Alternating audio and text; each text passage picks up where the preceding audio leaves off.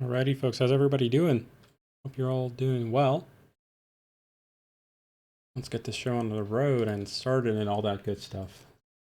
So, hopefully you all can see my screen. Who we got in chat? Listeners, welcome. Mac, BM Macadoozy, welcome. Yeah, no problem. Snerd 9334, welcome aboard.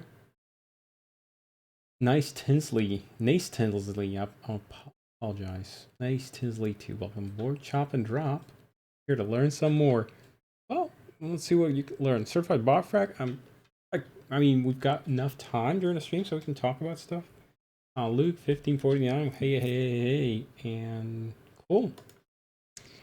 Do I have my? I think I got my flight plan almost ready to go, but I don't have it filed in Pilot Edge or on Pilot Edge. Let's go ahead and do that. And of course, it wants my login info here. Stand by here for just 1 second. Pilot Edge. Probably that one.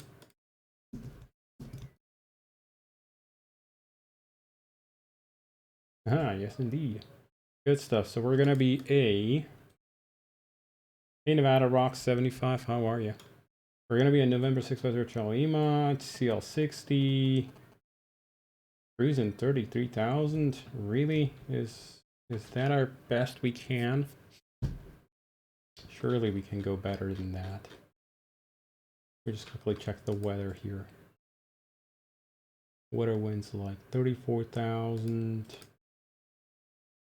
33,000 for cruise.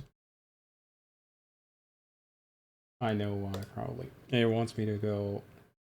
Yeah, I selected Mach 0.82 cruise, so it wants to basically go ahead and book it. Hey, Ryan G87.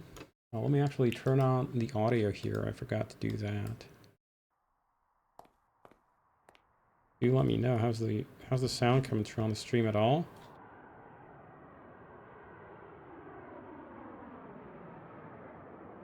Okay, here we go. That's a little bit of a better flight plan there.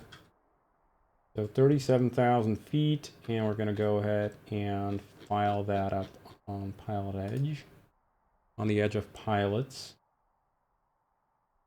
Okay, we're going PHOC KLAS, alternate is Ontario, 465 knots. We are actually not GNSS equipped today because we have a deferment, dual GNSS fail on the airplane.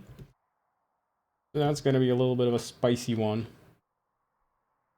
This is really one of the reasons why I am doing this flight test today. Welcome to Hot Sort of a test flight, I guess. Support. Make this a little bit larger so you can actually see what I'm doing. There How we can we go. help you today? And I've purchased enhanced skyscapes, so we've got that going. Let's see what that makes it look like today. We're in November 650 Charlie Lima. But you know what? I'm going to also straight away connect up to Pilot Edge. Okay, I think we're connected up to the edge of pilots. Yes, we are. Estimated time of departure. Let's go ahead and say that we'll depart in about 40 minutes, 35 minutes. Gonna be a quick setup. We'll take 3 crew, we'll take 4 passengers. I don't think I've set that up correctly here, did I? Got 4 passengers. Whatever, we're 1% short. We'll be fine. Well, we have to definitely refuel, and we'll sign this. Of course, Captain. I'll get that organized for you right away. Is that stream about the update 1.6? Today's stream is all about all kinds of stuff, but we're not doing a specific 1.6 update stream. I mean, there's really not that much that's changed in 1.6. It's mostly a matter of lots and lots of bug fixes, little refinements all over the place. So let's just check that the airplane's sort of standing up correctly. Yep, seems to be having all the gear in the correct place.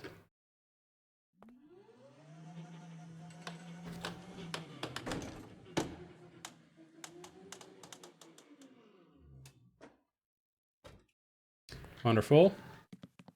Hop into the airplane. And what I'll do first, I'm gonna go ahead and you know what, we'll leave that for later because we gotta go refuel. Okay, sit our asses down. Now let's go and do the pre-flight. First flight of the day. I actually flew this airplane into Puddle yesterday. So good stuff. And go ahead and do the squib test. Nose door. Yes, nose door is understood. So squib test. 4 squibs okay. 2 squibs okay. Warning test. Jet pipe overheat. We've got 3 good bottles, so that's important to check. We've got 5 fire messages here. So overheat, fire, overheat, fire, fire. Jet pipe 5 messages in here. overheat. And we expect 5 fail messages. So 1, 2, 3, 4, 5. That's good. So we can go ahead and turn over the APU.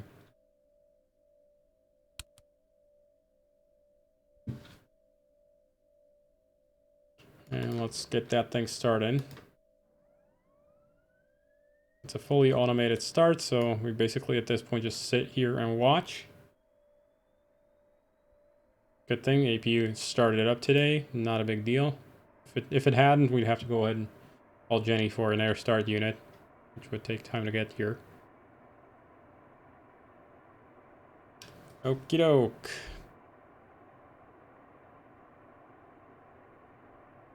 And the air start is completed. Or the APU start, actually.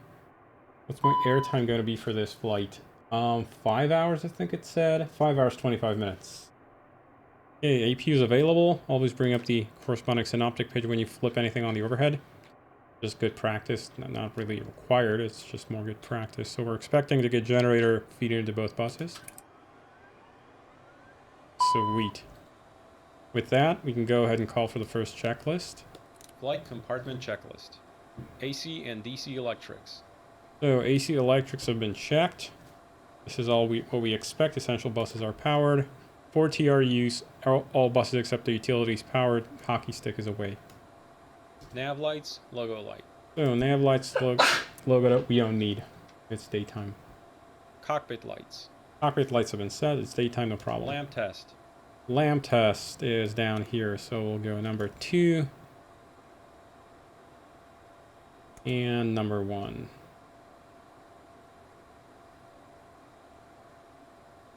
Good stuff. Duct monitor. Duct monitor test. Bleed air duct. Still require you to wait 3 minutes after APU start to turn on the generators. Turn the gen and packs on. Only the packs. Only bleed extraction is the one. Actually, I should start a timer for that. I saw loop A and loop B. Yes. FMS database status. Okay, FMS database needs to be cycled through, so we'll go status. Cycle around. And cycle around. FMS flight plan uplink. ATIS. Good. Flight plan uplink. So we'll go flight plan recall. We are fin number 650 today, always. So that's there. And then we'll go to data link, AOC corporate. ATIS I don't think is available at Kahului, last I checked. So to be sure, I'm going to also request terminal weather. And it's taken forever over. ATIS request failed. Well, that one ain't happening. Hey Crash, how are you? Cool. Okay, we've got terminal weather. Terminal weather is received. Winds are out of the northeast. That's good. Runway 20 departure. No significant clouds. Good visibility. Temperature's fine. Good. Air not too moist, so not going to rain or anything like that. Good weather. And flight plan uplink has probably already completed. So go to wrap menu. Actually, just go to flight secondary. Okay, and just to make sure, I'm gonna. Come on, I gotta fix this. Low position accuracy, GNS is not available. No flight plan. So the flight plan uplink is probably already completed. PHOG to KLAS. And that sort of matches what I expect to see on the flight plan. R57, R577 at TACO, puts R58750, C1177 SXC, which is what I forgot. Daggett, that one I know, and Meissen, and then it's going to be Randers to departure. So go ahead and activate it. Is the last CL650 already out? Not quite yet, Lucian J. Last? What do you mean last? Latest, I guess. But no, not last, for sure.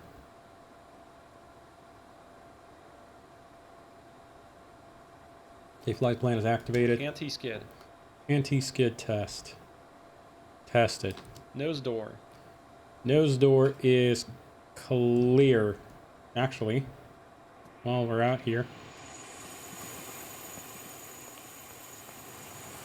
Mr. Fueler's already arrived, so hey, we'll wave at him. Let him do his thing.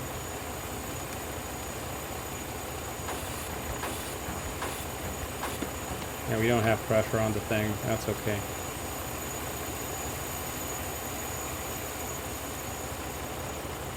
I want to get this out of the way quickly while he's still not hooked up. And thanks for the follow there, Eternal 734. So is he okay? We can still get the nose, just about hooked up the hydraulics. Okay, nose door is clear. Hydraulic 3A pump. 3A pump is Brake on. pressure. Brake pressure is 3000. Parking brake. Parking brake is gonna be set. Parking brake is set. Let me just quickly check my joystick binding here. Poor old thing is a little bit flaky. The connection for the right hand pedal is a little bit messy. Okay, yeah, we'll be fine. More or less. Okay, we'll be fine. Good stuff. So, what is it that I wanted to do here? Parking brake is set. Nose door. Closed. Hydraulic panel and pumps. We can't so here's the deal. We can't operate the hydraulic pumps or change hydraulic pump status while the fueler is attached, so we're not going to do that. Just remember, instead of parking brake, pull the emergency brake extension on the ground with hide A. Forget what nose door not closing. Yeah, that'll be a bit weird. VJ Thunder, VJ Undersun. Captain. Fuel truck is hooked up. Just let me know how much fuel you need. Or would you like to go tanks? Okay, we've got 3,200 on board, and we need a lot today. We will need 15,082 pounds. 15,082 minus about 3,240. Call it 12,000 is how much we need. So he's telling us 6.67, so it's 12,000 divided by 6.67. We need about 1,800 gallons. So, there we go, 1,800 gallons. All right, I'm gonna go start up the pump. Yes, good stuff, thank you very much. And with that, we'll go ahead and fire up this guy. We'll wait for him a little bit to get to the truck so we can operate all the valves. Okay, so all the valves are coming on. And as soon as he starts pumping, we're gonna do, there we go, he started the pump on the truck. We're gonna go do a quick shut-off test. Alrighty. There are reasons for not being allowed to change hydraulic status while the fueler is connected. Some operators, Nevada Rocks, have it for electrical safety issues. Hydraulic pumps, the hydraulic electric pumps are, electric motors, and so they don't want you running anything that could create any kind of sparking or any kind of discharge. Changing the status, even starting the APU, for example, is another one of those. They don't want you to mess around with the APU. Okay, actually, it might have been the APU, not the hydraulic pumps. Whatever. Cool. So I'll skip this. Electric panel. Elec panel is looking good. These are off reset. AC/DC utility switch. So we'll turn on the AC/DC. That's just power on the cabin utilities. Start ignition panel. is out. Fuel panel. I'll skip those. Those are pumps. APU LCV. APU LCV. We can open. 10th stage isolation valve. Open. We've already got enough time elapsed. Packs. We're bringing up the cabin. Air conditioning panel. Air conditioning panel. So we got norm. Packs are on. Ram air closed and guarded. Temperature set. Cabin control temperature. And connector disconnect GPU while fueling for some reason. Yeah, same thing. Same thing. They basically don't want anything creating any kind of potential for sparks. Pressurization panel.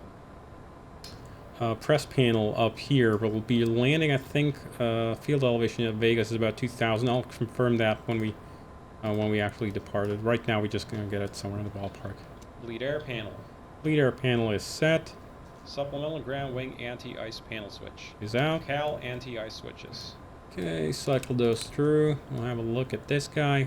Detail refuel shut-off valve open, so we're taking fuel into the tail tank. Anti-ice panel. Anti-ice panel. So, heating elements on the windows we can test. There's a solid state, no motors, no sparking. Good stuff. Detector test. And wing overheat test. Wing overheat. Emergency lights. Aren't. Passenger signs. We'll get no smoking, no seatbelts yet. ELT. We'll skip those. ELT is armed. Glare shield panel. Glare shield. So we'll go ahead and operate the autopilot master disconnect bar. I'm also going to cancel the ATS cautions here. I'm an expert in this field, but is the O2 for the Challenger use chemicals like barium peroxide to produce oxygen? No, it's not a chemical generator. It's just an oxygen tank. So it's right here in what they call the they don't call it the cupboard. Basically, there's like a hangar area for clothes, and behind it there's a false wall back here. Behind that, you've got the O2 tank. So it's a big green tank, composite overwrapped pressure vessel, COPV, and you can see an image of it right there. That's what the thing looks like. It's about 1 meter long, yeah, maybe a little bit smaller, and it's stuffed right back behind that false wall, or a little partition wall. What does the ELT do? It's the emergency locator transmitter. This guy here. It's a thing. It's called, I think, a 406 megahertz. There's a reserved frequency for aviation and maritime ELTs. What they do is when the ELT detects more than, I think, either a 10G or 13G acceleration, or if you manually flip it up, the ELT actually sits. If we go into the external view, the ELT sits right about there somewhere, and this is a little antenna. What it does is it broadcasts a 406 megahertz signal, and that allows COSPAS SARSAT, which is a satellite constellation in space, to locate you in case you have an aviation emergency. So that's why they tell you, do not use this for messing around. This is, if you flip this on for more than a few seconds, basically, you're going to activate an emergency search response, and you're going to have a lot of questions to answer. If it wasn't a genuine emergency. If it was a genuine emergency, obviously, you turn it on. Okay, cool. Glare shield panel is set. Crew and passenger oxygen. Crew and passenger oxygen. So we've got 1890 checked on the left, checked on the right. Crew passenger oxygen is normal. DCU warning panel. Is guarded both out. CVR. Good test. Cockpit voice recorder. Here we are. Audio panels. Audio panels are currently set. We're monitoring where is it? We're monitoring 121.5. So we're basically monitoring guard on COM 2. I'm going to be talking on COM 2 as well. When we get within range of pilot edge, we'll swap over to COM 1. SPS system. SPS. So let's go ahead and test the stall protection system. I'm going to just do a quick test. The autopilot stick pusher disconnect. Okay, we're good. I don't have the G switch bound up, so I'm not going to bother. Integrated standby instrument. ISI is set and attitude indicating. Clock.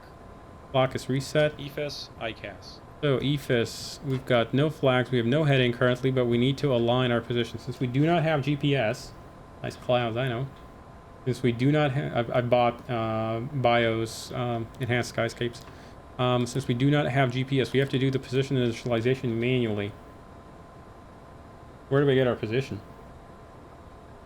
Aliens in report a number of times I've heard. X heard a wrong ELT signal and was traced to some random Cessna in a hangar. Yeah, could be. So, do we have any terminal coordinates here? We probably don't. So, alternate method. Sometimes it does result in the SAR ops center responding. Yep. I mean, first of all, if the ELT, the 406 megahertz ELTs, they do have an actual identifier on them. They do transmit an identification for the ELT, and they are capable of. And you are encouraged to register with the SAR centers a phone number and a contact address for the ELT when you deploy it, such that in case you have an aviation emergency, they'll first call the number ahead of time before they actually launch a response, so that in case it was a false activation, you won't incur the thousands upon thousands of dollars of a fine for doing a non-genuine emergency. There's a weekly window for testing. I'm not sure about the 406 megahertz. There might be, I'm not entirely sure. What was my weather engine? It's stock explain weather, real weather setup, and I'm using biological nanobots, enhanced skyscapes. So we are at PHOG airport, and we'll pick up that and stick it in there. Interesting, the FMS didn't have a previous position. It should have had that, but whatever. I'm having a time with how ATS utilized and what is it for. Can you briefly cover how it's set up in the Challenger? The auto throttle system, I mean, it works as pretty much a normal ATS. It broadcast on 121.5. I don't think they do. The 406s don't. It's a different kind of system.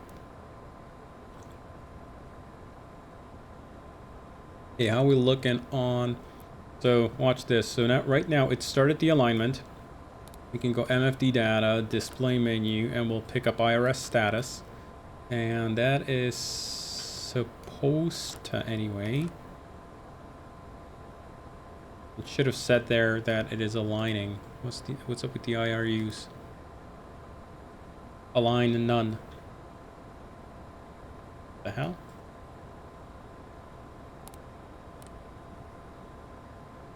Okay. Why aren't you aligning, guys?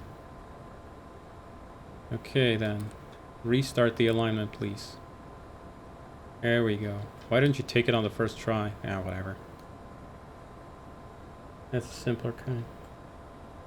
Is there a reason why the oxygen in the TBM is decreasing during flights and not in the Challenger? In TBM, as far as I know, I have to switch it to over 10,000, so I guess Challenger is turned on automatically and a lost pressure. Nevada Rocks, the system on here will also very slowly leak. It's just a very gradual loss. You're not supposed to put on the mask. Even on the TBM. The TBM is pressurized as well. That reminds me, I haven't done this in a while on this Challenger, on this airframe. A good person, a good pilot, should have done this before. You'd have to go back here into what they lovingly call the hellhole, and we would do oil replenishment.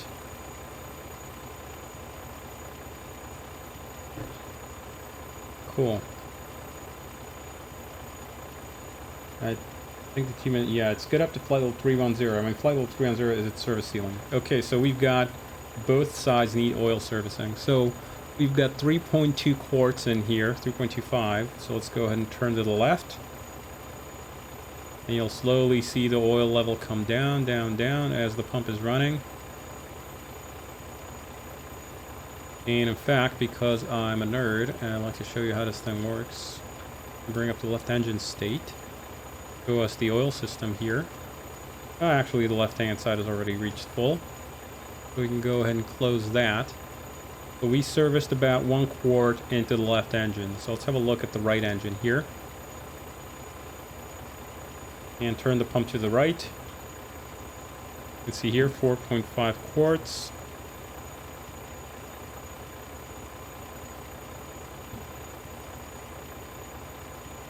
There's 2.2 on the left, 2.2 when we started, 2.25. And there we go, full. Once this light comes on, operating the switch here will not do anything. The pump knows to stop. Good, so we serviced about another, just shy of a quart into the right engine as well. Good stuff. You saw the oil temperature also go down in the tank. Will the aft bay in the oil system be modeled takes cover? Yes, it will actually, Real Sim Pilot. That is the plan. Want to breathe fresh oxygen. Yeah, you typically don't want to do that. Good stuff. So IRSs are aligning. Good, 2.9 minutes to align. So EFIS and ICAS. So IRSs are aligning. Other than that, we have no fault flags. Yacht amper is understood. Ground speed is going to come on when the IRSs come alive. And meter on the ATIS here, or on the weather. Go to data link, weather, terminal weather, log is 3008. Complete, Captain. Do you need anything else? So he's done fueling. I'm gonna check my fuel quantity because I need 15,082. We've got enough. Good stuff. Okay, just one quick signature on Toto. I'll be on my way. Here's a copy for your records. Have a nice day. Have a nice day yourself as well. Good stuff. So we can now, we'll do the rest of the items when we basically come around the checklist again. So we've got ICAS indications are good. Everything is displayed. And nothing is out of the ordinary except the oil pressures. That is understood. Good stuff. Main landing gear bay overheat. Main landing gear bay overheat check. Technology bay. Gear bay overheat. Good stuff. And the fail is there. TOS warning switches. TOS warning, we'll do a quick TOS test. Pitch and roll disconnects. Our in and stowed. Ground spoilers. Our auto. Thrust reversers. Our Wind shear. Wind shear. on. Wind shear. Thrust levers. We'll do a full test of them. Terrain. Pull up. Engine speed switches. Engine speed switches are on. Engine vibration check.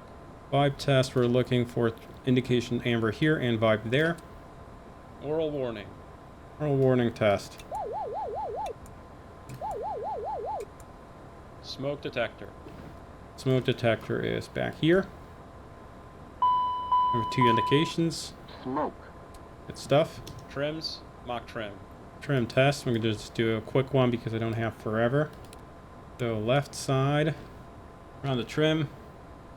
Until we get the clacker. There's the clacker. Interrupt.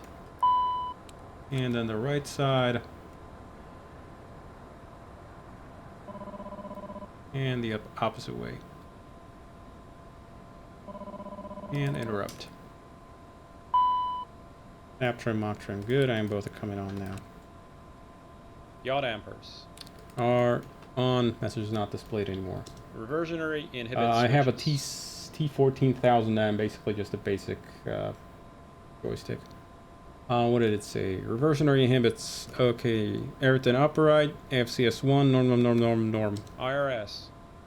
Okay, IRSs are just about aligned. There we go. Indicating 0 speed. And speed has come alive here on the PFDs as well. So all is good. IRSs are aligned. CPDLC. R is not available here. TCAS. TCAS test, so we'll go tune into the TCAS menu, go to quick test. And we'll get the indications, good stuff. ATIS and clearance. ATIS and clearance, we've got weather, clearance, System test clearance okay. and ATIS, clearance we don't need because we're on a non-controlled airport. Good stuff. Hello, Captain. It's Jenny from Hot Start Flight Support. Your passengers have arrived. Shall I have them brought to the plane? Sure, bring him over. Let's get going. Understood. They'll be there in a couple of minutes. Anything else? That'll be all. We've got all Always the a papers pleasure. and ice. Take care. FMS flight plan, wind update, perf. Okay, flight plan is set. We'll go perf in it. We've got flight level 370 for cruise. We'll sync up the fuel. That about matches what we have on our plan. But you know what? Being a good pilot, I guess I could enter what we actually have on the plan. So the worst case, we've got a worst case scenario on there. 15,080. Good. And we are going to have actually 5 people, even though it's 4 passengers, it's 1 flight attendant as well. And probably about 200 pounds of cargo. Good. That's the perf, and then we'll go wind update. Since this has constructed the vertical profile for our flight, we'll go wind update and send off for a wind update. ECAS or ATIS? What's the difference between ATIS test and extern test? TCAS test. Extended test, not external. That basically just puts the box into a permanent TCAS test. For whatever reason, Collins has that as a feature, so we do as well. Takeoff data. Takeoff data. Okay, perf. So the weather says temperature is 27 and winds have been made available. So we'll go ahead and execute that. 27 degrees. 27. Perfect it. We'll go takeoff. And departure. So we know that wind's coming out of the northeast. So that'll be runway 02. Just for quick check here. Actually, I don't need this.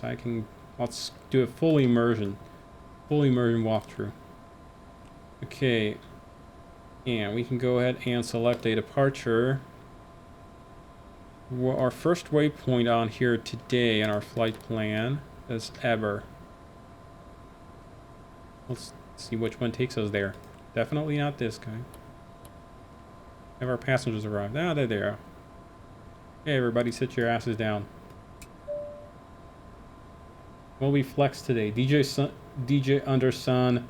Definitely not, because we've got already enough runway performance limitation as is. We don't need any more.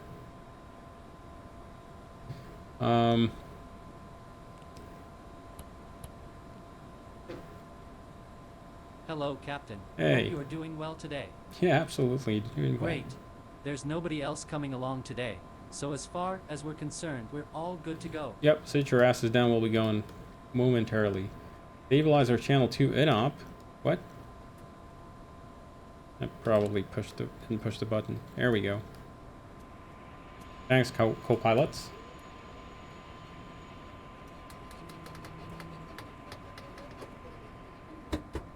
So, while I'm setting up the plane, you can go ahead and listen to the safety announcements.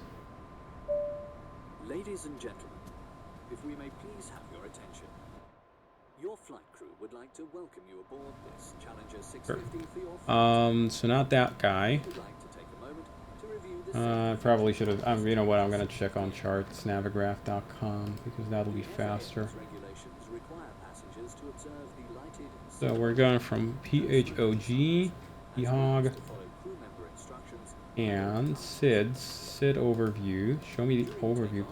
Damn it. Seatbelts secure. Worn low. And our initial waypoint is Eber. If the seats are equipped with a Either, shoulder oh no, harness, it must be Ayaka, secured maybe? while in your seat. No. Maui, no. Is not allowed while the No. aircraft is on the ground or any time the no smoking sign is illuminated. Is there even a departure to that point? We might just go do a diverse departure, basically just straight ahead. Stacy 2 RNAV. Oh, Stacy 2 conventional, actually. Tampering with, destroying, or Okay, let's just go ahead and check it like this. Go to plan. in the event of an emergency, there are 2 emergency exits on board this aircraft. One overwing Eber. Eber is pretty far away. cabin and the main passenger door located at the forward left-hand side of the cabin. To open the overwing Well, the announcement sounds be muted while having the headphones on in up to future. Yeah, right. One can hear them even with the cabin door closed. Aha. So there's an oversight on my part where I forgot to mute them when you have the headset on. But when the doors close, it definitely does get quieter. And floor path lighting will direct you to the exits. The exit locations. Hear the difference?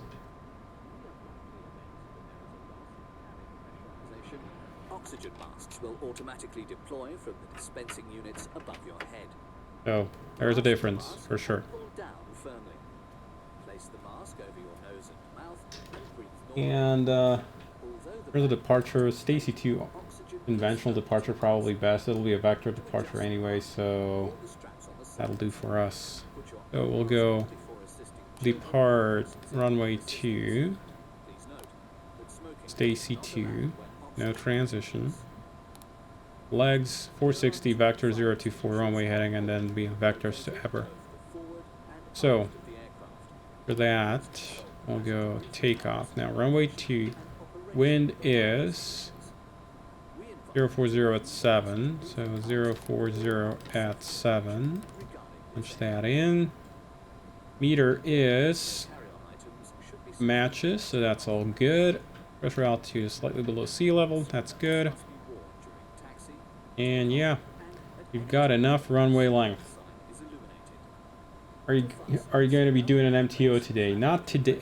I don't need it. Actually, so when I was flying in yesterday, get rid of that message. When I was flying in yesterday, I had to do a stop at San Luis Obispo to refuel because I was flying actually out of Telluride down here. And Telluride is 9,000 feet, only 6,000 foot runway. So 9,000 feet above sea level, 6,000 foot runway. So that I couldn't have taken enough fuel to make it all the way down to here with runway length limits. So I basically had to stop over somewhere. So I stopped at San Luis Obispo, still only about 6,000 feet runway, about at least sea level. So that allowed me to take enough fuel, something like 15,000 pounds or thereabouts. It was still fairly heavy takeoff, and there was maybe 500 foot margin. If I was closer, I could do an MTO takeoff. So let's check this out. Go to perf, and let's say we go to MTO. An MTO takeoff from 4971. If I go to MTO, that saves us about 120 feet. If it's that last 120 feet you need, that is why you do an MTO takeoff. But we don't need it. You can do a regular one. So 127, 134, 141. Send that off. Alrighty. Actually, what I'm gonna do, center tank's pretty full, so I'm not gonna try and transfer anything over. Actually, we could theoretically. We didn't do the valve check or pump check. Okay, takeoff data is set. Avionics and charts. Are set. Flight instruments. Are so indicating 2 of 3 under heading FMS1 navigating. Runway heading is going to be, initial heading is 024. So that is set. Speed is going to be initially 200. And what does the SID say for initial climb? They say radar required, whatever. Narrative. Okay. They don't give a top altitude. Expect radar vectors assigned, maintain assigned altitude. Yeah, they'd give an assigned altitude here, so we're just gonna go up to like 5,000 feet initially. Keep getting confused when I hear two totos. What do you mean? I have no problem. I can easily tell. Okay, 5,000, 3008, indicating 30 feet, and on the right side we have 203 heading, FMS2 navigating, 200 feet, 5,000, 200 knots, 5,000 feet. 3008 and indicating 30 feet. Departure briefing Is completed. Straight ahead vectors. Rest of the standard stuff. Emergency procedures. Don't bother me with it. Pins, covers, chocks. So pins are on board. Chocks are in. Actually, we'll go ahead and request that they be removed. We've already got. We've got the parking brake set, so they can go ahead and pull the chocks. Cabin lights. What light That's all department set. checklist complete. Not quite. Hydraulic panel and pumps. Okay, hydraulics. We need to go up here and do a hydraulic panel check. So we'll go off, on, and on. You got all 3 systems, so chocks have been taken out. Good pressure. So that's checked. Fuel panel. And the fuel panel test, so. Oop, oh, hang on, we didn't want that. Good, interlock, open, close, close, off. And we'll get a CAS. It's a Graham sound pack. Yes. The Graham, there already is one? Passenger signs. Are on. Engine start checklist next. Good stuff. So, let's get going. Everybody is clear of the airplane. Engine start checklist. Doors. Closed. Parking brake and pressure. Checked and set. Fuel quantity and balance. It's good. We're barely 200 pounds apart, and fuel quantity is sufficient for flight. Beacon. On. Fuel boost pumps. On. Ignition. I was using ignition A yesterday, so ignition B Armed. today. Engine 2 start. So, let's go ahead and request startup clearance. And we turn them over. Yes, we can. Alrighty, bring up my handy dandy thing.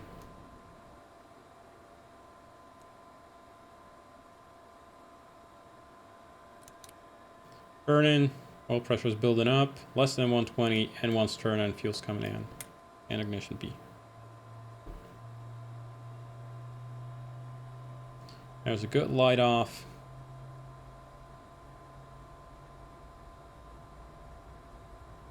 Pretty warm start today. It's applies a plus 12, so understandable.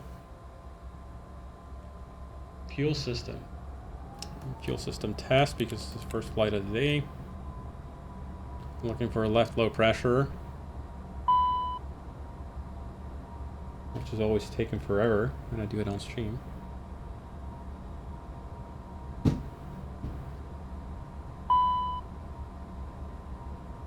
Here we go. Back in. Engine 1 start. And push. And 2 turning, oil pressure building up. 20, less than 120, and 1 turning.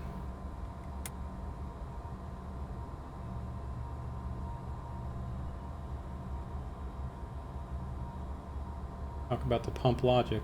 Runs away. You better. Run, run, run. There is no logic to those pumps. Engine start checklist. Basically just chaos. After start checklist. After start Okay, checklist. after start. Generator 1 and 2. Okay, we'll want to bring up our little switchy display. Checked AC and DC. AC is Ignition. checked and green. All powered. Good stuff. Ignition. Disarmed. Packs. On. 14th stage. Open. Cowl anti-ice. On. Check 45 seconds. Flight controls. Flight controls. Little painting a little square with them. Pull right and left on a rudder. Cabin checked. Ground spoilers. Disarm. Arm come up. This auto stop. Flight or spoilers. Stowed. Pull and stow. Cowl anti-ice. Message on. Supplemental ground wing anti-ice. Test on. Fuel balance. Is within limits. It's good. Trims. Trims are set for takeoff, all three. No steer. No steers aren't. Armed. APR. Yes. Tested number 1. Tested number 2. ADG unit. ADG unit is test complete. Supplemental ground wing anti-ice. Ah, whatever. I don't want to wait for it. Cowl anti-ice. Don't need it. Off. Wing anti-ice. Norm. 14 stage isolation valve. Open and close. Wing anti-ice. Standby works as well. Checked. Off. ATS. Yes. N1 TO. ATC TCAS. TARA. I'm After gonna start checklist code complete. 2000 for oceanic. Taxi checklist next. And I'm gonna arm nav right away. So we're all set. Chocks are away. So let's go ahead and give the guy in front of us a flash so he knows to get out the damn way. Brakes are off. This chart, unfortunately, the ground chart here, it is georeferenced. Unfortunately, as you can see, our georeferencing is such that, yeah, well, you should have probably been on the airport reference point, but yeah, georeferencing ain't not gonna do much for us. My sim on it died yesterday somehow. Ouch. Alrighty. And thanks for follow, Raid 22U45. Yeah, I did put the parking brake off. Now we're just heavy. Just needs a little bit of a push of the engines here to get going. Do a right turn here. We're gonna go full length down the runway, down the hatch.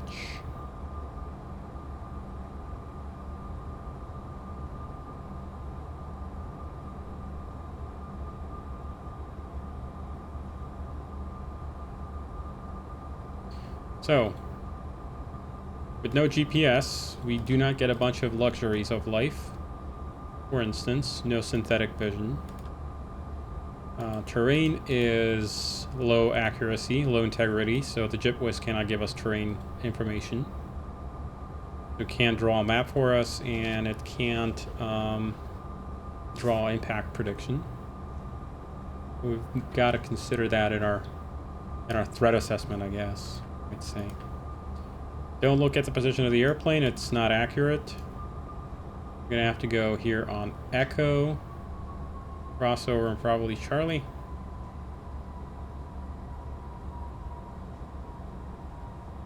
As if you'd be using DLC on this trip. Yes, you would fly 4100.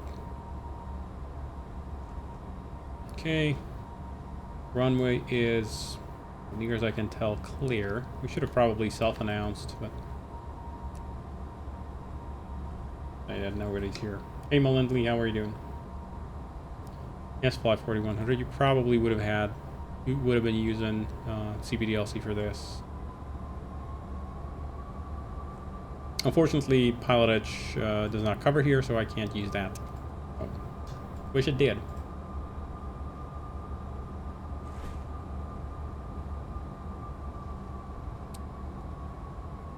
Cool, clear the runway.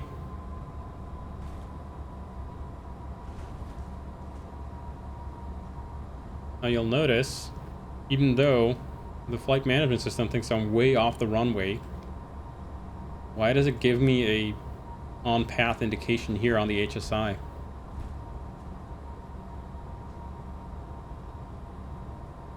Any takers?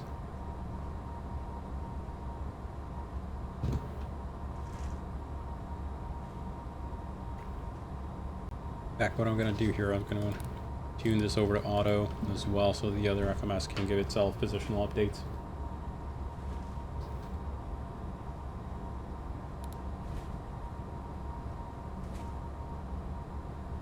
Hey, here we go. Charlie, which is the end of the runway here. Taxi checklist. I should have done taxi checks. lights. On. Wing and cowl anti-ice. Not required. Brakes and steering. Check. Reverse thrust. Check. If taxiing the de-ice, Actually reverse. pause checklist here until a paper de-ice checklist is complete. Flaps. 20. Altimeters. Set and cross-check. Radar weather. On. Takeoff briefing. It is reviewed. Taxi checklist complete. Before takeoff checklist. Passenger signs. Advised. Okay, let's go. On. Anti-collision light. On. Probes. I'll get to you, ITG bus. On. Windshield heat. On. Wing and cowl anti-ice. It is not required. Continuous ignition. On. ATC TCAS. TARA. Supplemental ground wing anti-ice panel. Checked. CAS. Takeoff config OK. It is observed. Landing, pulse, recog lights. On. Before takeoff checklist complete. After takeoff checklist next. So, everybody ready to go? Rock and roll. Looking for 92% takeoff power. So, takeoff, here we go.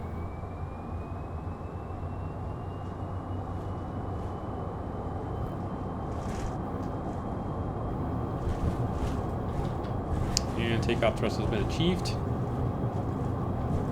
Here's 80 knots already and 1 hold.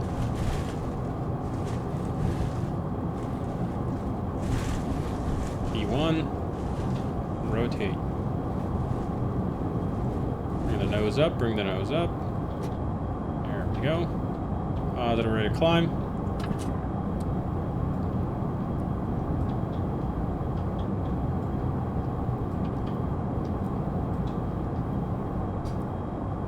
There's 400 feet. Gonna sync it up here, lower the nose a little bit. About 10. Save altitude and save speed, so flaps are coming up.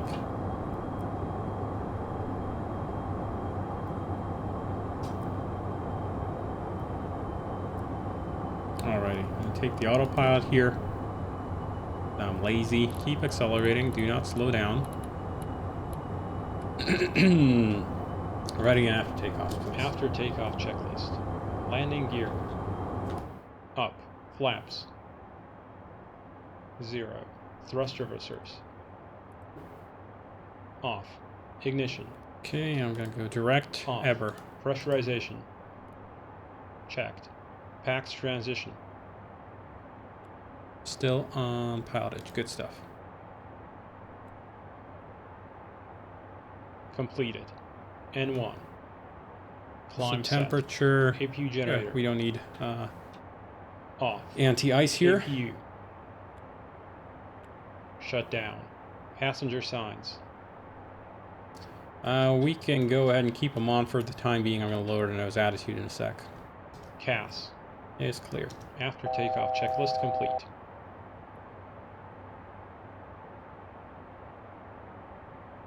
Check fuel at destination. What are you unhappy about? Perf init. Flight 1370. How? It's entered in, so let's go ahead and continue the climb here. We'll figure this thing out momentarily. Deselect altitude. Gonna go up to 370 final cruise.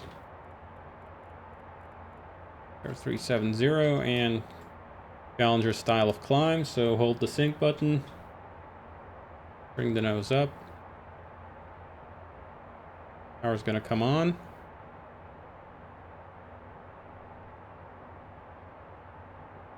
And about 7.5 degrees nose up is enough for me. Alrighty. Check lag data. Yeah, that's the plan here. Is I'm suspecting that there's something messed up with the flight plan. 2412 matches. I know why. VNAV setup.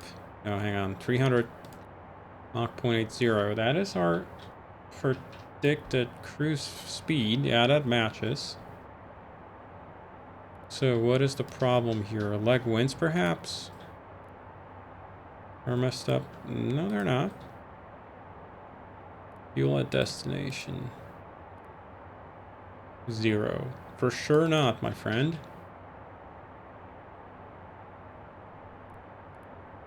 14,880 is what we have on board.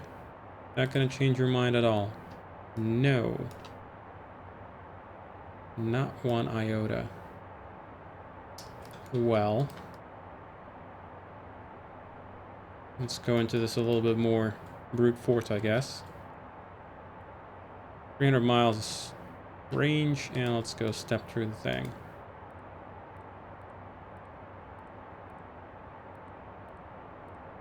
That is pretty much our flight plan right there. Alk fuel is lower than sensed fuel. That's normal. It's not all that big of a deal. Even with manual syncing up, it won't make a difference. Its altitude was 5,000. For the waypoints? No. The hell? Is there a constraint along the way? Direct to previous one. Something's messed up. We definitely have a cruise altitude flight level 370.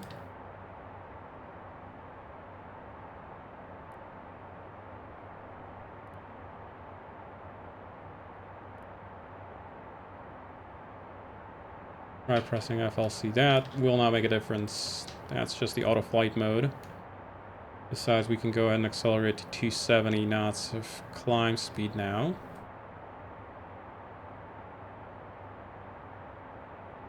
Yeah, why are you saying flight level 5,000 feet?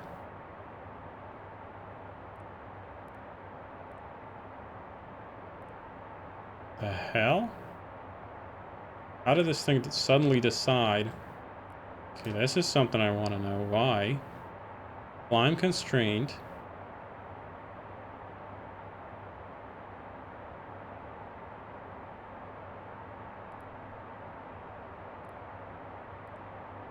Depart. Or well, what if we reselect the arrival or the departure?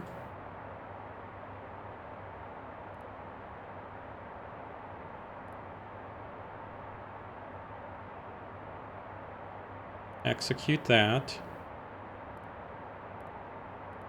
Delete you. Delete the disco. Execute that. It's like this specific single leg here is a problem. Like this guy here just wants to be an asshole. Everybody else after him is happy. Okay, well, save this flight plan. And this is a climb constraint. Execute. Now I'm gonna have to check this in the coding because that is very strange why it got stuck at 5,000. That seems very bizarre. Shouldn't be sensitive to that at all. What if I set flight level 330, 300 or above? It's happy now. If I delete you, they drop down. What's it doing now? Yeah, well, this is weird. I would love to know what it's done here. Above landing elevation, above altitude for landing lights. We'll release the cabin. Everybody in the back can go ahead and, you know, get their snacks out. Go ahead and close the curtain. And oops, somebody forgot to open up the window blinds. That would have been dumb for the passenger to come to a blacked out airplane. At least it was cool.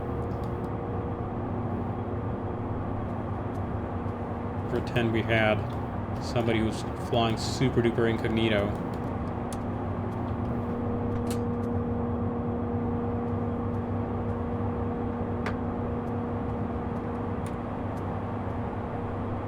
Wow, this thing's really messed up.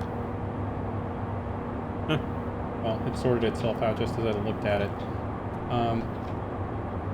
My legs days showed 0 fuel for all waypoint. Legs data. Leg info, leg data.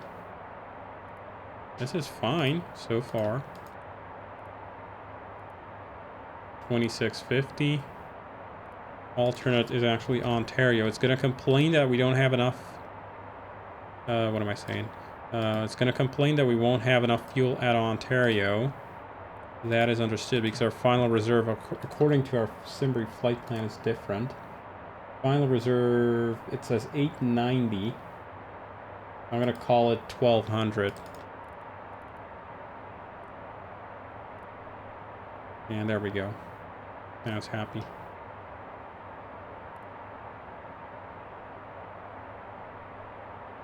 Good stuff. So to ITG bus, because I'm in takeoff mode. So no, the answer is actually If we go back, well, actually, it's not going to be in direct to history anymore. The reason was because we had a climb leg. So if I go in here, we'll bring up the departure. That was the Stacy 2 departure. So that would have been this guy. Ooh, got a message. Crew Hotel updated. Arrival FBO Atlantic.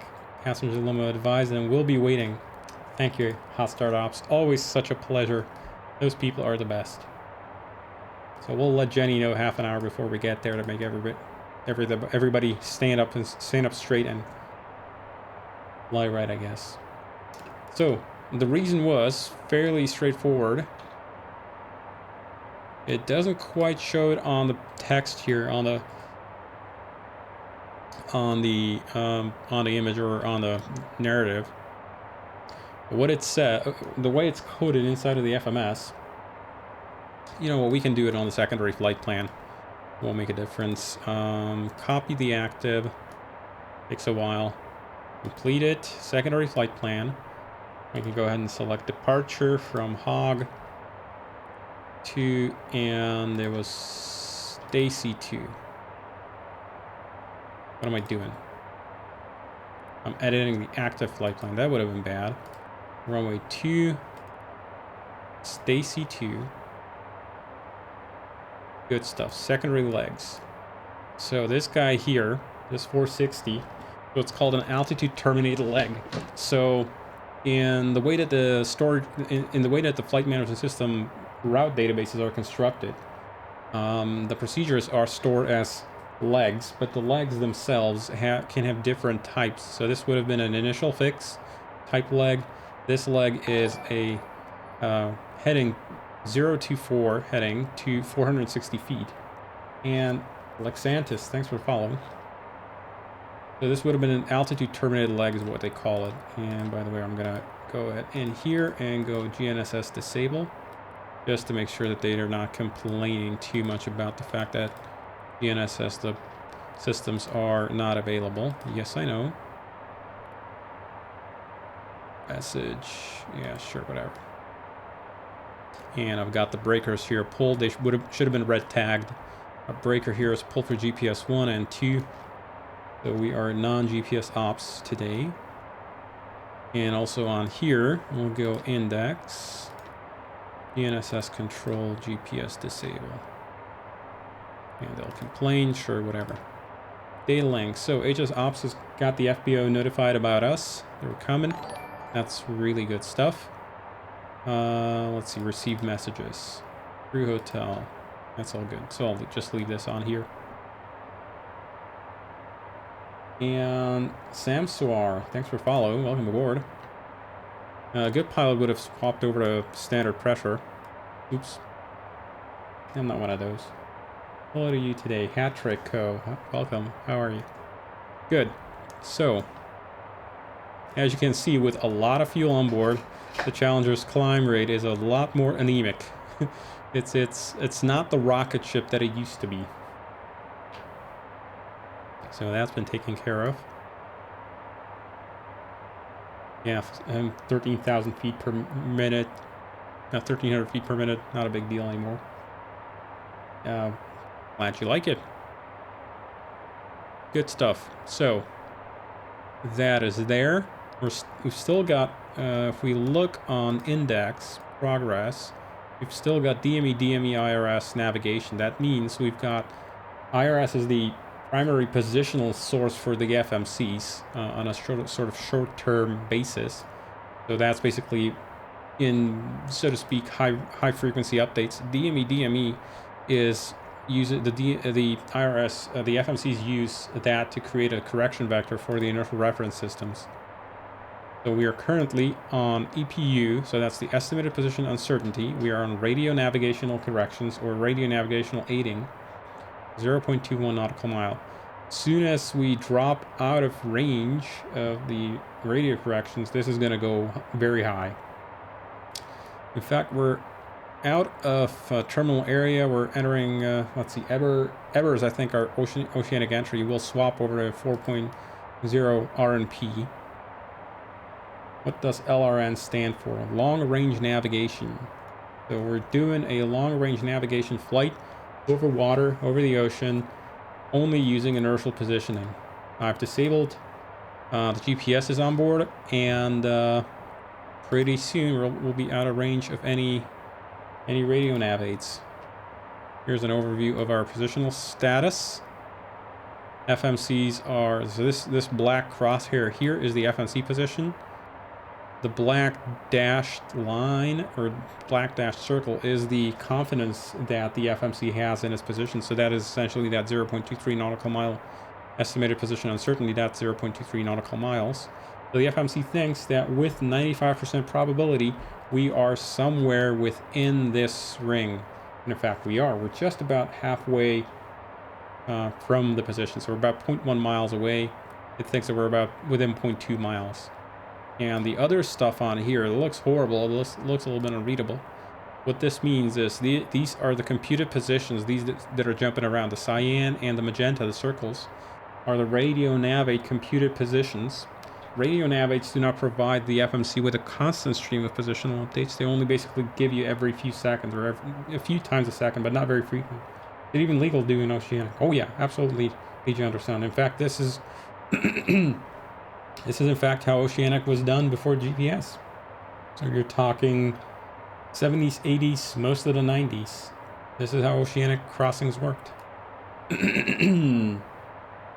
Yep. Concorde, Jumbos, everybody did it. So this is how it worked.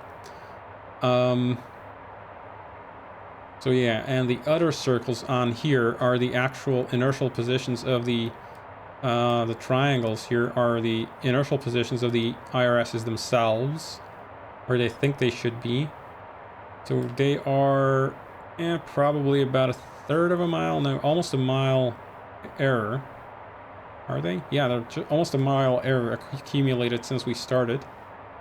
And yeah, their figure of merit has deteriorated quite a bit. So they've got a figure of merit right now, FOM, of 1.25 miles.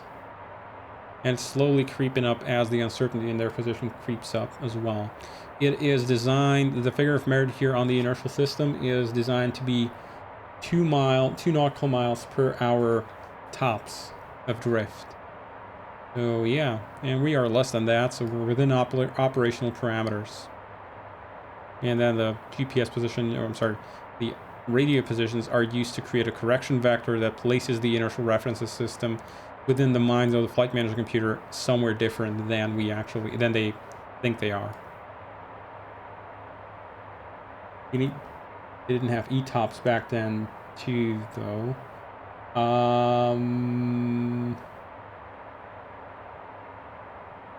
They did, BJ Anderson. ETOPS came around in 1986, I think. Yeah, wasn't it?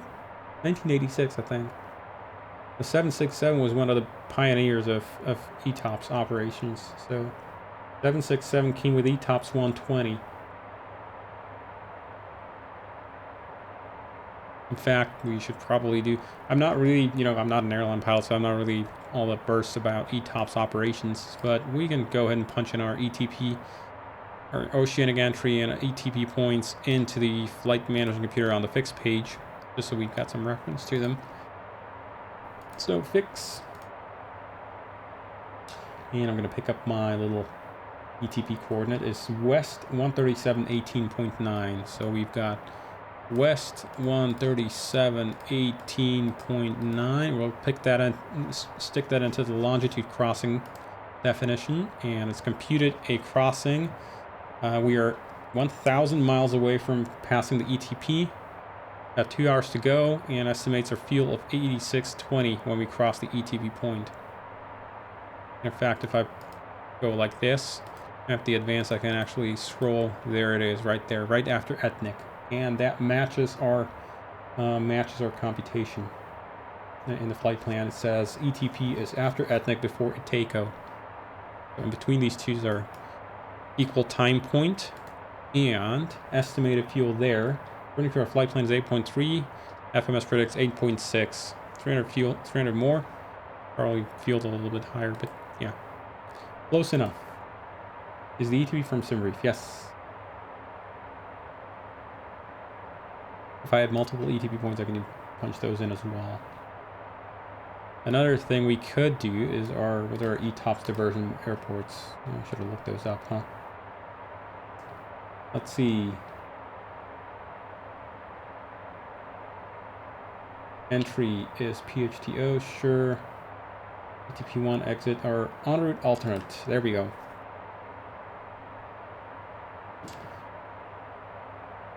ETOPS 1977. Ah, interesting. Good stuff, good stuff. So, our en route alternate would be PHTO, which is right now 110 nautical miles behind us. That'll be, in fact, I can just go ahead and do this. PHTO, since it's a database waypoint, I can just go ahead and center on there. So that's the fix that we just messed around with. And we also have a KNTD. KNTD is our second en route alternate. And I'll pick you up and throw that in. And not that one, that one. There we go. So that's our other alternate. Currently predicts if we were to go direct, probably at this altitude, we would get there with 1320 pounds of fuel. But obviously, we'll round out and fuel flow is going to come down.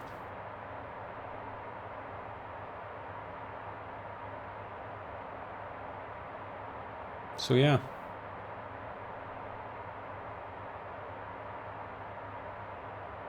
All is well so far. Still on pilot edge? Yes, we are. Route I think is a bit more dangerous. Not much soil at all compared to North Atlantic crossing. Yep. I mean, you kind of have to do what you got to do. You got to go to Hawaii or back. That's what you got to do. 2,000 miles to our other alternate on the far side. We'll go a beam reference. Or what if I delete? Oh, hang on. How do I get just a direct on there? Man, I didn't want to do that. Just stick a plain old KNTD in there. There we go. Direct KNTD. Imagine having decompression in mid-flight. Yep. I mean, that's what your flight plan is to account for. Yeah. Got to be prepared for that. System is just retuned to another nav aid.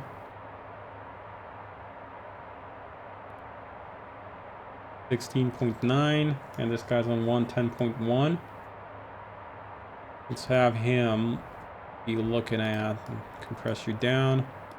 This guy's going to be looking, actually I'm just going to do it all from the left side here.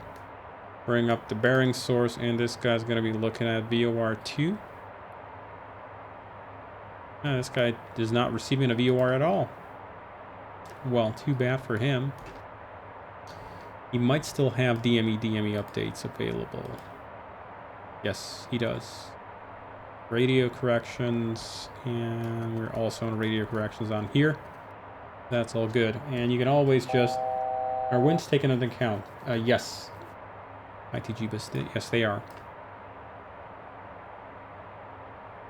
In fact, we can always just go into here, FMC position, and we can check which guy they're trying to tune into. So, gotta zoom in way out. So, FMC1 is using OGG and ITO DMEs for updating. FMC2 is gonna pick a different pair. It's gonna try all it can at this point. It's basically down to the last options. Yeah, this is the last option we can receive. And it's also doing radio VOR DME corrections off of ITO VOR DME itself. So that's kept as an additional option available to it. You can see the error bars are pretty large at this distance. In fact, it's got a figure of merit right now. It's lost that solution. 0.6 nautical miles figure of merit on the DME solution. And we are, in fact, It's only about 1.15 miles error. But yeah.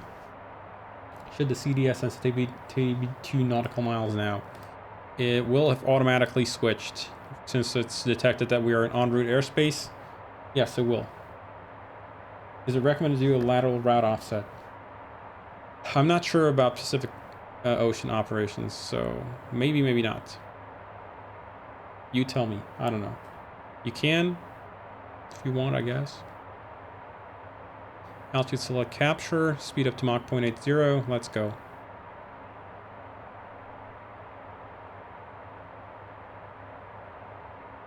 I can take it down to cruise throttle if I wanted to. Won't make that much of a difference. We'll just get the little magenta donuts instead of, yeah. I mean, we could do a lateral offset. Won't make that much of a difference, to be honest. We don't have GPS available, so micro swapping on here would be kind of pointless. Our navigational accuracy is not sufficient to Hey, Dematium, how are you? What we can, in fact, do, since we're in Oceanic, we can go into Index Prague, and we'll swap over to 4 nautical mile scaling on the CDI, because this guy's going to come up. The estimated position uncertainty is going to come way up. So there's no point in pretending we'll be able to maintain 2 nautical mile CDI accuracy, really. It'll eventually, when we get out the other side, we'll probably be close to like 4 miles of EPU, maybe a little bit over. And yeah, it's gonna give us an amber message on here that says low position accuracy. But that is expected after a long oceanic crossing. But yeah, do you want to see me do a lateral offset? The FMC is, of course, capable of it. More like question whether it's operationally sensible.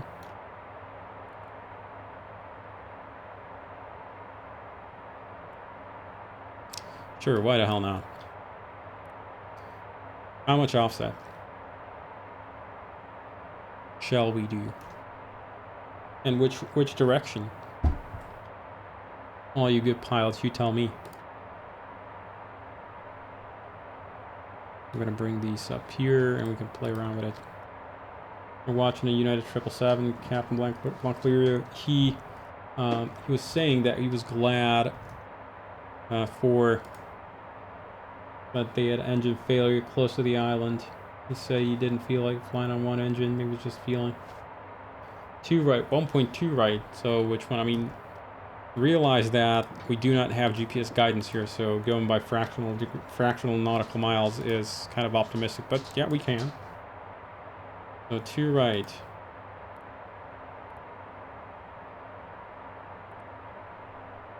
Actually, it's R2. I apologize. There we go. See, it's drawing a nice little line there. That's offset. Go ahead and do a reconstruct. Execute the change, and there we go. The thing is now steering over to the right to do the lateral offset.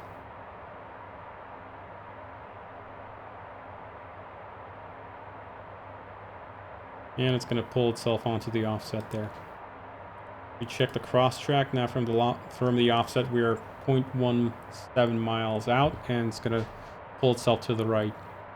And as you can see, it also correctly estimates the bisectors for turns, so it will correctly sequence turns up to, I think, 120 degrees. Anything more, it will actually terminate the offset. But you can do up 90-degree turn with lateral offset is doable. We'll also do correct turn prediction and all that good stuff. 1.3 miles. It's slowly pulling it in. It will not, jump and just go like crazy bananas trying to capture it. Won't hunt for the offset. Okay. Coming up within 5 seconds of sequence to the next waypoint.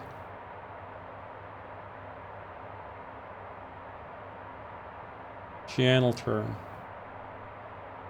On to the next leg. With a 2-mile lateral offset. Of course, before we get out of the oceanic space, we will clear the offset. The way to clear the offset, obviously, you can go ahead and just clear the offset right there. Or you can go ahead and if you do a direct to, that clears an offset. Or entering an approach, or entering into an approach, or I think star. Not sure if a star clears an offset, but an approach for sure does. So when you sequence onto an approach, like you for sure will automatically disable the offset system. Right in an emergency, you go even like 5 miles offset. Yeah. I think it's used on in Pacific as well. Point being, really, in this kind of a space, you're not all that, precision limited to be trying to like hunt for the last fraction of a mile precision. Second of all, if you have an airplane that's flying parallel with you above at a higher altitude, you don't want to be riding in its wake because you'd be being bumped around all the time. So you could do like a half-mile offset to one side. You need an plane with your atmosphere simulation and a radio altimeter so we can practice pressure pattern navigation. You throw in a sextant so we can use cell nav. What's the point of the lateral offset? AirCine, typically it is used to improve ride quality. These days, these jets have insane amounts of accuracy in their navigational system. So in reality, I'm simulating a GPS outage right now, so we're not actually very accurately navigating. So right now we're up to EPU 0.99, and we are probably out of radio navigational aiding. Yes, we're fully inertial at this point. Why is this with 3 zeros here? Is it always like that? Ah, whatever. Yeah, so what I want to say, right? When you've got GPS aiding on these systems, you can fly within a few meters of the lateral cross-track displacement of the actual path, right? So in that case, you basically are stacking a bunch of aircraft, especially when you're flying right above each other. You're on the same airway. You're stacking a bunch of aircraft right on top of each other extremely closely. And it causes, if one guy's overtaking another, the guy below usually is going to have wake turbulence from the other person above. So that is why they basically just want to avoid wake turbulence. They'll offset by a few tenths of a mile away. I've really been loving the simulation of radio nav aids, especially the ADF. No one else gets it right in any sim I've flown. Well, glad you liked it, Airplane Man 321. Have you noticed that we do simulate ADF dip? So as you turn and the ADF is partially offset, it will actually wobble about a little bit by a few degrees. Basically, don't think of an ADF as being super accurate. Yeah, so we're outside of the coverage area of the VORs, or outside of the navigational aiding. We're still receiving the stations. Why did you tune an 8? I don't know why I tuned the localizer, but when you are, there's one highway in the AZ sky, and they will direct you to offset by a certain amount. I think within 1 mile you are allowed to offset without telling them. So yeah, that's called micro slopping. Micro strategic lateral offset operations. So you're allowed to do micro slopping on your own. I think within 1 mile or half a mile or something like that. I'm not a radio pilot, so I have no idea what the exact number is in the regulation, but I believe that's sort of roughly what they do. X-Plane 12 brings some new weather with good thermals and more accurate weather engine and nice API for it. I don't know about the API, but the rest, yeah. I mean, they've already announced a good weather engine, so not like I'm disclosing anything you didn't know already. Or it hasn't been said. Good stuff. So, on the right-hand side here, I'm going to take upper menu, go to off, so I've got nothing on there. And we don't need, to be honest, I'm not going to even switch on geopolitical mapping here, because, I mean, the only thing we'll see now if I turn on geopolitical is blue. And that's not really all that helpful. So I'm just going to leave it black. If there's our ETOPS alternate. There's another one ahead of us. Yeah. Our austral offset on their light path from Paris to Reunion. Whenever Africa, due to low confidence in the ETC and radar coverage. Over Africa, I know they typically do that, yeah. So, since we're going to be good pilots, I'm actually going to, you know what? I'll keep the Prague page on the right here. Ontario 1640, destination 2570. Good stuff, good stuff. IRS navigation. I'm going to keep the legs page on here. Got 40 miles to Eloy, and we can do a fuel cross check there.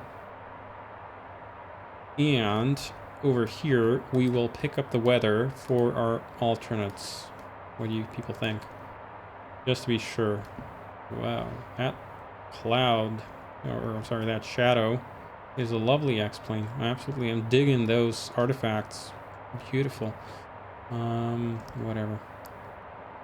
So PHOG is our origin. Actually, we're going to PHTO for the stuff we want to pick up. Then we'll pick up, what was the other one?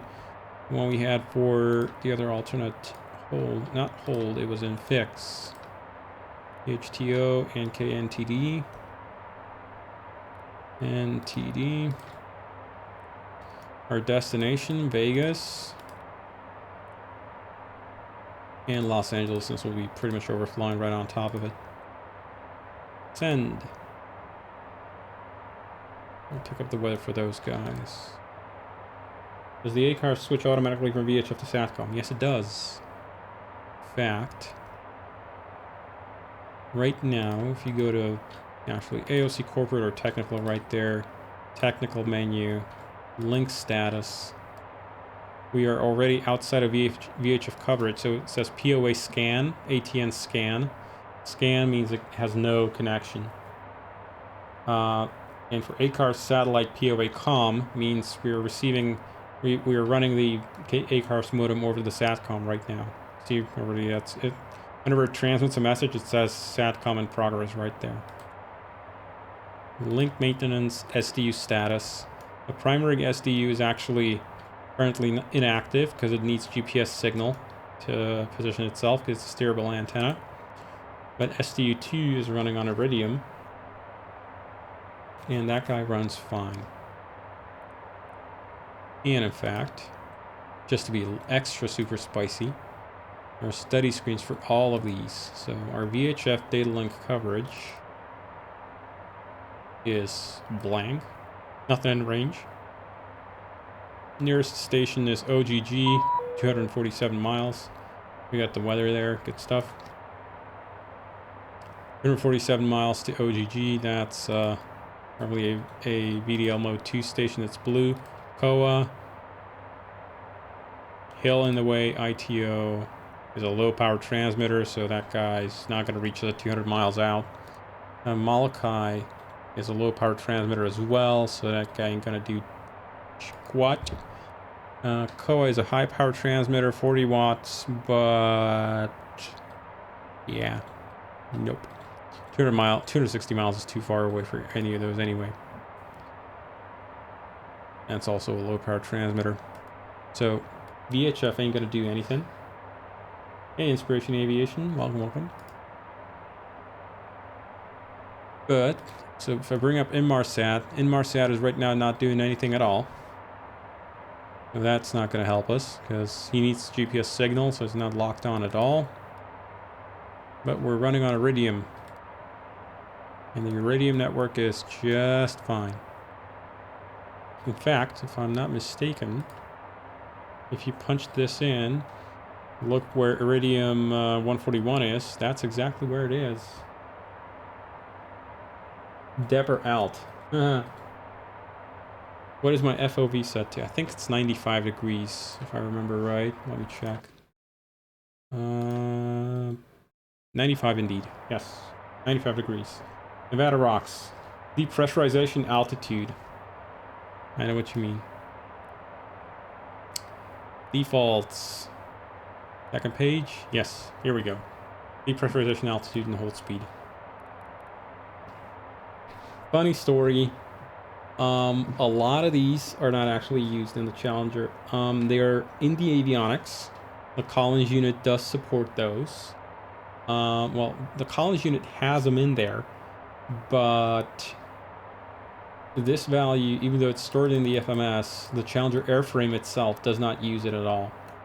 This is meant for things like, we're talking, you know, little citations and stuff like that, that might have a different kind of pressurization controller, or if you have some sort of depressurization event, it somehow targets that on their backup system or whatever. Or maybe it's some auto descent function, I don't know. But it's not used in the Challenger airframe at all. So there's the answer. Neither is hold speed, that's also not used. In fact, here's a bunch of stuff that isn't used. Automan position initialization is also ignored by the avionics here. It's always hard-coded to auto-initial. I mean, top of descent, bottom of climb. Sure, man. You think so? That's just because we passed the waypoint there. There's a climb constraint. Yeah. So, Inc. SBS coverage area that is used for the caution if you have a issue. If you're not receiving SBS coverage within the area where you are expected to, then you're going to get a persistent message on here on the FMS that says something like SBS not available or something like that, an amber message, which is annoying. And if you're in an area where SBS, where it thinks SBS should be available but it isn't for some reason, and then it's just going to annoy you, so you can disable that. Fuel flow correction, that is obvious.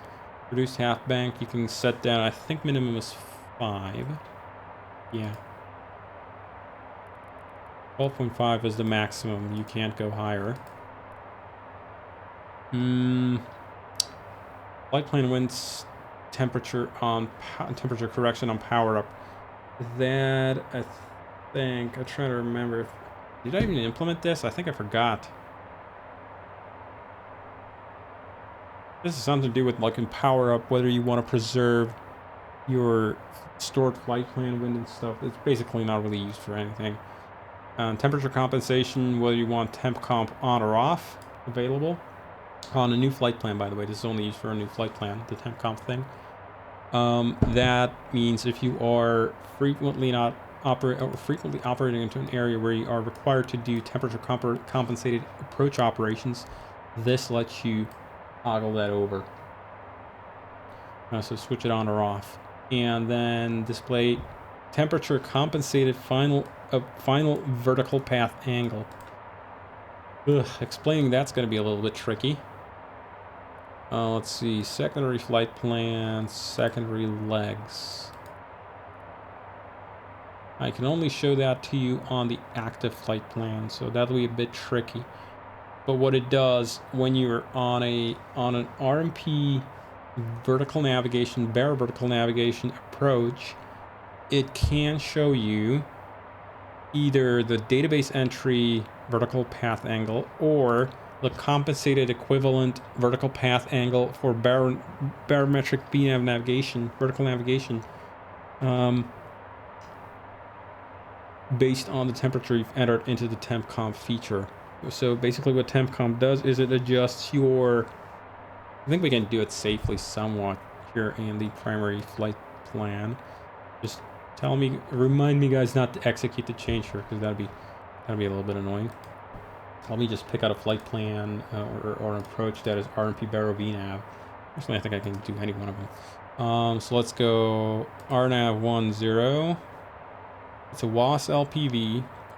Sure, let's say bull. But we'll switch you over to RMP mode. Okay. So far, so good. Now watch this. Let's go to legs. Does it have... Yes. So you see over here it has on the final approach, so runway 01, Malmi, Galni, Kipsy, it has a program path down across these legs. I go to temperature compensation, turn it on, and let's say we've got, instead of Means we can ignore the notes that say not authorized for uncompensated barrel VNAV below a certain temperature. Airplane man, you have to set the correct temperature and communicate with ATC that you're going to be doing barrel compensated operations, but yes, you can. Let's see, OAT will be roughly 13, 12, 11 degrees would be typical at Las Vegas. So let's say we've got temperatures of minus 25 there. Boom. And watch what happened to the approach altitudes. They got adjusted. If I turn it off, see for instance 3940, turn it on, 4193. They got adjusted upwards to compensate for the temperature effect on the altimeter. You'll notice over here it still says 3.00 on the vertical path. That is not correct. That is just using database entries for the vertical path angle. So if I now go into defaults, and I can do that on any one of the FMSs because they cross-communicate defaults changes to each other. Turn on compensated display of display temperature compensated final VPA. I turn that on. Notice that now it says 3.43 degrees compensated. So that is effectively the exact angle between these two compensated altitudes. It's not a physical angle. It's more like physically it's still 3 degrees. That's what baro compensation does for you, but it is as if baro performance like is the compensated angle there. Otherwise, it just shows you the database entry. So that is what that crazy setting here controls. You need like 10 minutes to explain just the basics about how the system works. But yes, so if you want to go fly on a baro VNAV approach, does this guy have, let's see, Las Vegas. I didn't review the weather even before my route here. Standby, we're just going to do that quickly. Terminal weather. EHTO if we got to return back. Winds are okay, good visibility, overcast 4200, so VFR weather. No rain to speak of, that's good. KNTD our distant alternate. Winds are okay. Let's slightly reduce visibility, scattered 4500. But still good VFR weather. Just a little bit hazy, but no rain. Forecast. Winds are variable. Forecast 3500, so that's just about VFR still. Marginal VFR or VFR. Inches, temporary. Yeah, mist forecast starting at 21. Or 1521. That's already past us. I'm running real time, I think. Yes, I am. Okay. 21 to 22. Visibility is okay. Temporary, yeah, just a little bit misty, but generally still VFR weather. And no forecast of any significant weather events, so no rain, no precipitation. Las Vegas. Winds are okay, good visibility. Temperatures bone dry as usual in the Vegas desert. Forecast sky clear, more than 6 miles visibility. Winds are mild. From 2100 Zulu, so that's already applicable. Good visibility from 2205. That's not yet applicable. Variable 5 plus 6. So good visibility into Vegas. Unlikely that we'd have to divert. Hey, Vinny. Unless we have a problem with the airplane itself, we should be able to make it into Vegas, weather-wise at least. Notice we're now at EP 1.30 as the GPS, as the IRU slowly drift out or get less confident in their positioning. Are you sure you're in real time? I thought I was. Yeah, tracking real time for sure. Yep. Think? Is this wrong? It'd be 001. Oh, right. Huh, I know why. I'm looking at the wrong... Right. It says GPS on here, but GPS units are off. Yeah. So we have to use our actual clock. So we're going to have to swap this guy over to manual mode. Ah. Okay. Well, the clock timer stored in the crystal is okay. So that's good. Otherwise, I'd have to go and set it. And yes, you can. Hold mode. And then you can change the time on the clock. Minutes, seconds. Actually, no, seconds it doesn't change.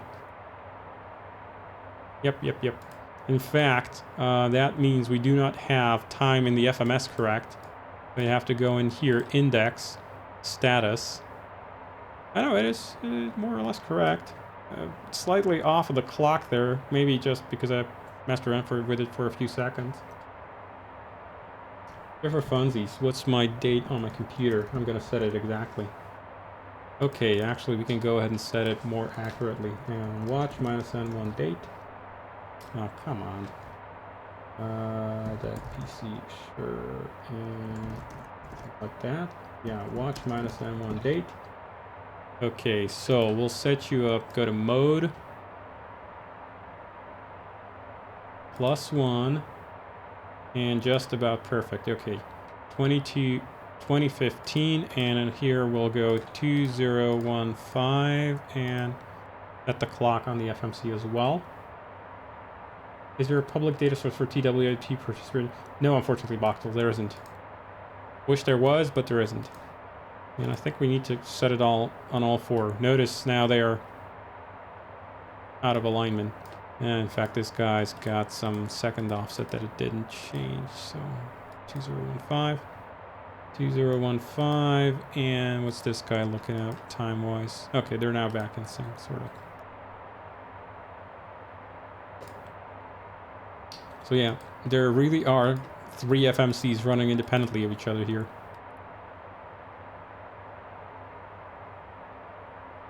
I probably should have done a field cross-check. And there was somebody asking something, I completely forgot about it. Birth rate 1.5, 1.0, 0.3. They don't cross-talk the time? No, they don't. Time isn't one of them. We'll go display menu, flight plan progress. Don't need display menu anymore. And we passed Eloy with 13,050. What's our flight plan say? We should have passed Eloy with 12.7, so 300 pounds more. That is the same as previous, so I'm expecting no fuel leak so far. Yes, they need a great non-functioning GPS. What do you mean crossing the Pacific? I mean, how's that unusual to you? This happened all the time. Has been a thing for forever. Good stuff. There's somebody who's asking something and I forgot. I wanted to check the weather and then I got sidetracked and I forgot about it. The hell? These are supposed to show on the right. Oh man. Another bug. Terminal weather view. Right side buttons aren't showing. What are showing instead? These arrows should be on the right hand side here. Oopsie daisy. Time to TOD is long today. There's a lot of time to TOD. 0021, so 2 hours? 4 hours actually. I mean, it's gonna be MEL'd. Yeah. Yeah, so just about 4 hours to top a drop. So yeah. And how are we looking for entry into territorial areas in the US? I'm gonna go out of there, out of there. Come on. Take away the airport. Okay, I'm en route. And we are crossing in at Dinty, I think? No, hang on. Eloy, Rosen,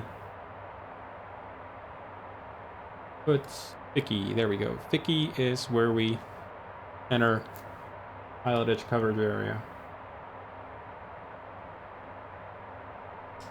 And, yeah, 117.0 for frequencies there. 13.6 Los Angeles. Let's see. San Nicholas, San Clement. Okay. We'll call somebody on there. I'm gonna look on Sky Vector as well.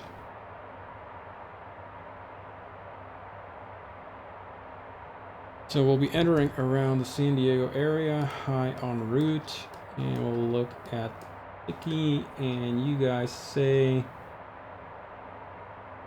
you're gonna include level 450 Los Angeles, and we're looking for a communications block.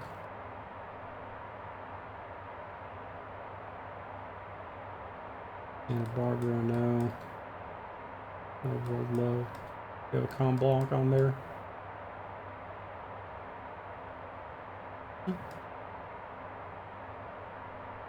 They don't, unhelpfully, unfortunately, but we'll figure something out. We'll find a frequency to call somebody. The ops message regarding limo new feature. No, that was literally Pilsner sending me a message over ACARS, over Hoppy ACARS. How'd you pull up the PPOS page? You mean this, flight plan progress. I like this, MFD data. And if it doesn't show what you want, you'll go to display menu and select whichever one you want. So in this case, flight plan progress. GNSS status, nothing. VOR status. It's still receiving ITO ID. Wow. 350 miles away. It must be dying just about now. Poor thing. Can we still hear it? Nav.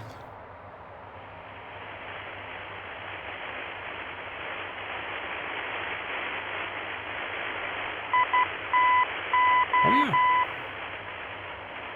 We totally can.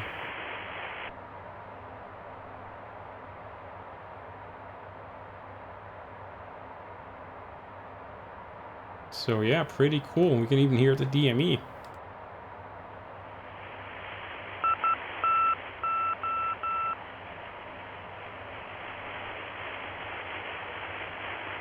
Yeah, I mean it's clear over water, basically.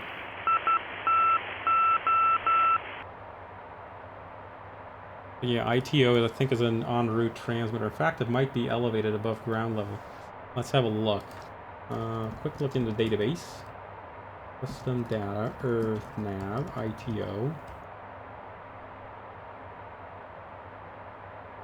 Oh, come on, ITO, just the word there. Not that one. Not that one. Kilo. It's pretty much sea level, so it's not very high up. What does the voice switch on the audio panel do? This guy here. I'm not entirely sure, to be honest.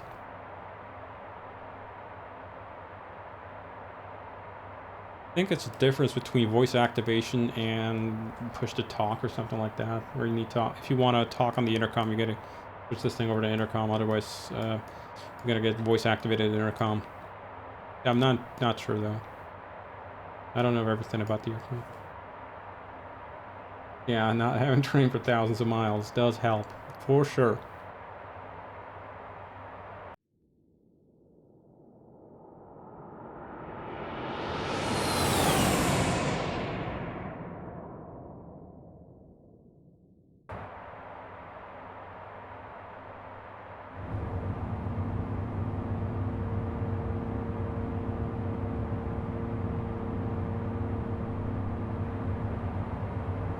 Oh, I forgot to close the door here. Listen to the sound difference there. If you can hear it, hang on. You should be able to hear it.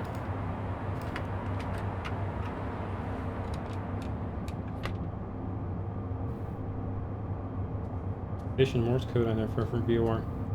Receive signal. Ah, interesting.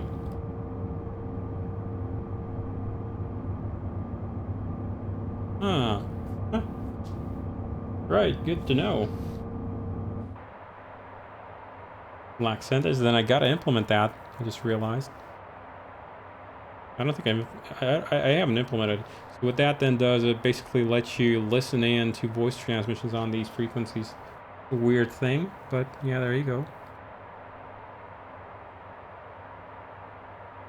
I mean, it's not really all that practicable for a simulator because ain't nobody gonna talk on the nav radio frequency, but I guess it's a thing.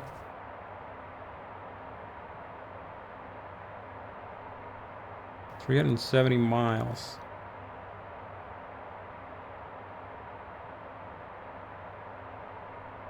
How are you working at such a distance?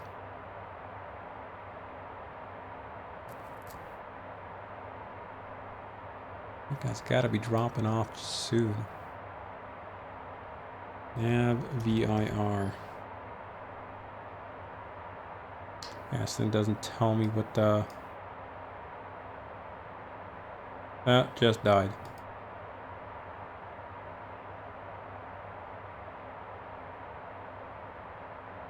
All 20 was used for an ATC to talk to fighter jet over NDB.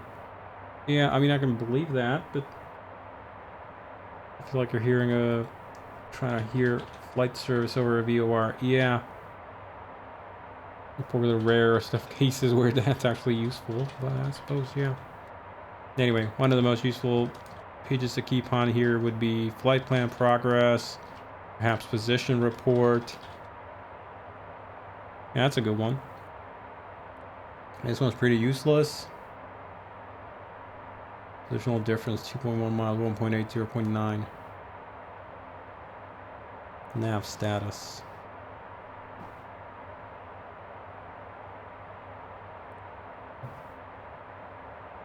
Yeah, position report, how about that?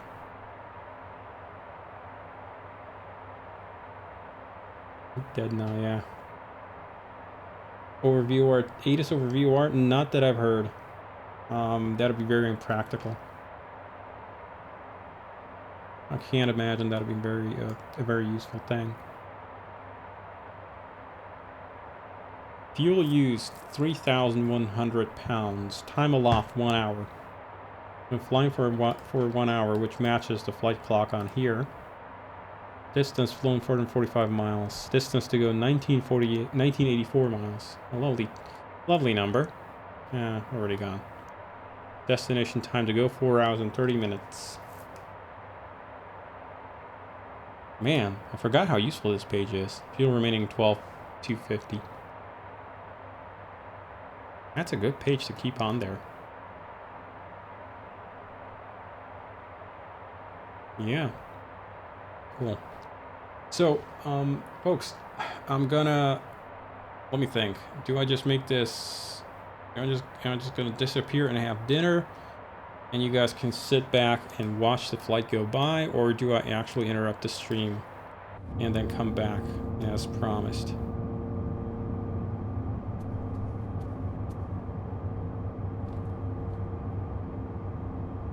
Like this, watching the world go by, and you can watch the flight progress, I guess, on here as well. Is a must for Atlantic crossings, probably. Yeah, it's a decent chance that it is, yeah. Let me make it so that you can see it in 3 dimensions.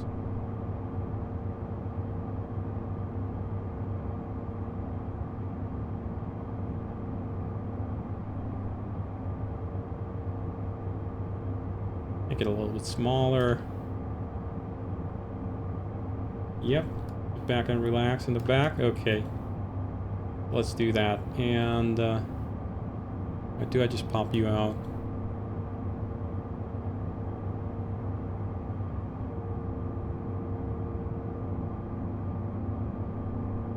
There we go. There's an informational bunch of overload.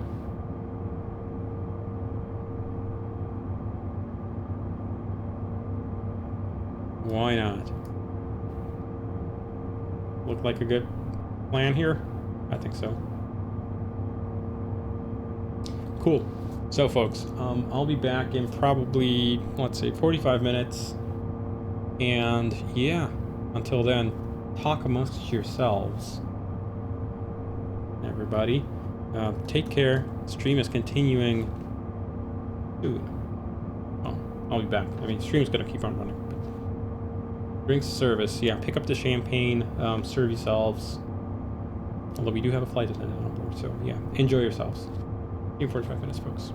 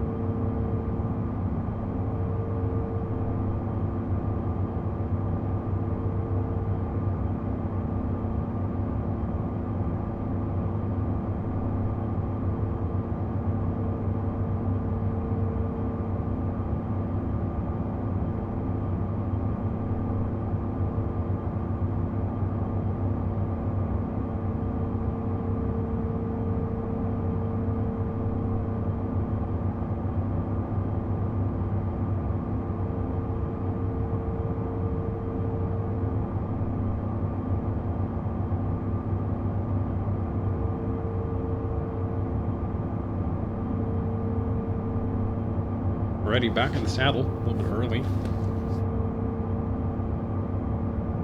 And we can go ahead and hide this and that. Cool.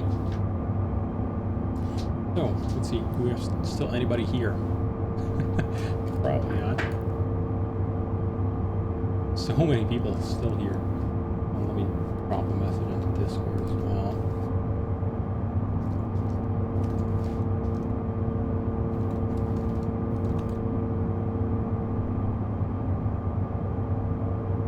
All refreshed and nourished.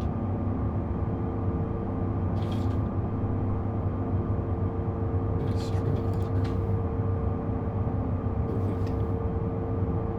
Thank you, I did. Dinner was filling.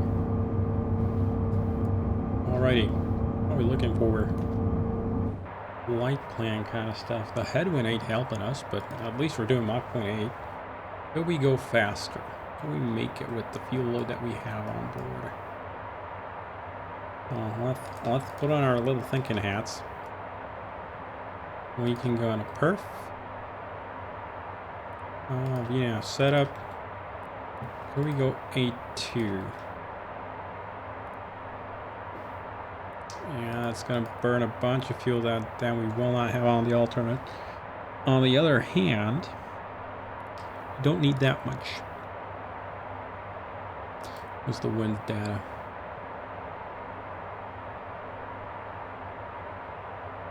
Yeah, not very much. And will it actually save us any time? So watch this. Time, destination, time to go, 3 hours and 40 minutes. Go to Mach 80. Save us about 20 minutes.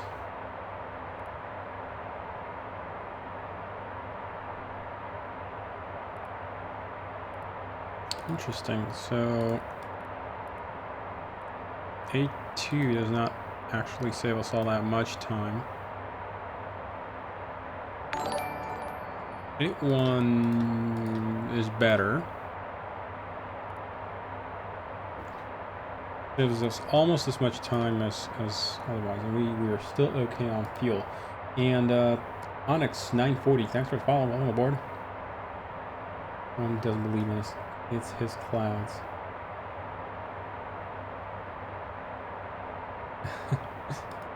It for sure is. Okay, so 8.1 we can actually swing. So let's go. There. Just increased by 1/10 of a Mach, 0.1/100th of a Mach number.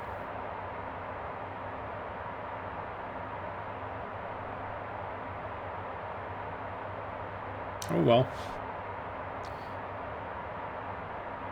I guess we're gonna go a little bit faster.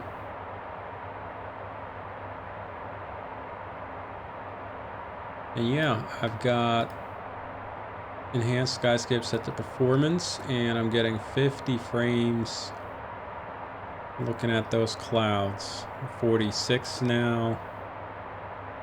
Full screen clouds, all clouds, 43 frames a second. And that's at 4K, by the way. So I'd say that that's pretty good. Now we're looking for fuel cross checks here. Fuel plan said Erat 8.7. Yeah.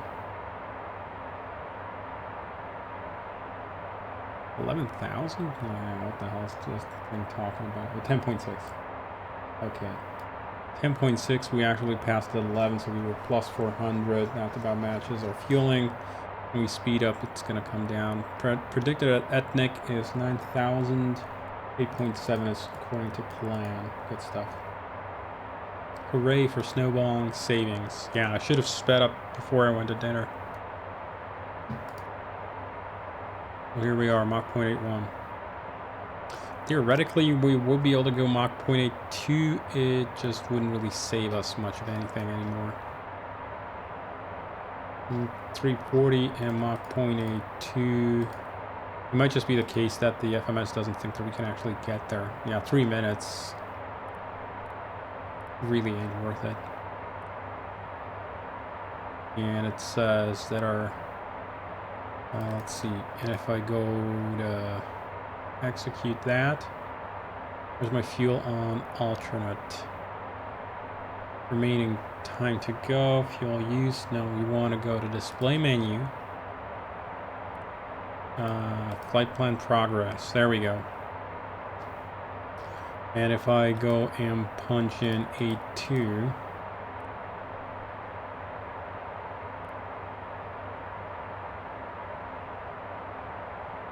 we would be 1130 versus, and we just about above 2000 at our destination. And it doesn't really save us any time at all, so who gives a crap? How are we looking with respect to our alternates? So ETP is 350 miles ahead. It's just about 45 minutes to the equal time point.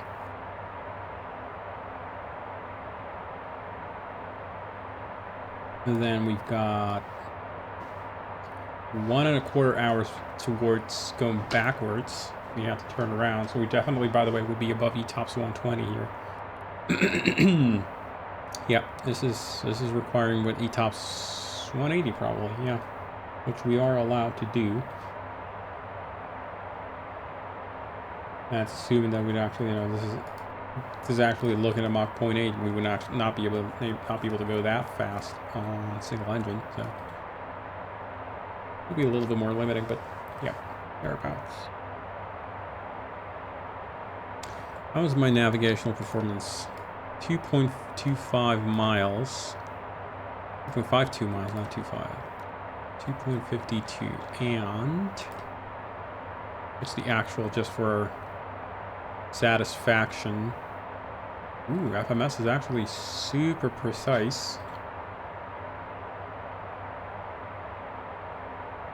No, within 0.3 miles of truth. Yeah, 0.3 miles of truth. And definitely well within. Yeah, navigational accuracy here.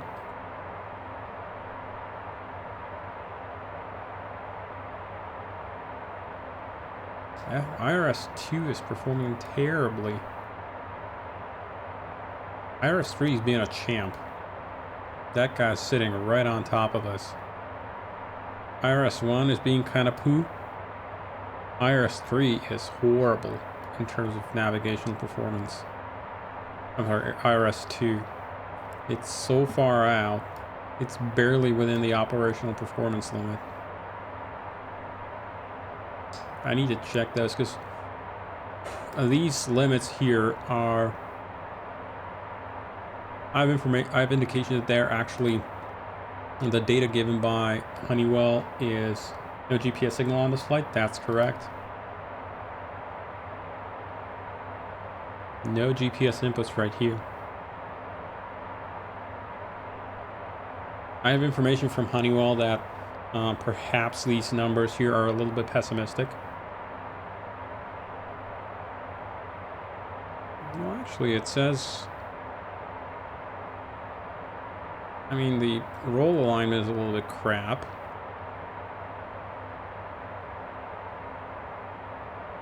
Its horizontal error is 3.91. Its horizontal figure of merit is 4.42, so that's the limit. That's pretty bad. I wonder if it's the inertial tilt error. It's not that bad, but it is pretty bad. I would expect this to be better, less than half of this. That'd be a good thing.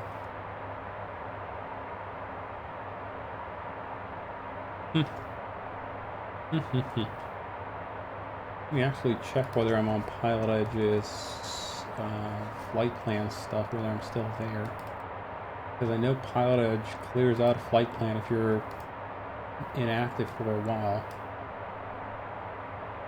Oh, no, I still have my flight plan there.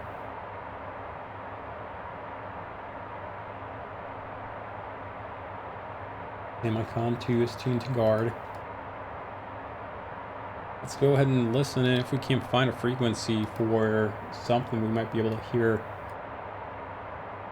over the airwaves from Pilot Edge. Probably not, just in case. I'll just quickly check my audio assignments as well. Yep, that is going, and it's picking up from the wrong thing. It should go from there. Here we go. I don't know why it always picks a random input device or output device that I never assigned it. Yeah, so you want to go to SteelSeries, Game Audio, and Handy Recorder Input. Good stuff. I'm going to have to do one thing when I get over land. CPU's going to take a dump if I go at maximum texture resolution, so I'm going to drop it to high. Unfortunately, I don't have all that amount of VRAM to spare. And I think I kind of turned up the sim audio here, so I'm going to turn it a little bit down. There we go. The way it was before. Hey Graham, how are you?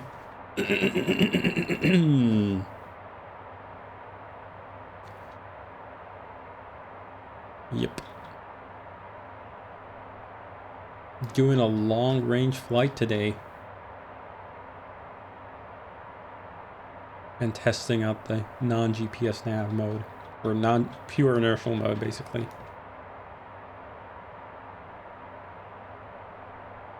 I got slight differences in where they think we are. The two FMCs. So if I bring this over to here, and I go to index prog on the left guy. Obviously the left guy is the one steering. So he's gonna keep centered on the path. And the third guy, what's he thinking about the other two guys' statements? Prog. And it's closer to the right-hand FMC than the left one, and woman. Well, that's the situation. Ocean stations. So if I go and swap the autopilot over to the left side, I'll go to transfer. The airplane suddenly starts steering to the right. And null out this number. And now this guy's going to show us that we're right off track.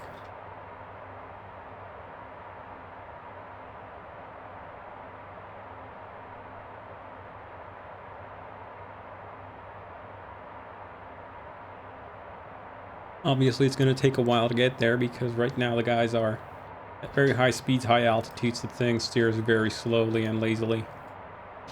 By design, obviously. It doesn't want to... Not a fighter. Smooth ride is what it wants.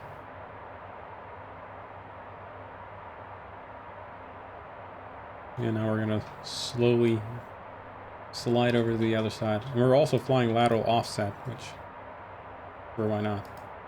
And return back to the left side, and the left side steers us back to the left.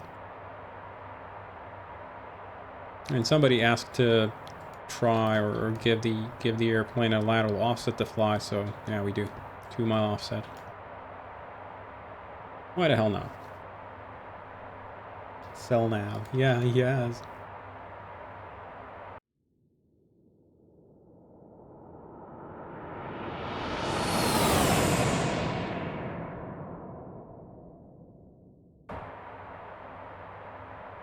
And Graham, as you can tell, I have upgraded my Sky.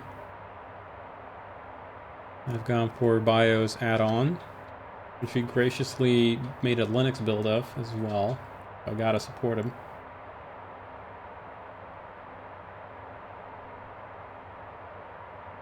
One thing I should suggest to Bio is fade out the clouds when he gets over into the distant stuff, so he doesn't have to contend with limited visibility stuff.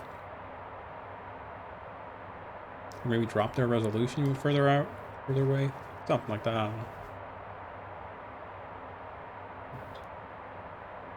So yeah, flight plan progress. 2480 pounds arrival fuel. We got 3 hours and 26 minutes of time to go there. I guess at this stage, since I'm in en route phase, in the en route, very far away from anything, I could go to here and swap this over to VNav window or window on instead of VNav. Since I'm not really doing any kind of vertical navigation at this point, I'm just literally looking ahead long term. So that makes sense. In fact, I mean, this whole thing is kind of pointless. I mean, what does it tell me? I'm over the ocean. Thanks. I didn't know that. If I didn't know that already, now I do. So I could, I guess, yeah, just keep this flight plan progress. Lateral deviation on here already tells me everything I need to know. And the data on here is much more useful. Perhaps position report.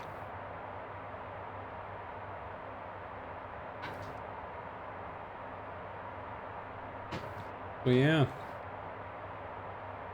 Destination time to go, 3 hours, 25 minutes. There's a matched VNav window just to be sure. It does good stuff. It's not always the case that I pick the same data source twice in the FMC. It is sufficiently complicated piece of software where if you're not careful, you can actually kind of pick up the wrong data from different places. And ironically, Graham, this, for me anyway, as yet performs better than X-Plane 12 clouds in X-Plane 12 anyway. I mean, admittedly, X-Plane 12 is a work in progress, and they have announced that they do want to work on performance on it. So this is really just me kind of spitballing here, looking for stuff to talk about. But yeah, GNSS status is nada. Nothing happening there. Not on 1, not on 2. Takeoff approach ref. No different. I can bring up the approach ref there just for funsies. It should memorize. No, it goes to the first page again. And it probably should make it so it stays on page 2 there. Just for practicality. Nav status.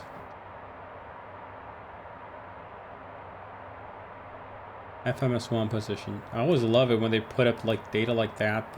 Like anybody's gonna actually seriously compare the two numbers. Like whatever.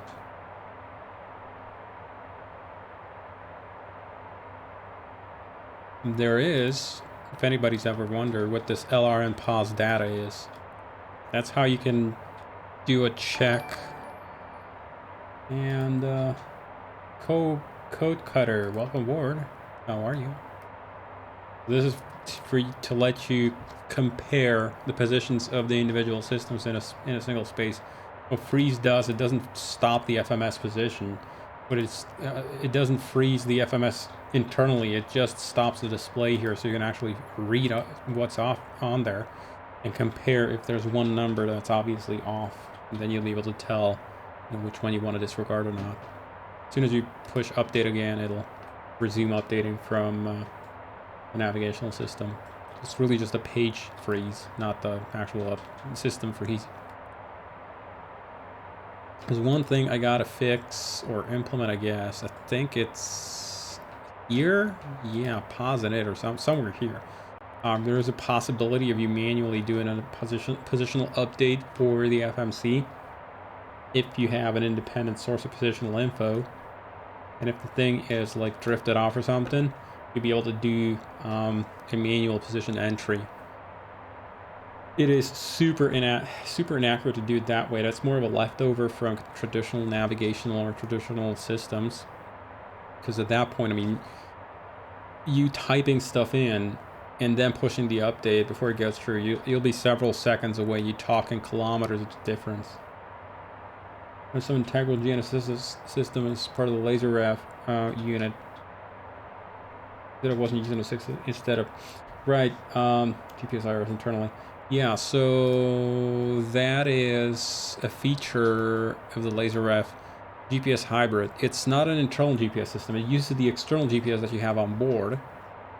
Instead, what it does is it basically, for FMCs that are not able to do their own position merging from multiple sensors, their own multi-sensor fusion system, this basically gives them a multi-sensor fusion on the cheap, so to speak.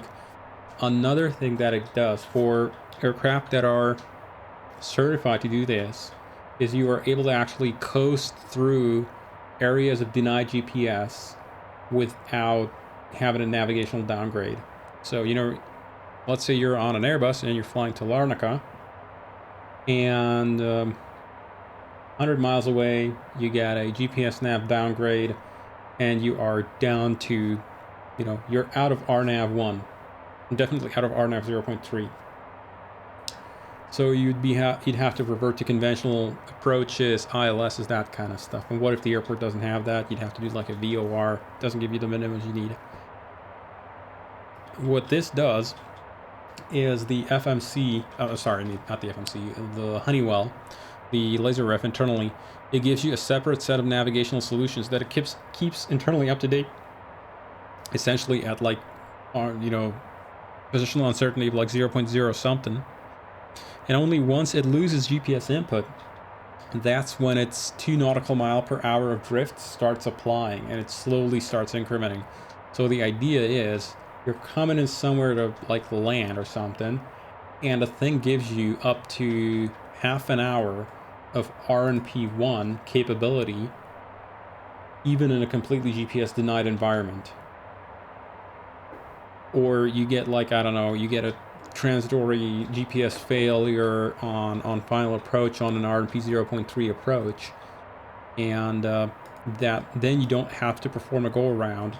Instead, the system just slowly starts ticking up in inaccuracy. The EPU, so to speak, here would start slowly ticking up. But you know, if you're on an approach, you're probably 5 minutes from landing anyway, so you will have touched down before it hits RMP 0.3 limits, your alerting limit.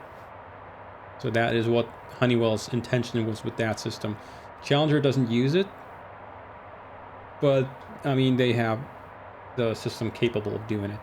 Challenger also has a bunch of stuff that it doesn't use from the IRS that, I mean, might do, but I've never actually seen it used.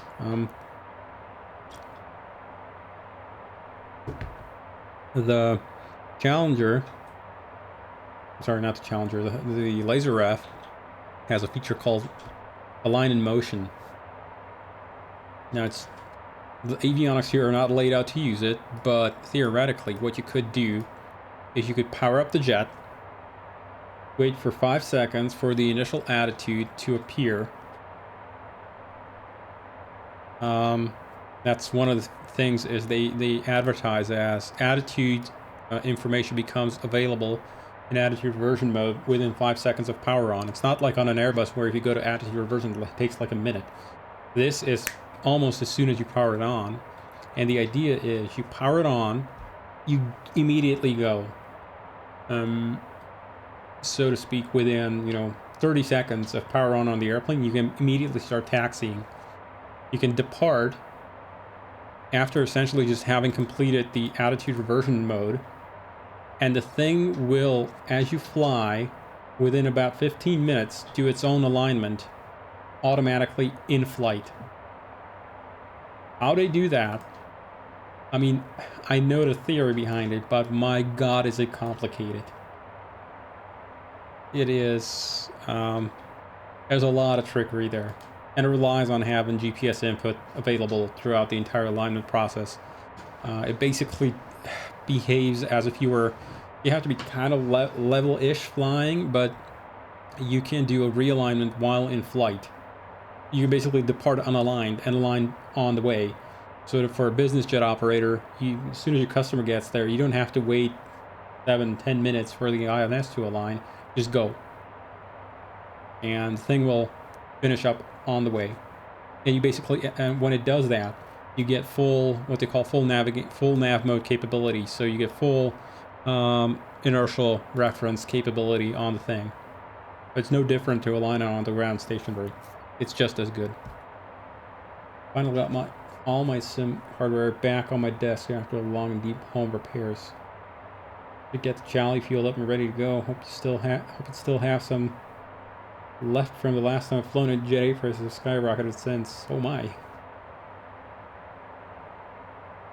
Hopefully.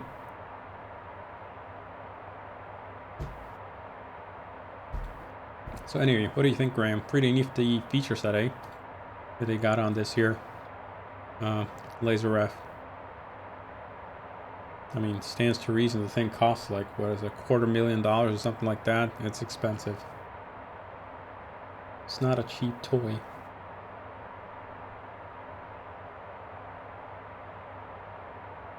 The war conflict, at least my cargoes. Car gas has skyrocketed here. I'm not sure what you mean with respect to war conflict. Car's gas has skyrocketed here. I mean, yeah, gas has gotten more expensive all around the world. To be honest, the ironic thing is you see the math behind a line of motion being very complex. Yeah, it is. The algorithm is just super complicated because you have to essentially subtract out both the proper motion, like the actual, maneuvering of the aircraft out of there, because you're never going to be perfectly still in flight.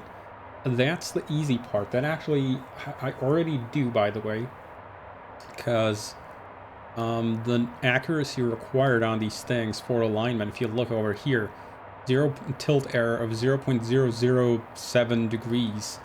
That is imperceptibly smooth. Like, that is such a fine alignment. You can't really reproduce that just by looking at it. It's barely, a fraction of a degree difference, and the thing is sensitive to that. So, and imagine you're sitting on a windy ramp and the airplane's gently rocking about. That is way more than just 1/1000th of a degree. So the thing is already perfectly capable of subtracting out nasty the motion of the aircraft. It's more to do with you then have to project as you're moving through space where the up vector would be. I guess it's not all that difficult if you think about it now. What's going on with that wing rocking? Cat simulation? No, that's just me playing around with it.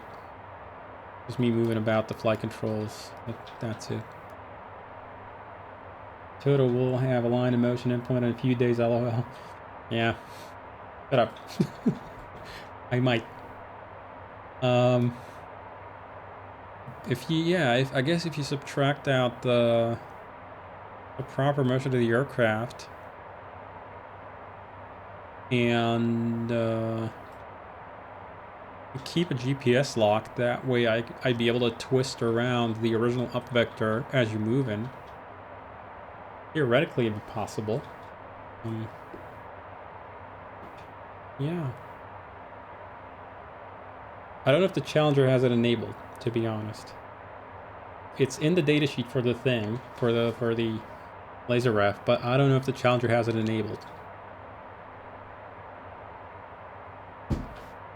Because one of the things you'll notice on the aircraft is that there's preciously few controls for the inertial reference system. Basically, it's all controlled through here, through this page. That's it. Everything else, you just can't look. You just look at. Like, it'll tell you what the status of it is. You can have a look at the drift rates. If it's in align mode, then it'll give you time to align and stuff like that. But other than that, you don't really get any control. Certainly not. It's not like on an Airbus where you can switch it manually between the modes. So how would you tell it? Let's say if it lost alignment, how would you tell it to start a new alignment in flight?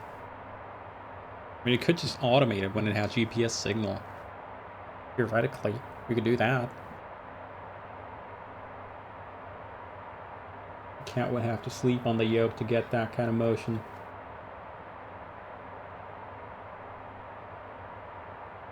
Yeah.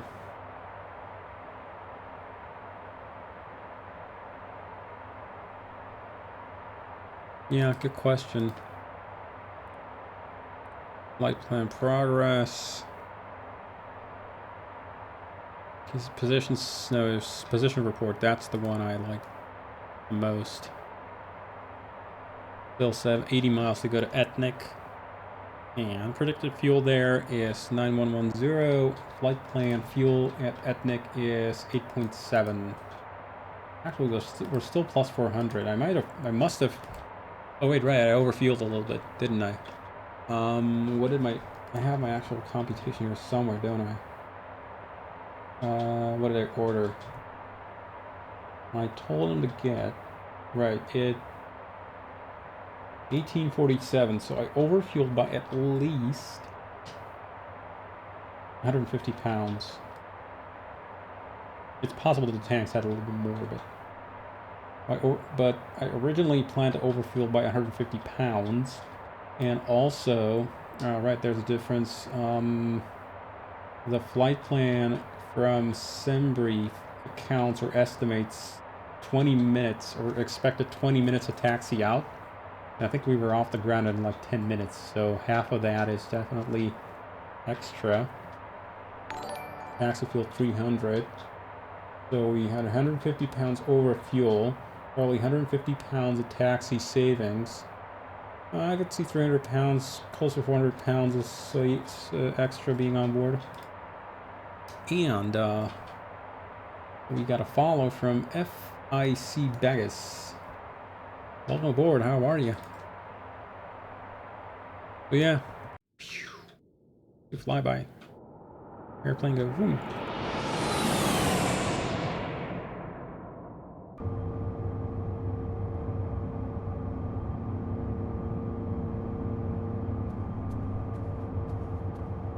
Welcome, welcome, welcome. Play some Netflix on there. Did implement that. I mean, over water, you don't really get to see much. Calhoun to Las Vegas. There's Calhoun. We're not actually going back, it's just zooming out on the map. San Francisco, Los Angeles, right over there. Remaining flight time 3 hours and 11 minutes. Remaining distance 1,600 miles. This is statute miles, this is not nautical miles. Since, you know, your ordinary non-aviation passengers would not speak in nautical stuff. Same thing for speeds and altitudes. It doesn't say indicated airspeed or anything like that. This is just ground speed here, but it just says speed because, you know, ordinary passengers would not know aviation units or kilometers an hour, meters, and etc. temperature in Celsius. I mean, that kind of is aviation stuff. Fahrenheit definitely not though. How are we looking on? Yeah, it's at +5, so the engines are definitely a bit warmer than usual. Close to 800 degrees Celsius on the ATT. Nothing too bad on them. I mean, they can run a lot hotter, but it's warmer than usual. You'll get what, an hour of off pilotage coverage, give or take. You have any, just about. I mean, it could have gone further, to be honest. Let me just quickly look at the QRH. If I had up, we could have gone at that airport. It was plus, what was the temperature back there? Data link, weather, view, PHOG. Departing weather was 27 degrees Celsius, so we could have taken off. And let's see, what's the runway length there? I don't remember anymore. 7,000 feet, so according to, and sea level. So according to the QRH, we could have probably taken off pretty much with maximum takeoff weight. We probably could have taken full fuel if necessary. Hey Captain Trash, how are you? We probably could have taken off a full fuel, which would have given us a range of something like 3,400 miles, 3,400 miles, give or take. I didn't want to go any further because, I mean, it's already a long enough stream as is. Still seeing lots of next project chat. I'm going to throw the LV-189 into the wish list. A helicopter coming from reflected reality sim. I mean, it's cats and dogs living together pretty much. What's going on here?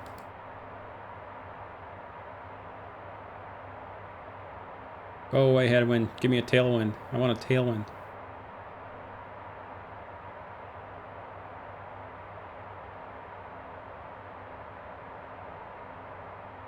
Next project chat.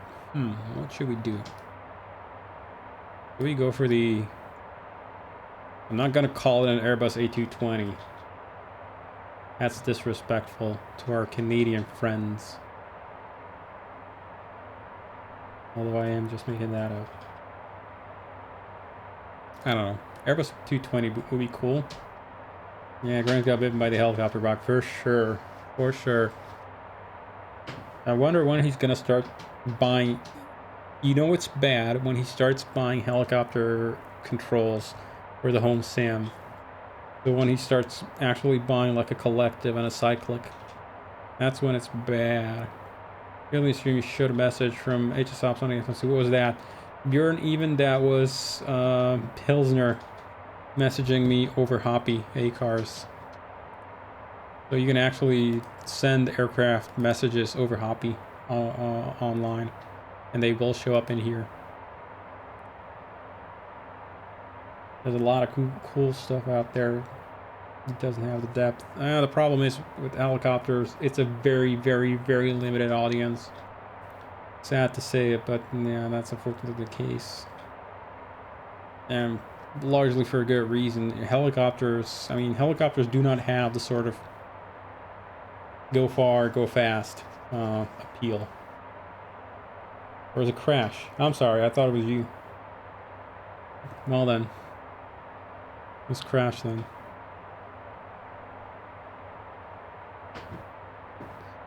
Crew hotel updated LANQ. Hotel conference. Hotel, what is that, configuration? Arrive in FBO Atlantic. Passenger limo advised will be waiting.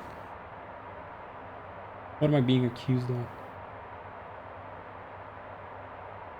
Indeed, Airbus 737. I mean, it is a simulator. We're not really being serious here, so you can go ahead and drink whatever you want. Your hotel message, Captain. This thing here, yeah.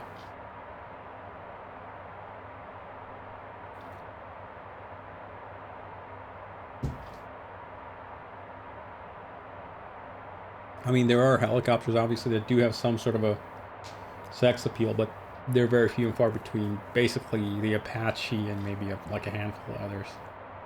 Also not preferred FBO. Ocean would be disappointed.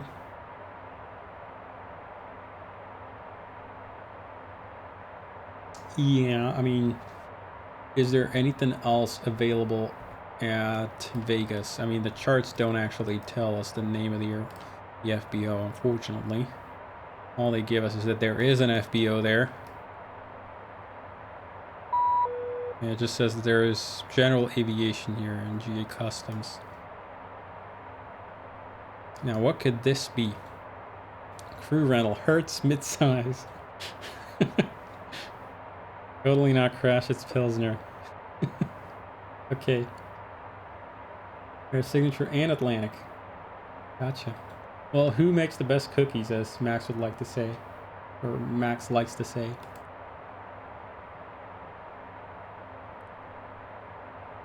Hertz midsize. Yeah, the passenger gets the limo. Passenger limo division will be waiting. Atlantic. Yeah, I did hear that. Signature is overpriced and overrated.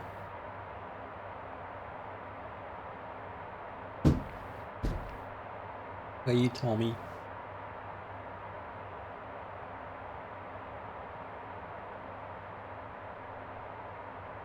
We are maintaining a listen and watch on 121.5 just in case. What's the frequency they're going to be? Actually, I think 133.2. I still have this left over from Pilot Edge earlier. 133.2 should be, which 135.5. One of those. No, 33.2 was Los Angeles west sector.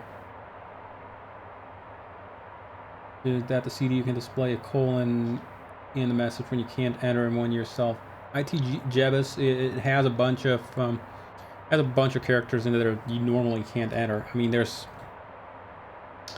things that you can't enter. Caret symbols, let's see, up arrows and down arrows. So Something like that. Actually, I'd have to have a constraint in there, but let's say flight level 380. So these symbols, these are also characters. And funnily enough, even the boot up message, boot logo here, if I go and... Now, we're going to do a little bit naughty. We're going to start pulling breakers while in flight over the ocean. What could possibly go wrong, right?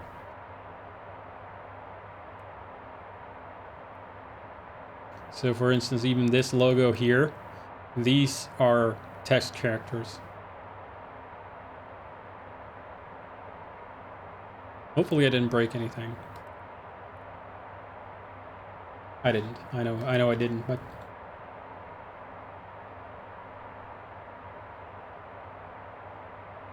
I think they're both a bit full of themselves. What do I know? I just fly the plane. Yay, CB time. Yeah, time to mess around with stuff and break it.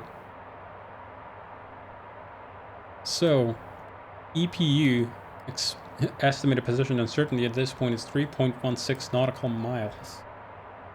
And our actual error, our navigational error, is... Let's have a look. It's 0.2 nautical miles on FMS1. 0.256 on FMS2. They're pretty close together. Let's have a look at what Mr. FMS3 says. FMS3 is probably the worst because it doesn't have anything for updating. Or never had. Oh, 0.22. So they're all pretty close. And the IRS corrections have washed out completely at this point, so we're basically purely inertial at this point. Well, this guy never had any corrections, actually. These guys' corrections have almost washed out. Perhaps I should have kept them. I don't know. I could, theoretically. So one of the things that I'm testing today is, first of all, I probably should just get rid of this mixing here or desensitization on the corrections. And second of all, what happens when you get within range of another nav aid? Previously I had it just that would wash out very slowly, and I'm sped that up for this build, so I'm wondering if this will work better. Hopefully. It was actually quite accurate. Yeah. So one of the things is Captain Crash, I think the datasheet from Honeywell is excessively pessimistic about ethnic. We actually passed 9140 and we expected ethnic 8.7. Okay, cool. And we have passed our ETP, I'm pretty sure, as well. Hang on, numbers 1. 63 miles to the ETP, so 8 minutes to equal time point. 8,700 pounds of fuel. Plan is 8.3, so we're going to be 400 over. Yeah, so one of the things is I suspect that the data sheet is excessively pessimistic, and they're actually better because the actual flight performance that they've been telling me about, you know, where they've done like an oceanic crossing or something, and they pulled the navigational performance out of the thing after crossing, and they said it was like, I don't know, 200 meters away from the aircraft. That is much more accurate than the stuff that I have here. I might need to literally just throw the information that they've given me for the angle of random walk for the gyros in the trash and just come up with my own, like maybe, like, I don't know, like divide them by 10 or something. Divide them by 5. Such that the gyros will be a lot more accurate. Oh yeah, that kind of stuff. Wind speed, 10.2 nautical miles. Funnily enough, see, they're different a little bit. Right hand IRU says, no, it's actually 9 knots coming off of a slightly different direction. Now they're kind of an agreement, but they're different angles. In fact, if I go into Prague here, it's gonna tell me that this guy thinks wind's coming out of 357 true 11 knots. And this guy thinks it's, no, it's actually 004, 11 knots. They're off from each other by about 8 degrees, give or take.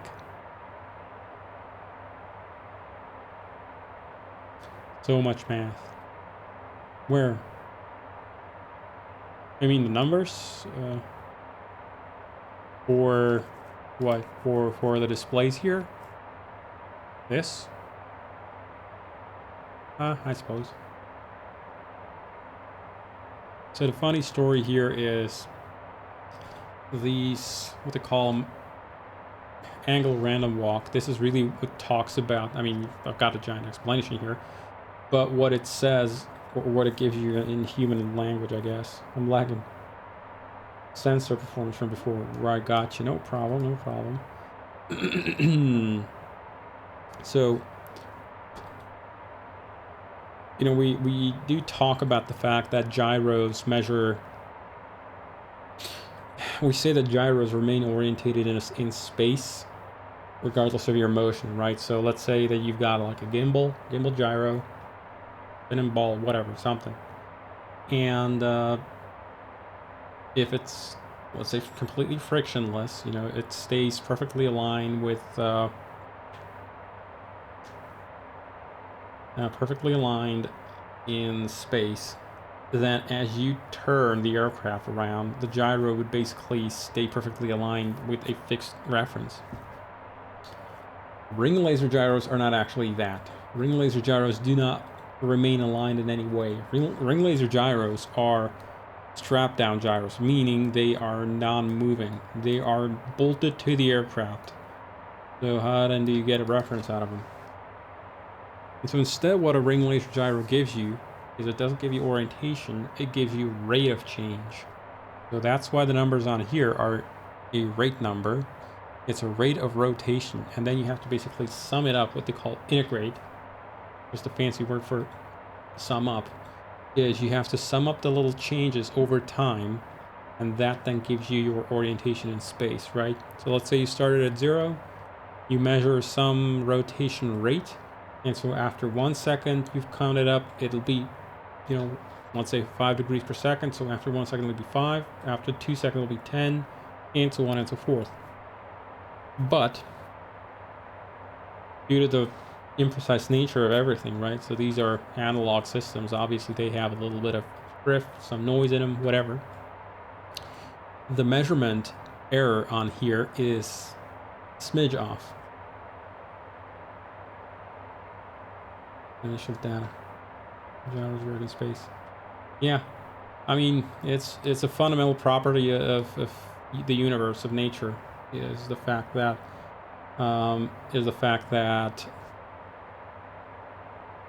that gyros are, rotation is what they call non-inertial motion, and gyros measure inertial, remain aligned within an inertial reference frame. So when you are in a non-inertial reference frame, you can tell just by looking at something that is an inertial reference that you've changed, you've rotated around. Anyway, what do I want to talk about? Right, because of the noise inherent in gyros, this number that it gives you is slightly incorrect. So you sum up, and it's not actually, it's going to give you a number close to, let's say you're rotating perfectly 5 degrees per second, but it's going to give you a number that's like 4.99 degrees per second. You add that up. And then later it's going to give you a number that's like 5.02 degrees per second. You add that up, and you've accumulated a slight residual error, which is called walk. So that is the amount of, let's say you twist off one way and then come back, and the difference in measurement is what they call walk. Is the difference, is the error accumulated in absolute measurement because of the partial summing that you've done with rates. And so angle random walk tells you about the amount of angle error each of the gyros is accumulating over time.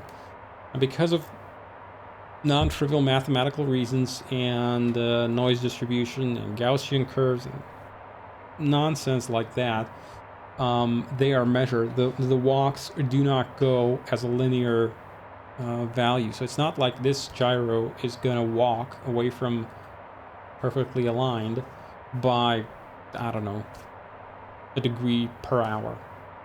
Instead, it is represented as a square root of time.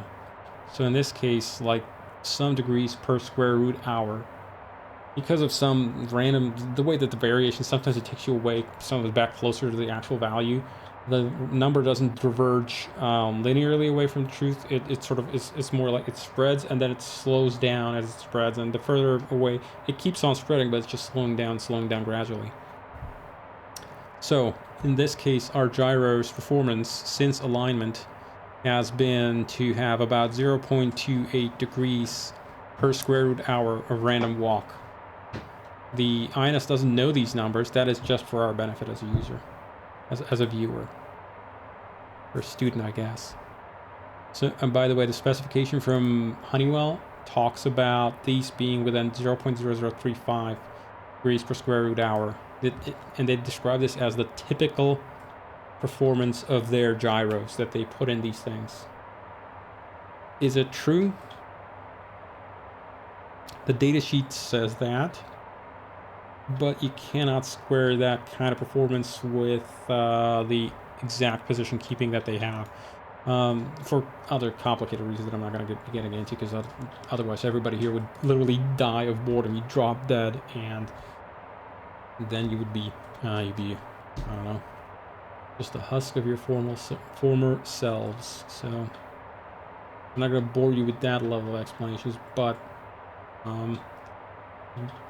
for the fact that Honeywell's gyros IRS has apparently performed better than their advertised numbers are, I'm suspecting that their ring laser gyros perform better than the datasheet says. The datasheet might be, even though it says typical in parentheses, in fact, I might be able to show you. I don't think this is classified information of any kind. Yeah, actually, no, it isn't. You can literally just go ahead and look this up. And ring laser gyro brochure. And we got the user manual. Beautiful.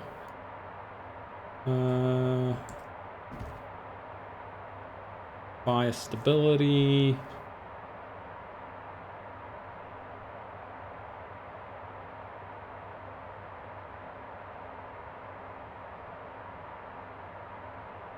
So here's a problem, though. They make them in several versions. Yeah, here we go. The brochure is the one we're going to show, because that's the one actually that has a number on it. Stand by. Grab a window capture. PDF for, and I want to pick up this guy here. Okay, sorry. Make it a bit smaller. I said a bit smaller, not ginormous. How big is that window? God damn it. There we go. There we go. You're getting all the best information right here. Clicked wrong. Okay. So here's a beautiful data sheet or brochure for the ring laser gyros that are inside of the laser ref system. Affordable and advanced. Honeywell. They'll probably package you a 10-pack of thermostats with this thing. With the amount of money you're paying for it, probably.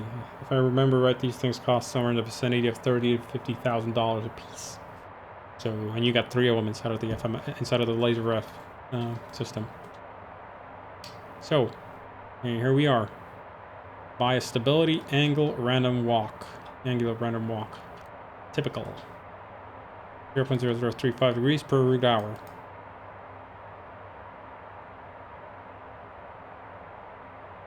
Right. Except this is, with this level of performance, you would not be able to,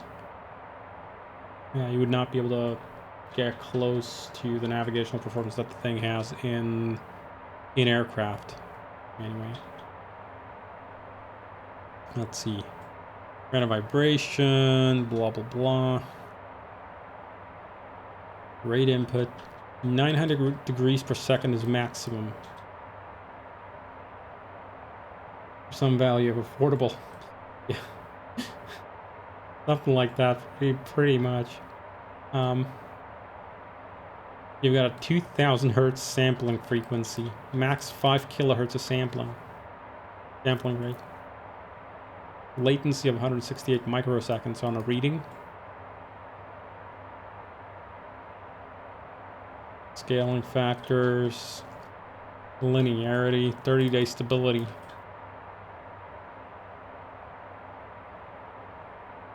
.5 parts per million full scale RMS. I don't know what that means. I'm probably guessing some interfacing details. And I do have the actual interfacing guide to it, to where you literally have like the actual pulsing data. So if you wanna talk to the thing, you wanna actually build an application with the thing, this is what you would normally use. So configure you, and we'll want to pick up the other one, this one. And this is our engineering document for the Honeywell GG1320 ring laser gyro. Now the difference is you can buy them at different qualities, and I'm saving price points as well. So you can actually buy cheaper ones. And I think they are actually export controlled.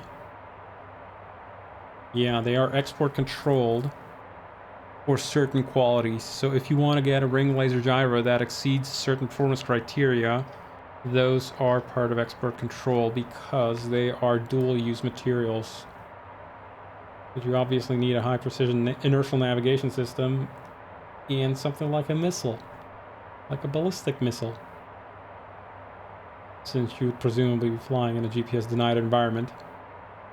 So they do have export controlled models, which are the high precision ones that are inside of aircraft navigational systems. And they probably can sell you a cheaper, crappier one for less accuracy. For, I don't know, if you want to like just control your drone or whatever, just some toy. Or, I mean, a less precision critical application. So yeah, there you go. Pin assignments, minimum installation configuration. Tells you exactly how to talk to the thing. Byte widths and timing, bit widths, stop bit. But apparently it is an 8+2. What do they call this? Would be an 811 or something like that. The start bit and a stop bit, no parity. So 8N2 is what they call this in serial communications. Start and stop bit, no parity. Or does it have parity? I said find parity. Baud rate parity, 8N1. Okay, no parity.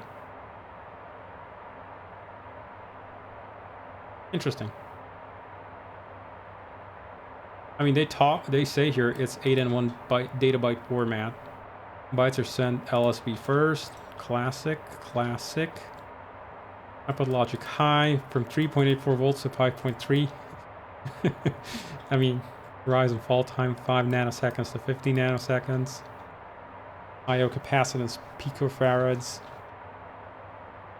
Literally, they give you all the details you need to build an actual physical interface to the thing. Is it a standard RS-422? Ah. Run the gyro data into a differential drive and then send the differential signal to any RS-422 capable card configured to run at 1 megabaud. So there you go. Yeah, yep.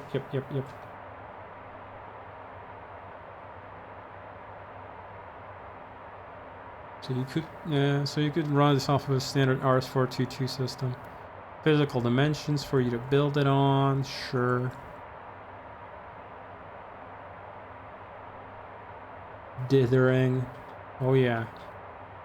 That's when you are getting into some real hardcore details about how Yeah. About how ring laser gyros work. Ring laser dithering to avoid continuous walk of the signal. Oh yeah. Now we're talking. That's the number 4. No, that's... We've got this thing that we've got in our Challenger is... We bring up a different window. Laser F6 right there.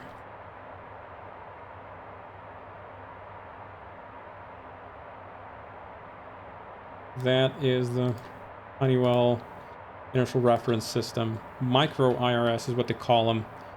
Because if you know what the size of a standard airing rack, which the flight dynamics in the Kalamata were better. If you know the size of an airing rack, avionics rack, this is tiny. This is like less than the size of a shoebox. Which compared to some other systems, I mean, was this the less than the size of the damn control panel on the carousel system from Delco, from the SIVA. This is like the size of the battery of the SIVA. That's the whole unit. Where do you use them? Gulfstreams, Hawker Beechcraft 4000, Dassault Falcons, including the 8X, Embraer, all the Challengers and Globals, C-Series, CRJs, Q400s, Latitude, Longitude, civilian C-130. Oh, okay, it's probably some sort of a variant of the Hercules. Pilatus PC-21, PC-7, PC-9 trainer, Boeing 777X and 787, Bomac ARJ-21, C-919, Mitsubishi Regional Jet, no, well, not really. Sukhoi Superjet, not anymore. Irkut MC-21, not anymore.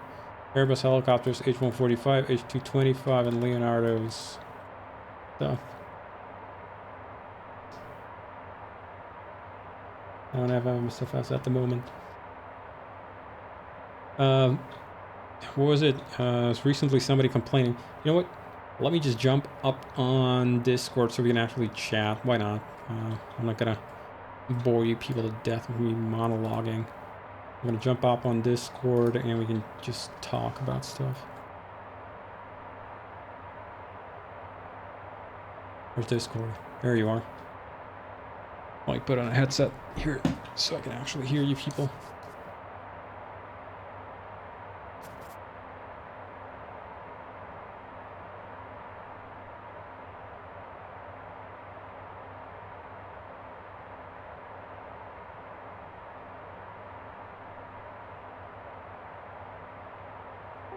Hello. Hey, hey. Let me know if it's, is it, You know, are there, hey, are there people coming through on stream? People on stream, let me know. I apologize if you guys have to mute yourself, mute the stream or something. Yeah, I'm muting the stream because I can't talk and hear myself. The delay effect really messes with my brain. But it's audible. Okay, well, at least that.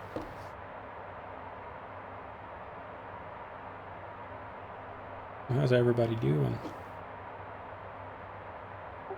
Good. Just, working on stuff and things. Stuff and things.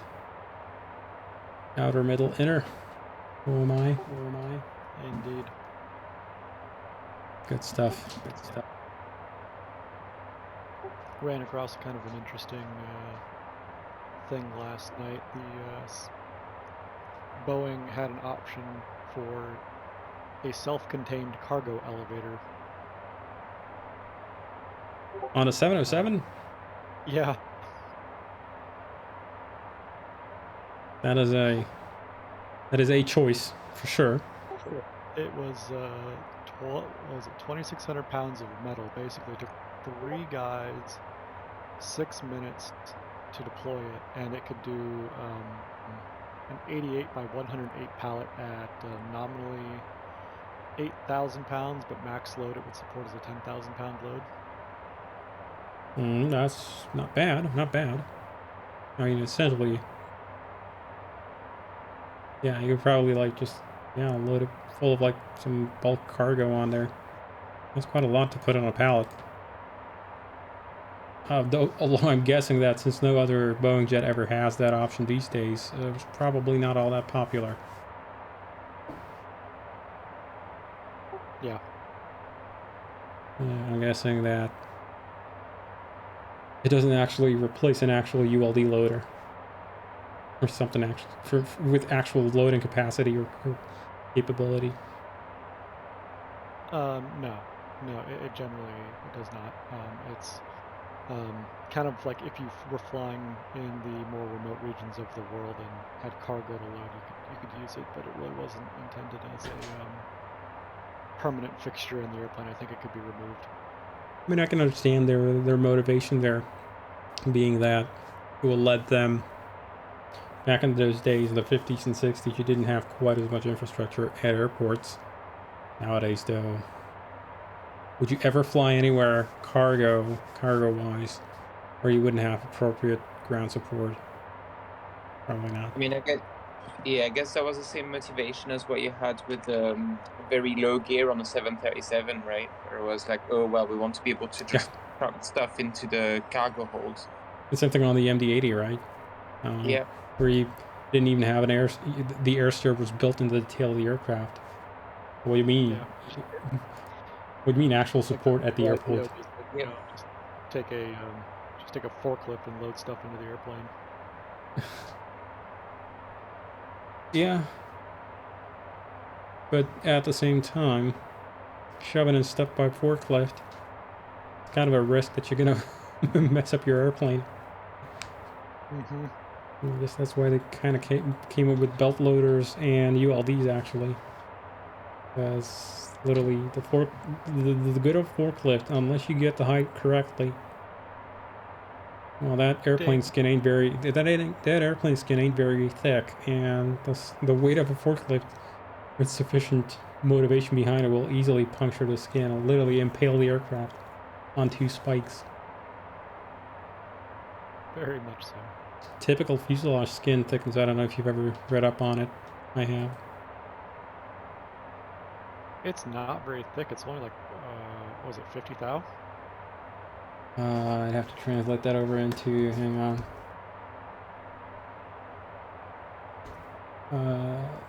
50,000. Pretty close, yeah. Just about. Yeah, somewhere thereabouts. It kind of depends on where you measure, of course.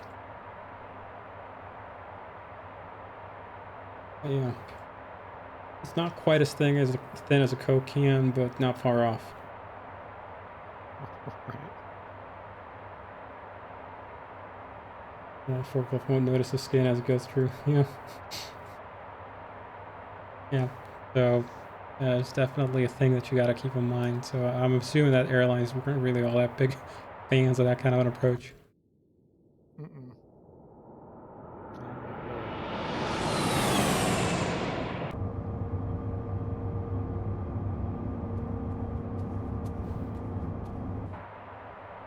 You plan on alternate checklist voice? I might. It's the thing is, the checklist voice is played through a completely separate system right now. Although for X-Plane, they have told us that for X-Plane 12 we're going to be getting a native FMOD API. Rather, for X-Plane 12, the FMOD API is going to be officially sanctioned for us to use as add-on makers. For X-Plane 11, I know some guys have started using it, but officially it is not supported. So, Chicken Hawker, thanks for following. Welcome aboard. So for X-Plane 11, I know some people have started using the X-Plane FMOD, well, the FMOD API for the FMOD that's already shipping inside of X-Plane 11, but it was officially not ever supported. Considering that X-Plane 11 has end of life at this point, that's probably not going to change very much. So I mean, we might as well link up to it. For X-Plane 12, it is going to be officially sanctioned. And the reason why I've done it differently for now is because there was no official API for us to dynamically load sounds off a disk. So it was important for me to let you have an ability to change the sound files out yourself. And Fmod, by way of the authoring tool, the normal Fmod Studio tool, does not give you the ability to like dynamically load up a set of files, set of MP3s or something like that into your simulator. So I had to use a completely separate sound system for that. Therefore, that system is not directly tied into like the sound environment inside of the simulator. Theoretically, although I could, I guess, make it.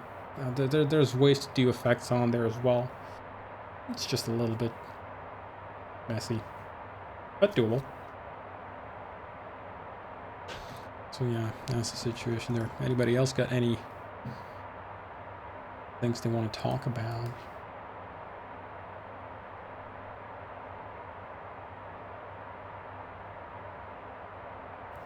So yeah, altering the checklist voice, doable, but it was important for me to let you replace the voice yourself. If I baked those in, that would have been a bit of a bummer.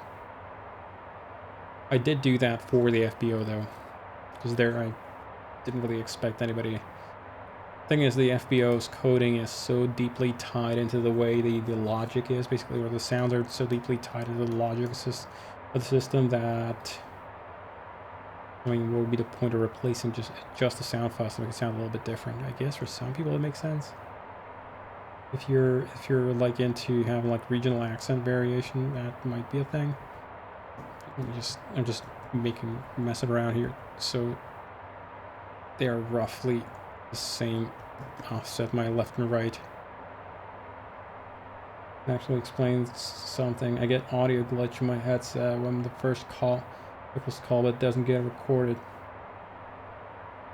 I've got 2 DACs for the headset, so maybe the second sound engine is a factor. Probably is. Yeah, probably is. We're using a custom build of OpenAL, the Open Audio Library, and yeah, if that thing is having trouble picking up your sound system, that might be a factor. Go ahead, Crash. Oh, sorry. No, I just hit my push-to-talk key by accident. No problem.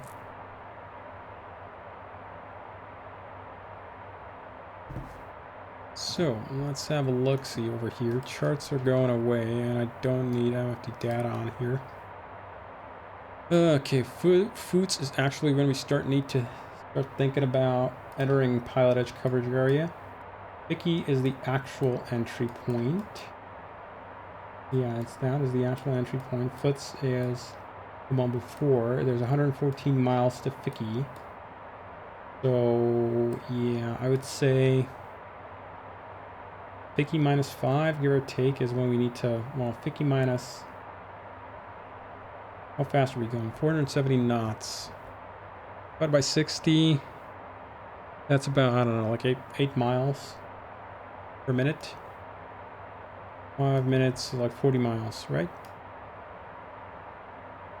Quick mental math. So I would say probably 40 miles in front of it. We need to be talking to pilot edge. 5 minutes before entering. Oh. We've passed our ETP. At this point, we're committed to our destination. I'm going to go ahead and delete that. Vicky and I want a 40-mile ring around it. And there it is, right there. Not going to actually enter it to the flight plan, who cares? How do you extend the ND on map to Copilot's side? It's the same as over on here, but the thing is, on the left side here, it's normally the left upper portion here is locked to the engine indications. You can move them around by using this here knob. Let me turn on the integral lighting, ICAS, and so you can move that.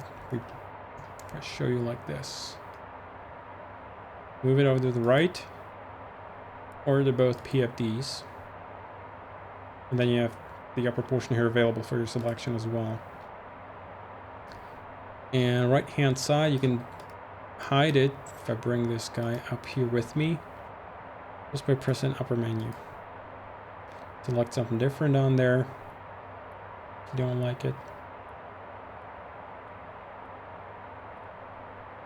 If you select it to off, it basically gives you a full screen map. In fact, if I go like this and here, display menu and hide the window, I get all the way out. So this is something like 800 miles ahead that I can see. Even better. Yeah, it has a lot of features. The avionics does Yeah, you're come. just solid like 850, 800 miles on that screen that way. Yep.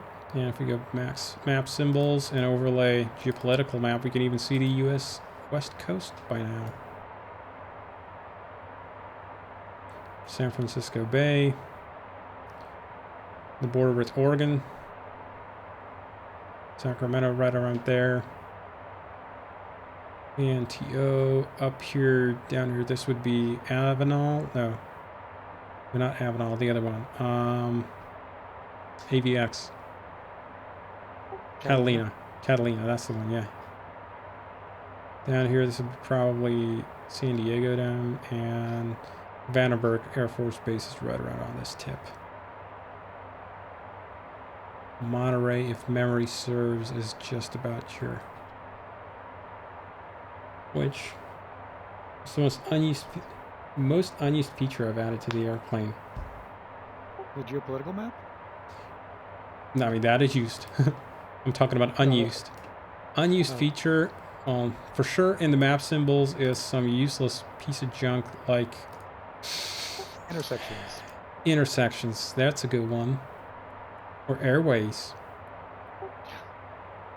First of all, you can't even see it on this scale. But you have to bring down the scale a little bit, so I'm going to bring the other display panel up here so I can change the range. If I go down below, I think 100 miles. Intersections will show. Or airways. Right, I've got upper airways only, so I need to swap to... Actually, lower airways. I need to swap to... Oh. Okay, there are apparently no airways here. That's an interesting piece of information. Let's go to plan mode. Why are the airways not coming up? I need to zoom in more.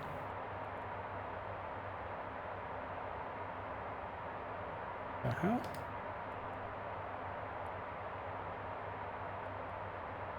That's weird. Airspace is a pretty useless feature.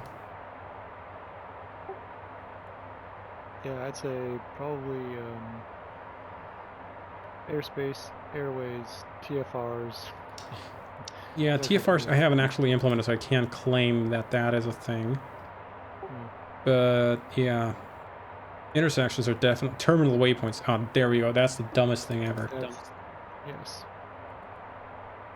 How would you like to see a complete jumbled mess of unreadable waypoints? There you go. That's probably the most useless feature.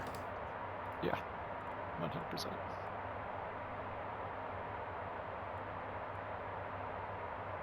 And intersections for sure as well.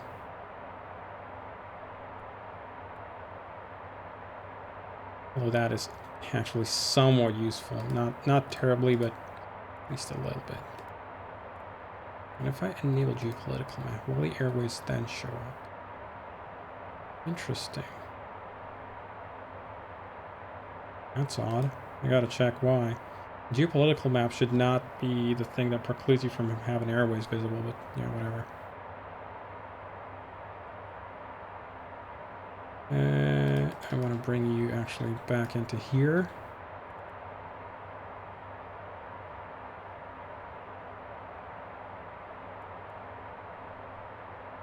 I do have airways displayed. They won't show beyond, I think, some... Ah, there we go, beyond 50-mile scaling.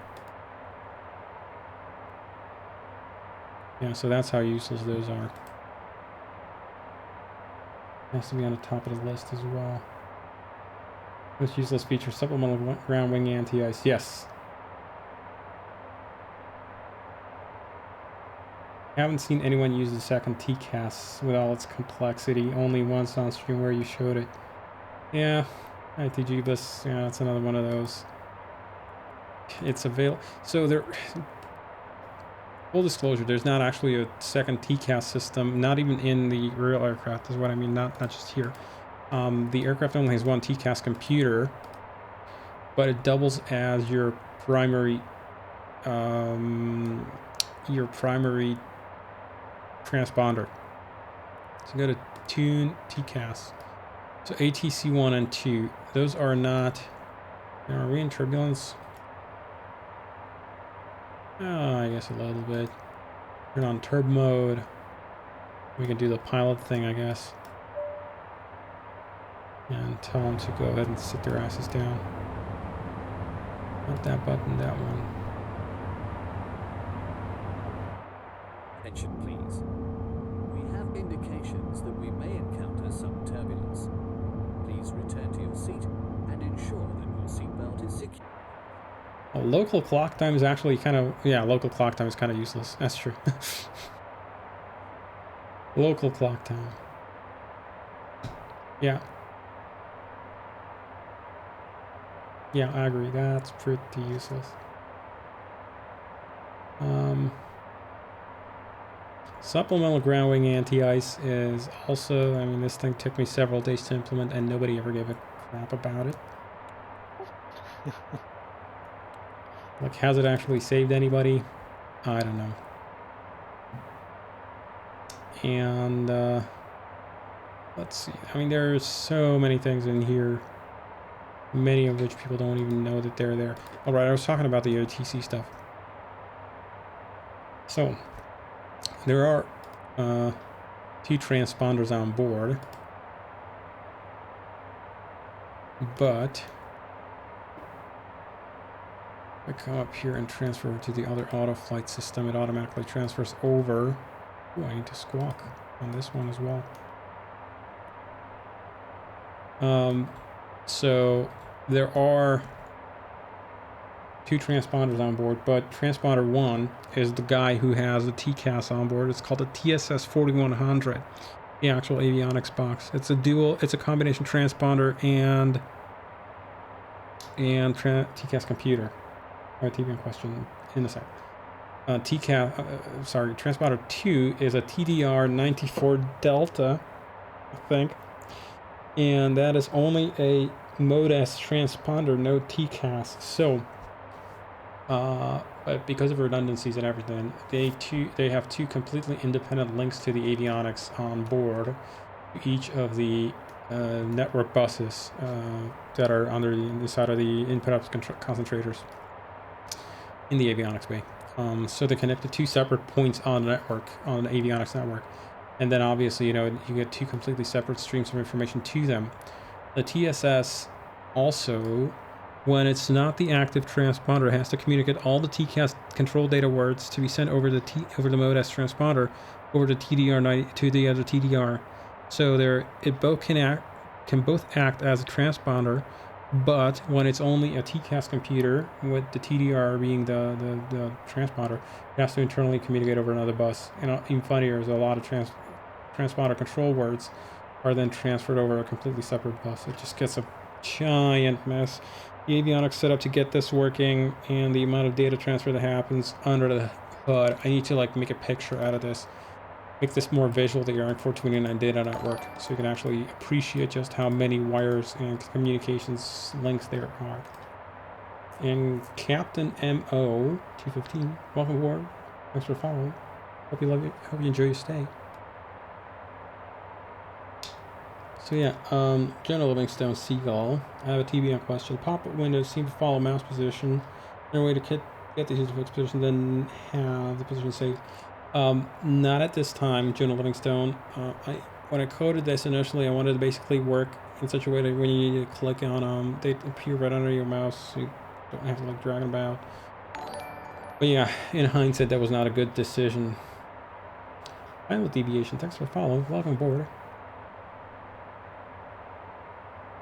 Did we do a step climb up to a higher altitude? Would that actually get us anything? Probably not. So we're not gonna bother.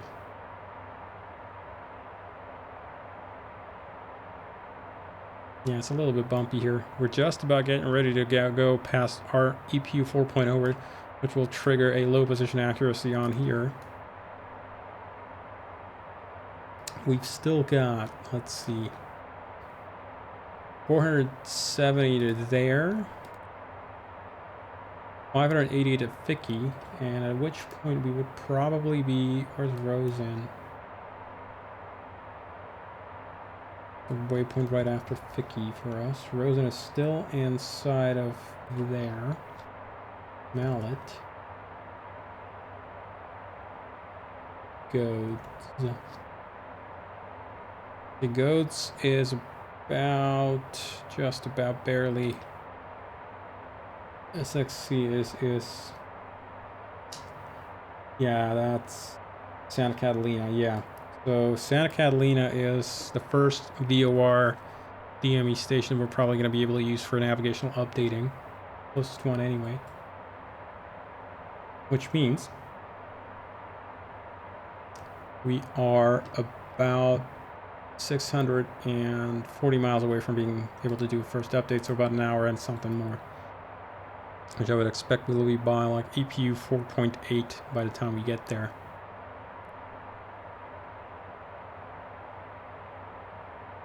So that is that. What are the individual INSs now in terms of figure of merit on them? 7 miles is what they're declaring internal position accuracy. This guy's off by 4 miles. That's a lot. 5 miles. And RS3 is being a champ here. He's only 0.56 miles away from our position. He is the best guy. Have a good one. Go and fly the real bus. This is just us playing around with fake toys. We were doing the real work. Cheers, man.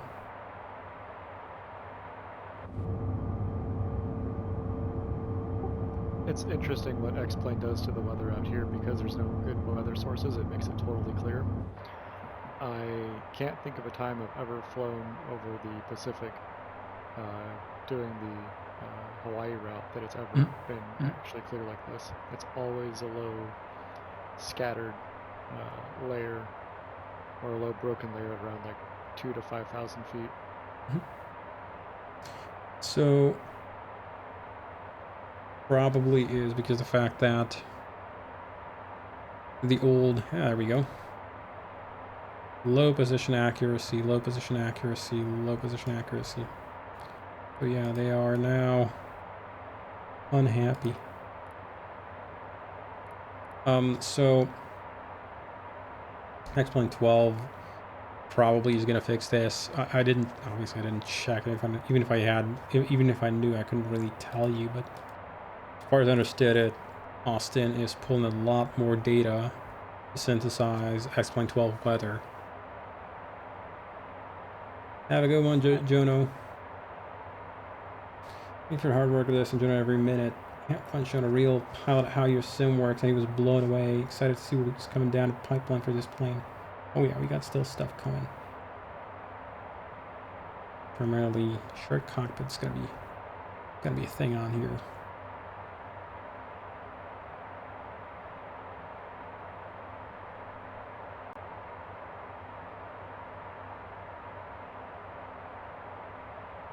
What does it say? 1890 on the pressure is really? Yeah, it's 1880. It's just the precision of the digital meter here. Plus or minus 10, give or take. On a good day. The way we could actually make it read less pressure is if we cool down the cabin a little bit. Right now, cabin is reading plus 23 degrees Celsius. Is it actually that? Probably not. 22. 21 and a half in the front. That is expected. The front is always a little bit cooler. But with dual pack operation, it's not a big deal to get it to not cool down too much. Now you could make the forward of the aircraft, the front of the aircraft, an ice box if you wanted to in flight without losing pressurization. Any ideas on how I do that? No. Yeah, but do you have any Immediate response. Yeah. Do you have any idea how we could achieve that, just if we wanted to mess with somebody? We wouldn't lose pressurization for that, by the way.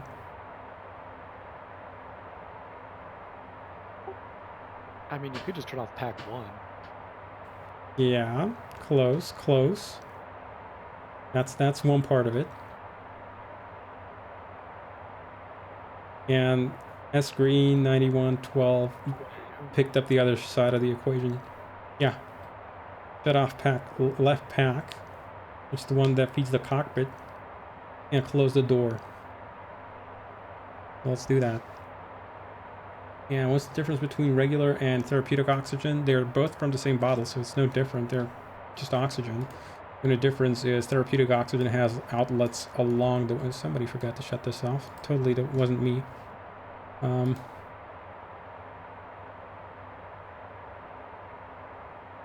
Oops. They're basically just little outlets along the cabin that let you attach a portable mask for that, instead of using the emergency drop masks. Cool. So let's go and make the cockpit into a freeze box. Left pack. It's going to give us a slight rate spike initially, as the left pack then has to basically compensate for the pressure change in diff P, or the change in supply. Not the left pack, I'm sorry. The outflow valve has to readjust. This guy's going to have to close up quite a bit. There's a spike in cabin altitude, and it comes back down as the outflow valve closes a little bit more to get us back under control. But now the front no longer being ventilated. Let's see. Your FO is wondering why you're insane. I mean, I might be wrong. Let's see if I forgot about if I messed that up. Oh, just gonna be cold.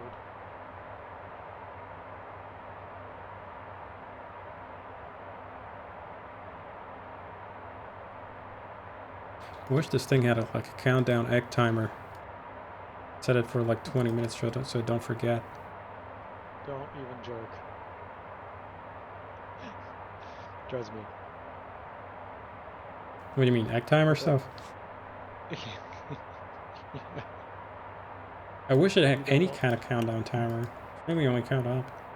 Doesn't really help me a lot of time.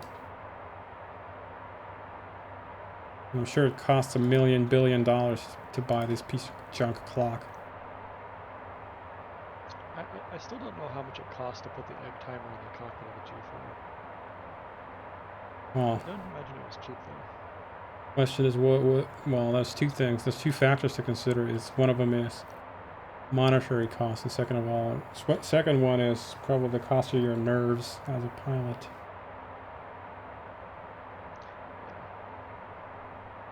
Especially if the thing went off. Plane crash, yes. Only reason why the 757 is superior to the CL650. Superior in what way? That it has multiple oxygen systems, or what? Is that a plus?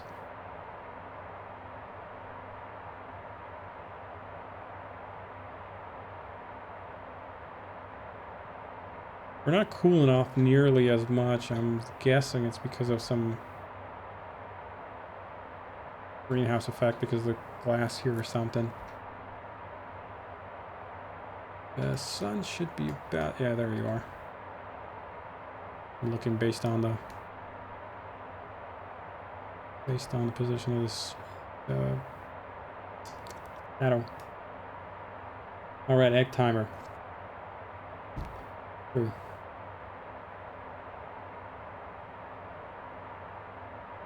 So we're down below 20 degrees Celsius now. Where you crashed, that'll be that many Fahrenheit. Not terrible so far. But as you can see, it's total heathen. oh, right, yeah. Sorry. Apologize. There you go. That's a set of units we can all understand. Yeah. No, I need it. I don't need it in Kelvin. I need it in ranking. Right. Degrees R, please. I apologize. Or would you like the original Celsius scale from where 0 was boiling and 100 is freezing? Is that is back to front? Oh, that makes perfect sense to me. Of course. I think, right? Yeah, that's the way it was. The original Celsius thermometer. It wasn't even designed by a guy named Celsius. No, it really wasn't. It was by somebody else, and he just named it in honor of him or something stupid like that. I don't know. Didn't you want to close the door to make it drop, didn't I? Yeah, it is. It is closed.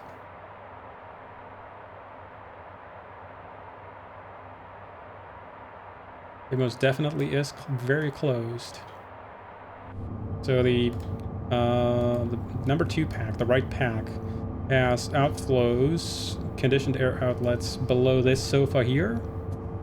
And then there's another one up in the corner of the cabin behind this seat. So that's your 2 main conditioned air outlets. Then there are cold air outlets. There are, and here, these guys right there. There's the cold air outlets, but those are only selected by the passengers selectively because they only blast super cold air. Notably, air that is regulated to about 3 degrees Celsius. So, chilled AF, as the kids like to say. It won't quite freeze water, but not far from it. And our conditioned air outlet currently is blasting plus 27 degrees Celsius into the main cabin, 28. I had a pit controller display somewhere here. Didn't I? Oh, apparently I didn't. Oh, it's done by this guy here, the temperature regulator. It's not actually displayed on here. Temperature control valve is regulated by a little electronic box here that regulates the mixture of hot air coming bypassing the cold air unit and the cold air coming out of the cold air unit to give you conditioned air. So cockpit is now at 18.6 Celsius. So it's definitely starting to feel a little bit chill, 65 degrees Fahrenheit.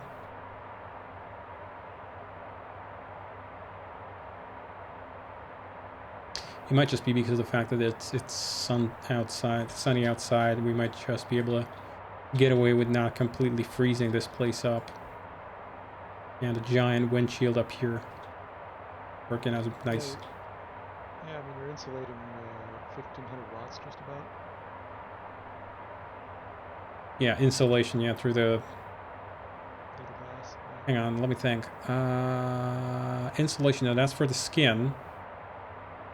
Through the glass here. 500 watts coming in through the glass. That's for the cabin air here. From insulation. Conducting away 700 watts, so it's still losing heat. Net.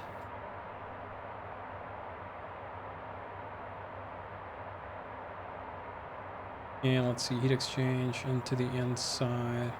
What does it say? I forgot. Heat conduction from skin to the internal cabin air. What? It should be negative. Blah blah blah blah blah blah blah blah blah blah blah blah blah. That should be negative because we are losing heat outside, and we're definitely losing from the inside. There should be a negative number actually on here. Maybe not that helpful, so I gotta fix that.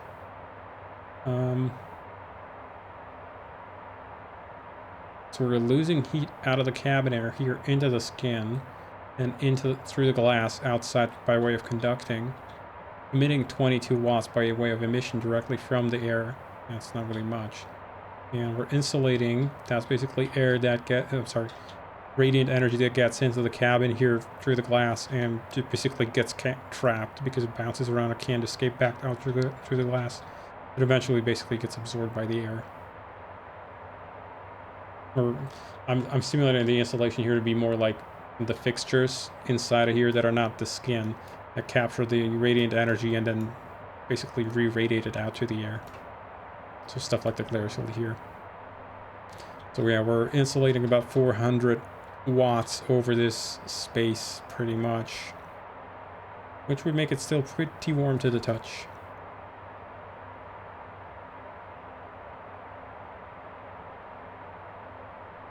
No, it's not getting much colder anymore. 17.81 degrees Celsius. Still getting a little bit colder, but a good sweater and you'd be fine.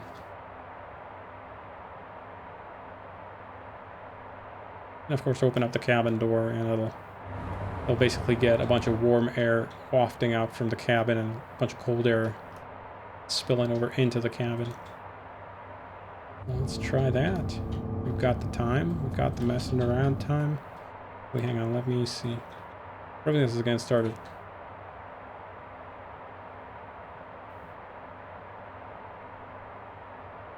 And we still got the no seatbelts on, so whatever. Close enough. So if I now go do this.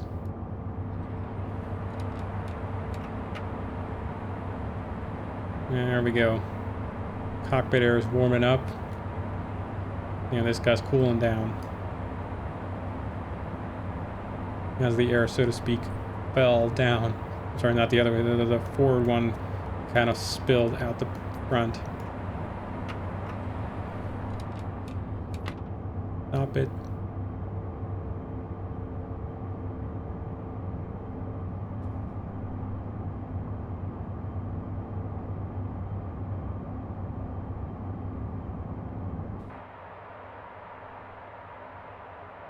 Anyway, enough mess about.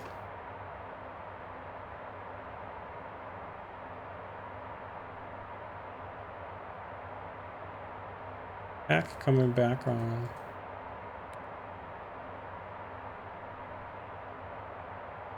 Minus 1,000 momentarily. Outflow valves readjust and we're back in business.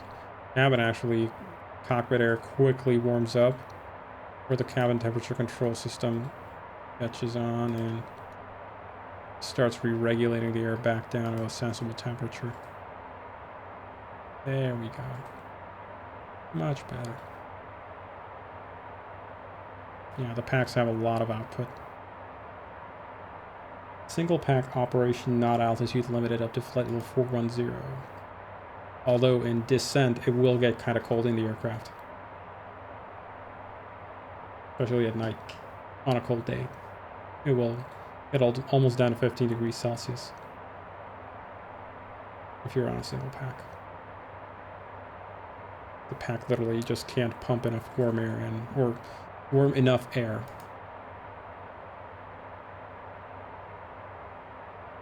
Alrighty, and there we go, 21.5, 22.2 in the back. Nice t-shirt temperatures. And of course, it being autistic me, it obviously has to have an effect on the ITTs of the engines.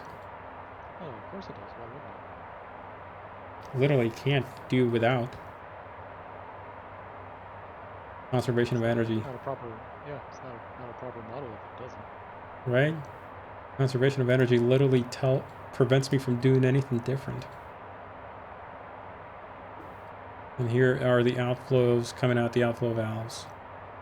Actually a little bit entering, now exiting. See, mass flow should be negative typically.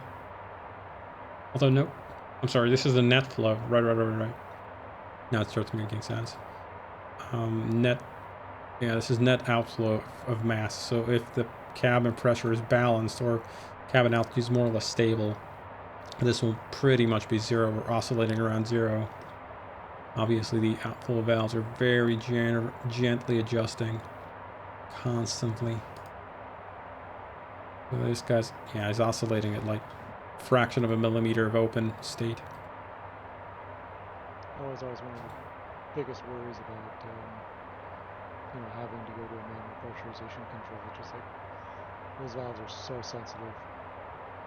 Well, yeah. On the Challenger, it's kind of helped by the fact that this is, you don't control the valve here. You do actually control the cabin set point directly, the altitude target. But it is true that the system, the pneumatic manual system, is kind of, it's not super precise at altitude keeping, so we might still need to mess around with it to get it to a desired pressure or cabin altitude. It can change set points based on your power setting and that kind of stupid stuff. It's not really all that helpful, but it does happen. It is manual after all. So 2 mile offset still, flying it. I'm gonna... What it thinks is a 2 mile offset. I'm sorry? What it thinks is a 2 mile offset. Yes, that's true. Yeah, that's very much on point. Probably isn't an actual 2 mile offset. It might be 2.5. Let's see. We can see truth here, so let's play around with it. 0.1 mile error on FMS1. Yes. Because of how both IRS 1 and 2 perform poorly, they literally just cancel each other out. Just by sheer dumb luck, they average out to pretty much where the aircraft really is.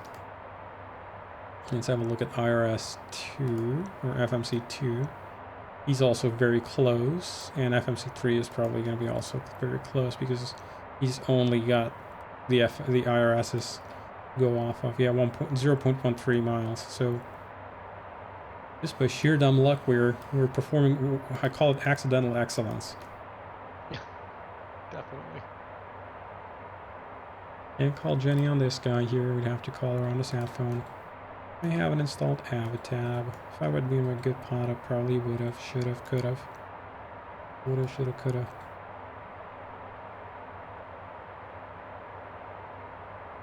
KLAS. Bring up my long range window. 2710 on the fuel.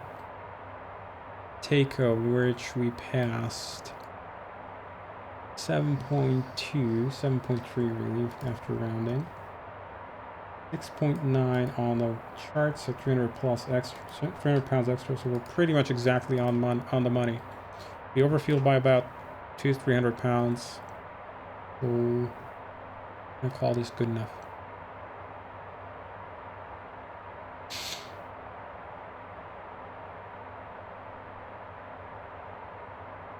It still amazes me that Phoenix was able to was willing to release with such a huge glaring fuel discrepancy versus the real thing. What do you mean? Have you not heard? No, I haven't been following Phoenix too much. I heard that they had like a 6%. Yeah, well, that's what they say. Apparently, it averages out for most flights that are not too long to about a 6 to 7% too low fuel consumption. But in cruise, they're burning.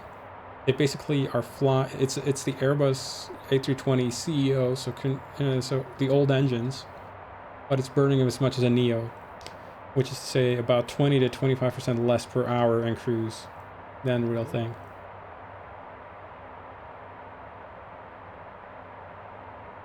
So the longer the flight, the more off it's going to be. If you fly, 1.5 hours, it does average out to about 6.7% or something like that, 6 to 7% of too low fuel burn. But you go for something like a longer range flight, something like 3, 4, or 5 hours, you're looking at quite a bit less burn. You might as well load up the performance profile for a Neo and fly that. Oh, that's kind of unfortunate. And it's all because they're using the stock engine model. I think that kind of stems from the whole external flight model issues being, discouraged via SimConnect now. Yeah, and the fact that they're shipping over, apparently, as far as I can tell, the behavior seems to be consistent with it. They're shipping over the entire screens from an external program. Holy buggers. I thought that their entire development time on the Phoenix was spent basically re-implementing the displays from ProSim inside of MSFS's, like the, Nano VG or their HTML plus JavaScript engine, the visual engine. But apparently no. Apparently they didn't even bother with that.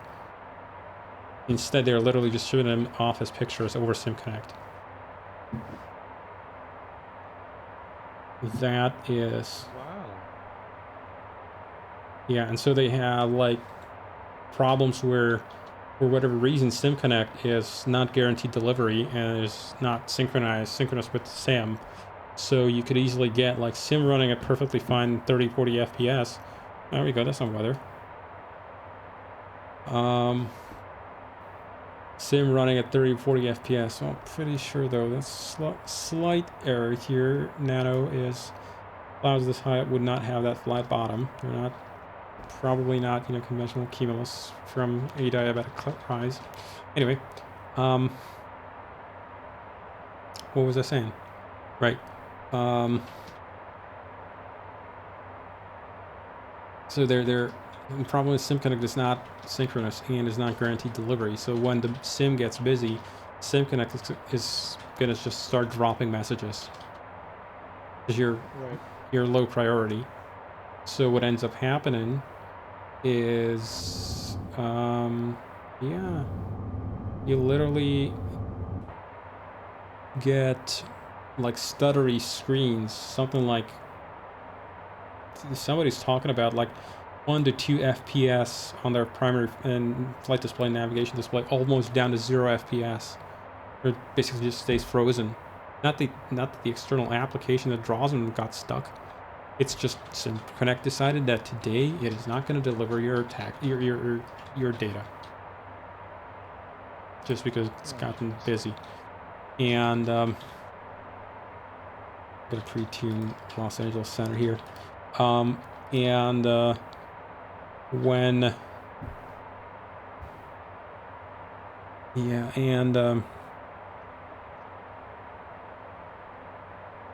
yeah, and when they and you've got like different methods of transferring that data. So you could, if you have like bad performance or something, you could drop the visual quality and it'll get more blurry inside of the simulator. Also, one thing is you cannot get pop-ups inside of the sim here like this. When you want to do a pop-up, they literally have to start up another instance of that application that draws the displays. It draws it into a first-class member window on Windows, or in Windows or something like that. And it also commensurately costs more frames or more CPU time because it basically runs the display render twice. Whereas I don't. I just composite the image twice. The already rendered image basically just splattered a pixel on 2 different surfaces and we're done with it. This is all basically done on GPU directly. So, funny limitation anyway. Yeah, that's kind of frustrating. I've talked to a couple of people that have noticed a couple of other systems issues with the Phoenix. I mean, it's the Phoenix. I mean, the systems. I'm not trying to comment or like badmouth them or anything. It's whatever, right? Systems are systems, but this kind of like limitation of the SDK. Literally, if only Microsoft Flight Sim had an actual ability to like run native code directly in there, they wouldn't have to resort to these kinds of hacks. Right. Or the API was actually fully featured, or basically not just fully featured, but the code actually had access to some proper Win32 APIs or native OS APIs. The problem fundamentally is not the fact that you can't write performance C++ code or C code to run inside of the MSFS thing. You can. The problem is you're not running just code inside of the simulator. You're running on a virtual machine. And the virtual machine is a very specific sandbox environment which you cannot escape out of and do whatever the hell you want. So you're limited to whatever interfaces they provide you. And if they don't give you shared memory interfaces, well, you just got to do it over SimConnect and just futz around with some stupid mechanism for transferring images over an interface that was never designed for that kind of data rate. Yeah, which can be deprioritized by the simulator itself if it decides that it needs that resource. Right, exactly. When the sim decides, oh, there we go, and we're clear skies again. Yeah, and when the simulator decides that today is not the day you're gonna get full frame rate or full transfer rate, then whatever. That's not the simulator's problem. By contrast, if you had actual shared memory access, which I'm not sure 100% is doable on Windows between two completely foreign processes. Maybe, maybe not. It's doable, I think. Yeah, it's doable on Unix machines. There's a way to get two completely disconnected processes that are not parent-child relationship to share memory between each other. That way, it would basically incur nearly zero data transfer cost, because it would have been rendered by the external process, and then the internal stuff would just basically splatter it out onto the simulator's window, or onto the frame buffer that like draws the instruments. But then it wouldn't really slow down the sim. If the sim got, for whatever reason, kind of stuck somewhere or got busy, no big deal. Memory sharing doesn't cost anything. But no, that was way too efficient. They had to fuck that up a little bit. I think there's a strong case to be made that if they hadn't been forced to do reverse compatibility with the flight models in the old systems from FSX, I think they might have been able to do a bit more. I don't think that they. Things, No, I don't think that's actually an excuse that'll fly. I think the main excuse, 99% of it, is just they just couldn't. It wouldn't be allowed by Microsoft to do it if they wanted to get on Xbox. You cannot. You must not, never ever, on an Xbox application or game that is signed and super duper checked, ever be allowed to run unsigned foreign third-party code. Not once, not ever. They had to do a virtual machine in order for it to pass Microsoft's validation. So, and the thing is, Windows APIs, native Windows Win32 APIs, and other stuff like WinSocks and stuff, let you do fairly dangerous things to the host environment, which would never fly out on an Xbox thing. I would have preferred the option to just go ahead and directly load DLL code and then have the option of like, okay, well, this is never going to run on Xbox. We don't give a shit. Just let us run it. Don't give a crap. But no, they don't want to give anybody the option to do that. They didn't. Now everybody's got to jump through millions of hoops to get their stuff running. I always forget that Flight Sim is on Xbox. It just seems so weird to me. Well, that's their bread and butter, I would say. Probably decent chance. I mean, was it the reason why FSX, well, Microsoft Flight really got killed initially, originally like 2011, or was it 2010? Was because they just couldn't figure out a way to make money after the sale. So they just axed it because it wasn't worth the money to Microsoft to keep up. Also, somebody mentioned that, well, a majority of the team that was working on it at that time had essentially been spending their time trying to address third-party developers' SDK issues. So essentially, they were like 80%, 20% developing their own sim further on, and 80% supporting third-party developers. So they. The advancement of sim SDK to allow better integration, I think. Yeah, and so and they weren't even making money on third-party airplanes being sold. So who gave a crap? They didn't see a reason for ever running that, or ever keeping that up. And I think that the way that Asobo convinced Microsoft to sink money into MSFS is they promised them, like, now you actually do have a proper store on Xbox and whatever inside. We're gonna have a store inside of the sim, and we're gonna sell add-ons, get a 30% commission on all of them, and we're gonna be on Xbox, we're gonna be on PC, integrated through the Xbox gaming brand, and that's how we'll make our money. And I think there's a decent chance that that's actually a revenue stream that long term might work for them. They, ironically, projects such as Phoenix and PMDG and all that stuff, they don't give a shit about because it's a prestige thing, yes, but that's not where the majority of normies are. The majority of normies want to just download like a Braddock 3D 737 shaped thing for $15. Microsoft's gonna take their it's like $5 cut, $4 cut. They're gonna load it up, fly around for 30 minutes, find their house. I don't know, do some monkeying around on a network multiplayer flight a la Air Force Proud 95, and then they'll just shut it off, and then maybe come back a week later, purchase another aircraft, mess around with that one, maybe for an hour, go away. That's, you know, they're not us, where we spend weeks and months flying a single type, trying to get it to know perfectly, or trying to get to know it perfectly, because the majority of people just don't give a crap about that. And I can understand that. That is essentially going to be, that is Microsoft's revenue stream from MSFS. And frankly, I mean, for the people that are users of that platform, it makes sense. Sure, why not?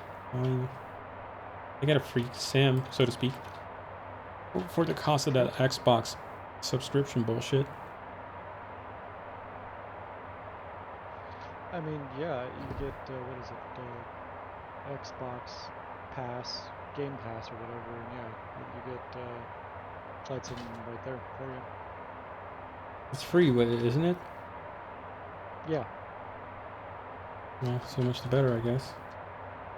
And yeah, ironically, then applications like Microsoft Flight Simulator, I mean, I'm sure they have some method of measuring the metric who's making the money, who is making them the money. But I suspect that it does kind of get lost in the noise, and that even if it wasn't actually paying for itself, with the amount of money that's flown through the entire Microsoft Game Pass system, it might just get lost as a rounding error, so to speak. Not quite. I mean, it's still a decent amount of money. I'm sure that there's some bean counter somewhere that can account for the amount of views they get out of it. The indirect sales through the the sales through the in-sim store for third-party add-ons, I'm sure they're very closely looking at those numbers. Yeah, whatever. Yeah, with everyone kind of going to some form of a subscription model of some kind. Yeah, but ironically, I mean, how it has to effectively be, has to be enough recurrent revenue there for them to actually bother with it. Otherwise, you know, why would you upkeep the servers, stream the network, stream the scenery? And also, I mean, they have probably 50 to 100 people still working on the thing to support it. Ooh, bumpy. Yeah, that's kind of been one of my major concerns with MSFS is, you know, what happens when they turn off the servers. Well, it's quite simple. The thing stops working. It's sort of a, honestly, that is kind of a red herring, because unlike, I mean, I guess they couldn't kill FSX if they wanted to, because it's literally just a box product, and once it's out, and you have no further control about it, whereas they can kind of do it with MSFS. But the reality of it is, as long as there's any appreciable number of people playing it, it's gonna keep them running. One thing that might change or be a little bit annoying is if they decide to do like a major update, or a new version comes out or something like that. A major new version, I mean, like something that would basically break the old MSFS 2020, and do like a clean break to a much newer version, call it FS 2024. How long will they keep the service running for FS 2020? That's a good question. That might be a case of they just shut them off and then you're done. You have to keep running. You have to keep up with the latest version. But practically, even for X-Plane, that's the case. Like, yeah, you can get X-Plane 10 if you want. Nobody though supports of new add-ons. Almost nobody anyway. So, you know, whatever. If you want to run a 8-year-old version of X-Plane, was it 997? You can, but nobody gives a crap about that one. There's like 1% of users on there. Yeah, I agree.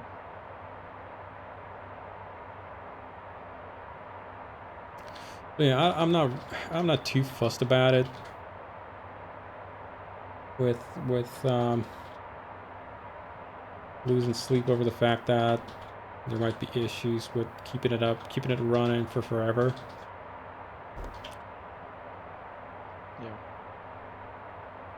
Yeah. I mean, yeah. Realistically, 4 years from now, you probably gonna have a new computer anyway, so you'll want to have something that looks better and shinier on there. One thing that is, while I'm sort of speaking my stream consciousness here, long term, I'm kind of concerned about X-Plane's user base from the standpoint of competing with the juggernaut the size of Microsoft. Not that Austin wouldn't know how to make a good simulator from a physics standpoint. He does. Flight model system, you've experienced that, right? The 707. Enter the correct data. Yeah, no, that's been kind of one of the most amazing parts of implementing kind of an aircraft at this point is, yeah, I just put in the correct data from the blueprints that I've got and airfoil information, and like it's spitting out data that's within 2%, and any tuning is generally because I screwed something up somewhere.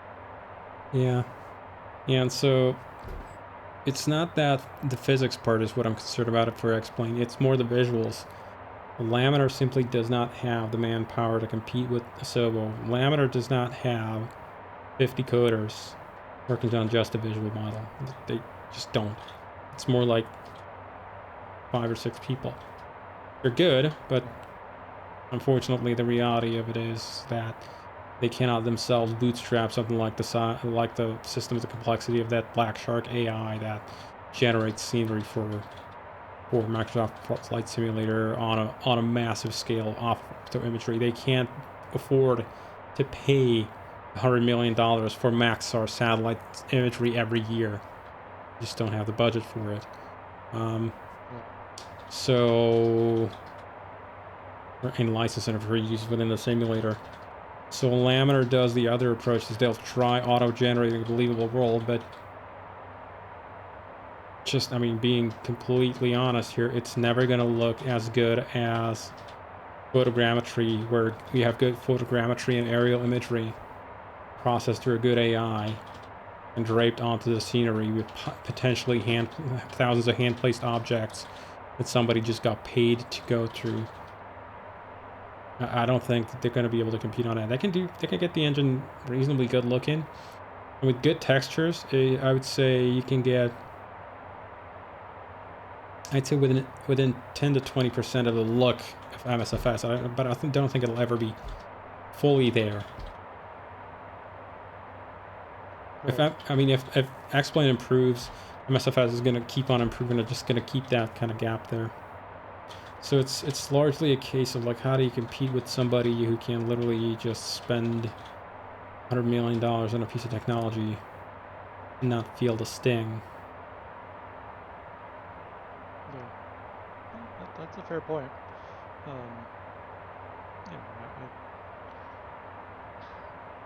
Yeah, it feels like to me that, well, first off, I guess I should make my position clear. I don't care who plays what simulator and if they enjoy it.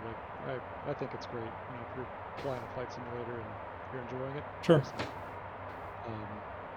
But yeah, I look at Flight Simulator and the Microsoft, and it's just like, that to me feels like a very glorified version of Google Earth. The Phoenix A320 is kind of the first iteration of an aircraft where I think, okay, now we're starting to get at least into something a little bit more serious.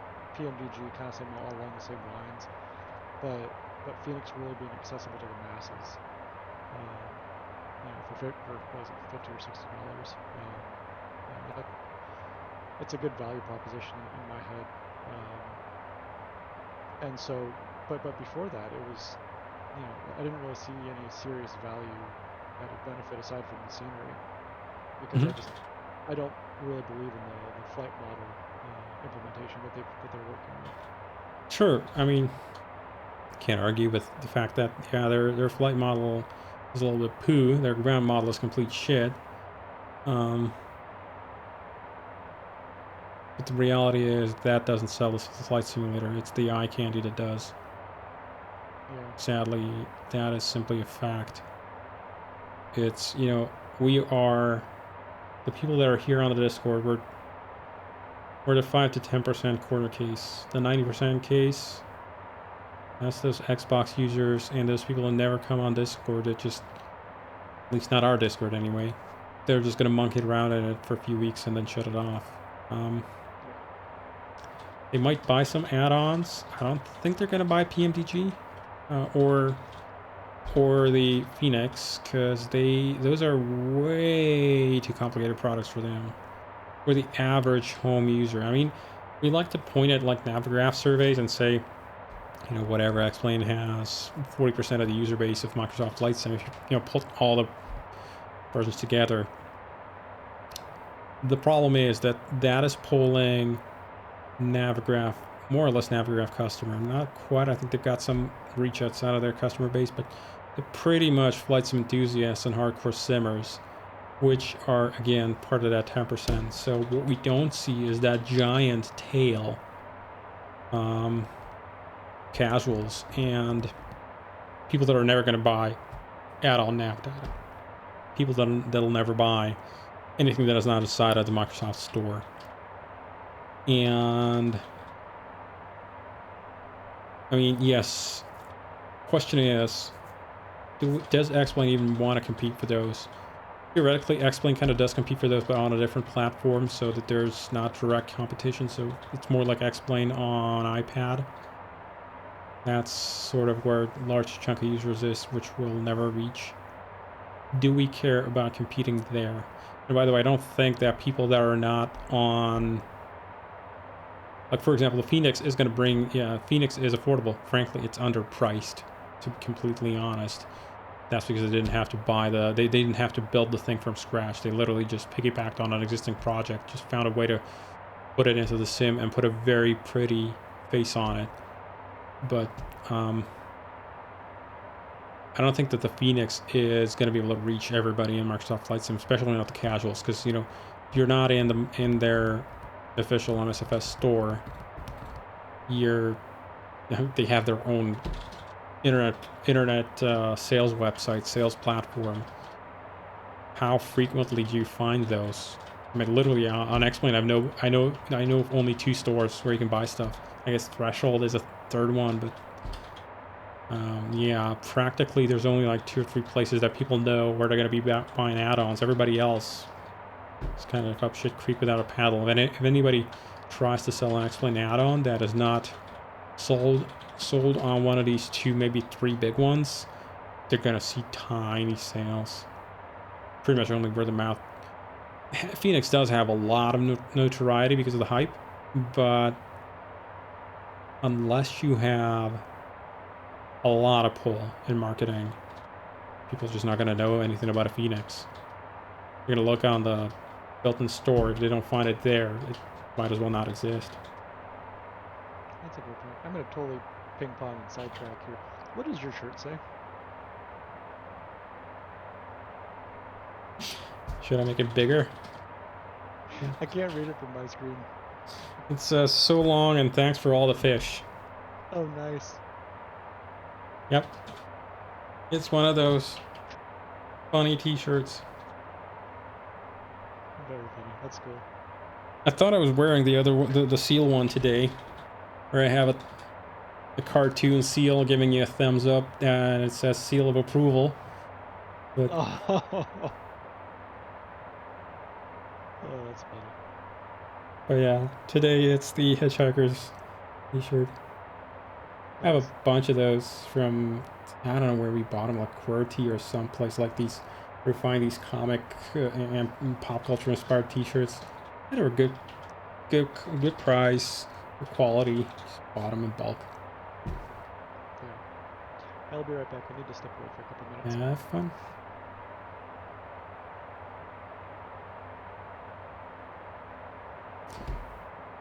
No, interesting debate today, eh? It's mostly me monologuing, guys. Anybody else want to come over on Discord and yell at me? Feel free, I'm in public Discord.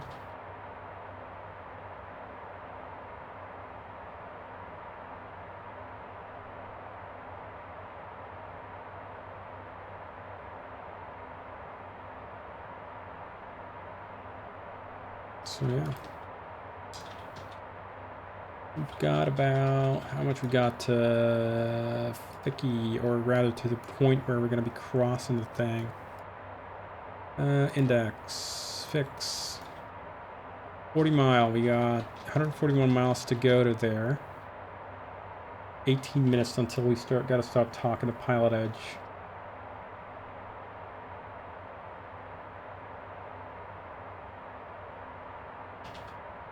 Yeah, X-Plane's always been very minority and still continue to evolve. P3D will still be around due to its unusual customer base. I mean, P3D, honestly, I think P3D is the one that's going to be more affected by Microsoft Flight Simulator than X-Plane. Because P3D's and MSFS's user base and profile kind of overlaps. Because on P3D has kind of the same characteristics. It's Windows only. It's got essentially the ESP FSX legacy of development and developers for it, and most of them have migrated over quite easily to MSFS, or the big ones anyway, because that is where the money is. So who's going to be left on P3D buying either an academic license for $60 that's going to give you a watermark, or $200 license, and it's just wildly over the money range of any end user, normal end user anyway. So I think P3D is the one that's going to be more affected. X-Plane, I can tell you for sure, the rock bottom that it could hit on the user base, let's say everybody on Windows went over to Microsoft, for whatever reason. Everybody that could is going to leave X-Plane, is going to go over to Microsoft Flight Sim. X-Plane can shrink, the bottom of its shrinkage is down to 30-something percent, 35% of its user base right now. So, because those are Mac and Linux users. And one thing you're not going to do is get a Mac, you're not going to go over to Windows. Not easily anyway. Some do, very few though, long term. And the refuse to disappear. You've got still people coming in that are Mac users. Our very own Amy here is a Mac user. And I think she's migrated actually over from Windows, hasn't she? No, she's been on Linux. Yeah, she's been a Ubuntu user. She's migrated over to Mac. So, I mean, there was a move between the two exclusionary categories, so it didn't really make a difference from the user base. She's never going to be over on Windows. Not practically anyway. And, yeah. Like, X-Plane's not going to disappear. That is the bottom of its shrinkage if possible. And in a sense, you might say, once X-Plane 12 comes out, at least in alpha, or in beta, public beta, I think a lot of people are going to take another look at it. Because although it may not look as good as MSFS, it still looks pretty good. And, I mean, close enough is good enough, I would say, in practical terms. It will never probably be as popular as MSFS, but whatever. It gives me the freedom to develop the way I want. I can build products on there that I would have major issues with building on Windows. Although that kind of like the Phoenix approach of just running everything external to the sim and just injecting the displays over a network. It's intriguing. Like, should I do that? Because I could run any of these pretty much external to the simulator. I don't have to run them inside of X-Plane. I just do that because of convenience of rendering. But in practice, I could literally just run these on an external process. I was actually considering that for a while. Like, use like shared memory. And I will have to do that for certain, well, not quite for shared flight, but eventually I will probably want to be able to run these external to the sim entirely disconnected. Well, entirely disconnected. I say that entirely disconnected. Basically, just going to be running as separate avionics modules on a separate process, but they're going to only receive the display data over data links, and then send data out back into the simulator's environment with the data buses on the aircraft. And since apparently Phoenix has gotten some amount of traction out of, I'm not gonna say abuse the SimConnect system, but utilize the SimConnect system to do their bidding to get get the ability to do basically anything they want. Yeah, I could see them. I could see myself do that. The flip side is, think of the money could make on MSFS though. I'm not trying to be S-Green 9112. I'm not trying to be like mean, but frankly, money doesn't really motivate me. I just need enough to like survive, be able to make ends meet. Yeah, I just gotta be able to make enough to make ends meet, and other than that, thing is, pursuit of money eventually just gets you down, and all you do is pursue more money. To what end? What do you do with it then?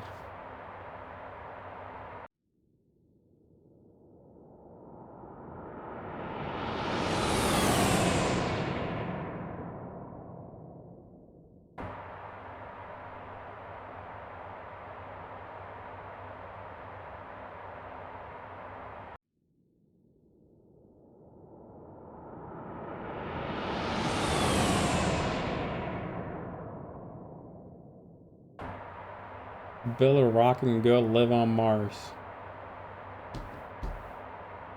Yeah, I suppose. I mean, if you're Elon, although, I mean, in that case, it might as well just be you might fleece somebody. How good would a Challenger and TBM look in MSFS, though? I'm not sure, to be honest. I mean, keep in mind, I've got high textures here, not ultra, but I mean, does this look bad? We might be able to get a little bit more sheen out of these, some more shininess. But other than that, it's mostly a matter of modeling. Like, we could do more on X-Plane. It's just, sure, could we put more pixels on the carpet here? Probably. Even the Phoenix, though, I noticed they had to pull some tricks to get their high texel density. For example, one of the things you'll notice on the Phoenix is they mirrored the left and right display control panels up here, and the rest of the glare shield. In fact, it looks kind of mirrored. Basically half the amount of texture density. Here we couldn't do that because the left and right are different. Or did we? Hang on, let me check. I know they're different. Yeah, no, they're definitely different. We got 2 additional knobs over here. The baseline texture is different. I guess you might mirror these on left and right, but no, you can't even, because there is a cutout here for the tiller. So, yeah, there's a limited amount of purchase you can get out of that. Omar, I mean, your add-on is literally best hands down. Was wondering, do you have some sort of CS or software engineering degree that helped you currently in high school? I'm not sure where to go in the future. Hey, Omar, I actually do. So I am a software engineer by training. Although, completely level with you, the software engineering training is more, let me put it like this. If you are an engineer by heart, you will want to do it regardless of whether you have the formal training or not.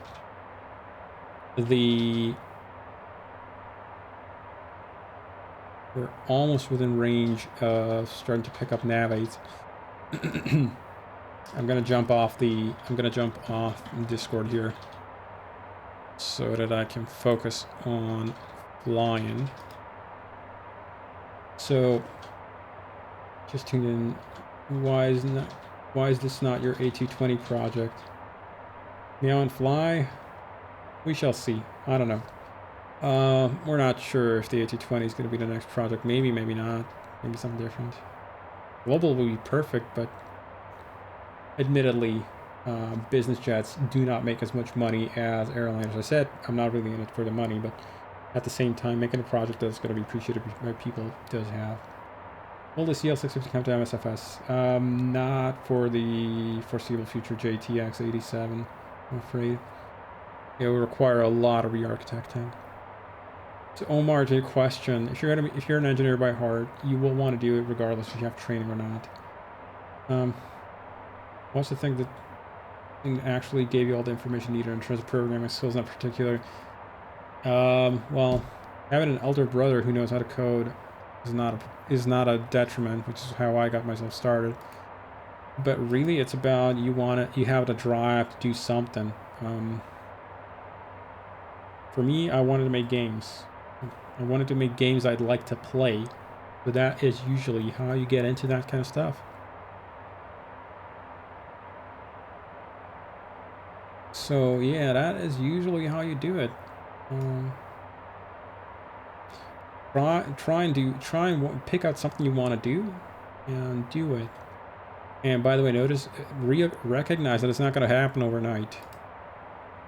I know it sucks when I tell you that it's going to take you years, but it does take years to become a competent coder. On the flip side is you'll never stop having fun. So the CL650 took about 3 years of my time and about 3 years of Gordon's time to make. So Gordon is doing the 3D work, the texturing and the modeling, and I'm doing all the code, the sounds, the flight model, basically everything else that isn't the visuals. All the the actual graphics stick coming on here, all that is mine. As for how long so the thing is, realize, Omar, that I am, let's see, how long have I been coding? Close to 20 years?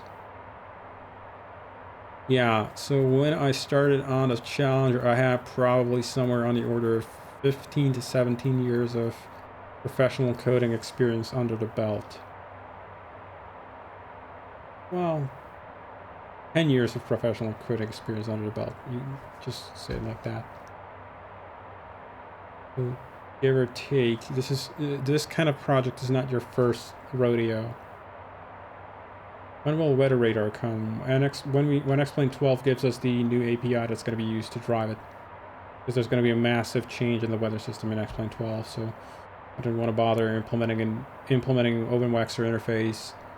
Might still do it for X-Plane 11, but for now, X-Plane 12 is just around a corner, so that's going to be what our focus is going to be on initially.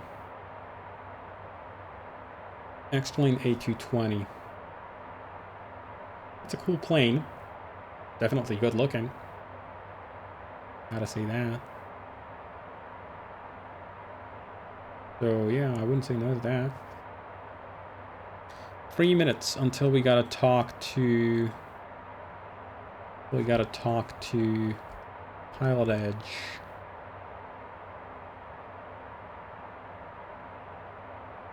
Yeah. We're 9 minutes from Ficky, and Ficky is the entry point into US airspace. In fact, might be about the only time the airspace overlay might make sense. I don't know if they have it on there. I might need to zoom in to show it, because I think there's an exclusion. Yeah, above 100 miles range it doesn't. But there is no borderline here for where you enter into US airspace from oceanic. Airspace off.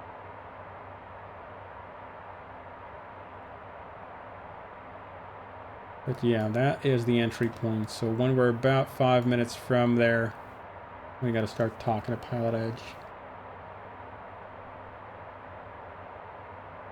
Actually, I wanted to cancel the offset at foots. So there's 2 ways to do cancel and offsets. You can either go direct. That's going to cancel the offset. If I bring the range in here, you'll see that it's drawn a direct line now, the dashed one. Or we can just go ahead and go flight plan, delete, offset line, and that'll return us over. Offset terminated.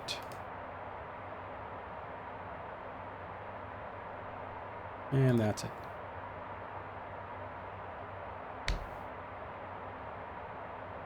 to his life, position in his work, always ready to support developers like this.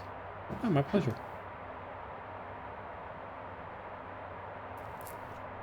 Yeah, my pleasure, Omar. Not a problem. I mean, I'm just spitballing here. So, your life, you do whatever you want with it. But for me, it never felt like, it never really felt like work. Coding. It's always fun. So, I'm not gonna say the formal education for something like, training for a career as a coder is in any kind of way a bad thing. It's a good thing, but realize that the majority of the practical skills that you're going to learn, you're going to have to teach yourself.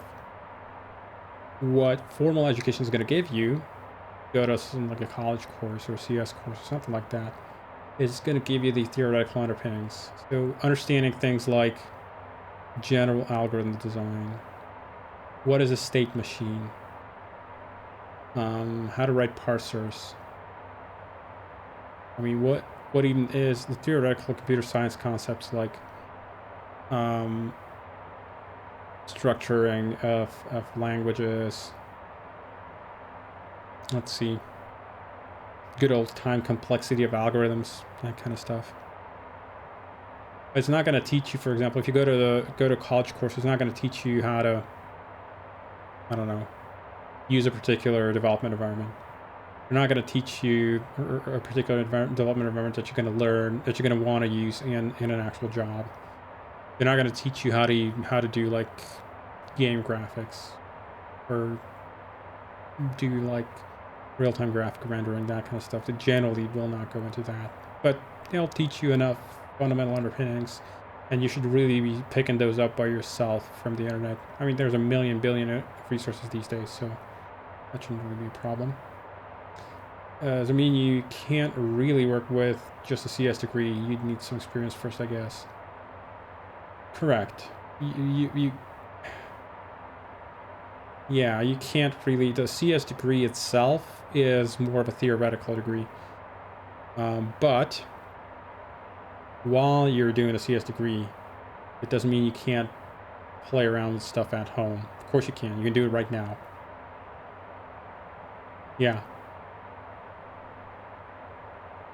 Yeah, I mean, you will get a bunch of assignments during the degree, but generally they will be pretty dry and pretty boring. Pretty theoretical. What you'll want to instead do, probably, is do something like an open source project, participate in an open source project, or some kind of a fun little diversion for yourself.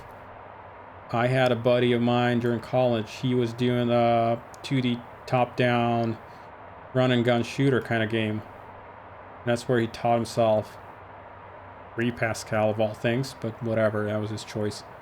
And he liked it. He learned a lot there. Sure, he learned a bunch over on the theoretical stuff, but for his practical job, he probably got most of his qualifications just by self-study. That's how you got to treat it. Good stuff. I got to call pilotage now. Let's see. Do I use this thing? Will it actually let me? I think it will, won't it?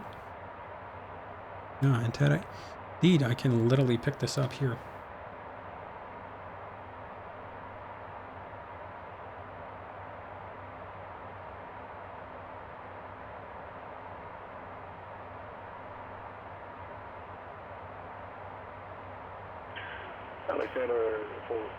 Just about, as I was just about ready to get into key up the mic. Well, you go back to Minneapolis, maintain 17,000, DAG at altimeter 2983. 70,000 and 983 for altimeter 29. Los Angeles Center, November 650, Charlie Lima.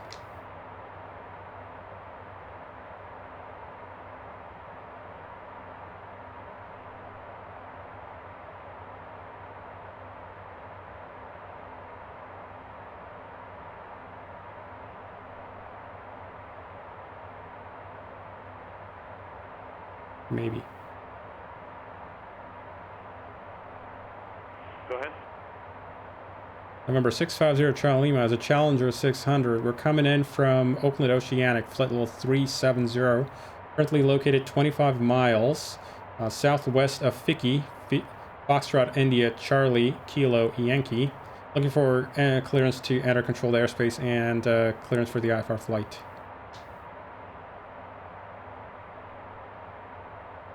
And give me the call sign one more time. November 650 Charlie Lima. 650 Charlie Lima. Los Angeles Centers, walk 5221, identify. 5221 with a flash. 650 Charlie Lima.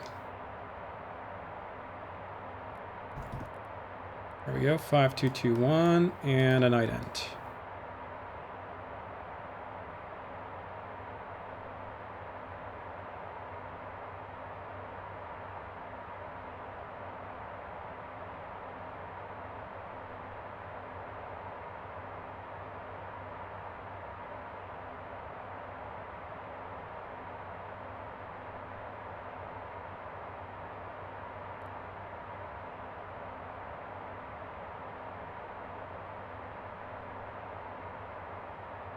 It's a real will they, won't they? Indeed. Will they tell me to just get lost and go back to Hawaii? Recognize that I don't have the fuel to do that.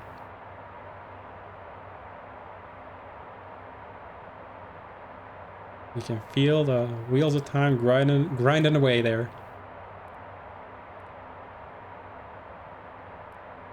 Definitely not going 2,000 miles back to her alternate there. Clearing the sky with you a little further north, heading to Missouri. 16, contact Los Angeles Center, 128.6. I don't think that was for me, was it? That's correct.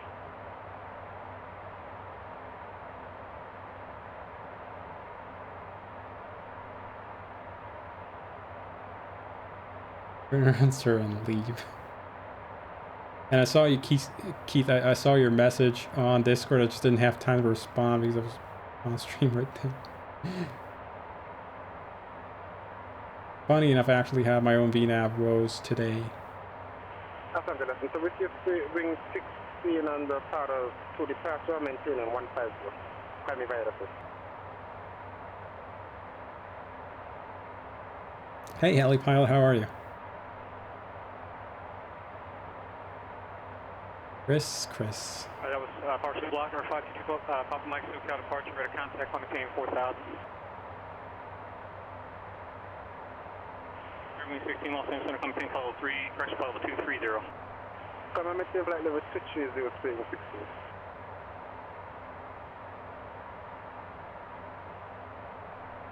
Has my brain skipped a beat? Or are they giving me a clearance to enter? Because Center Legion 14. right now I'm inside of the ADIS. 58, flight level So 360.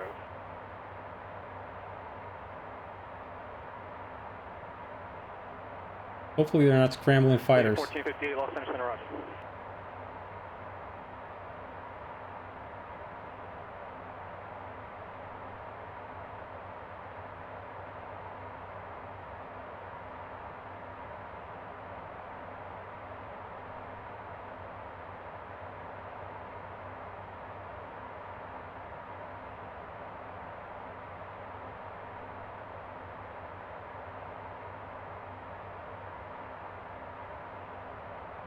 Keep up my clear direct ocean side, climb maintain 6,000.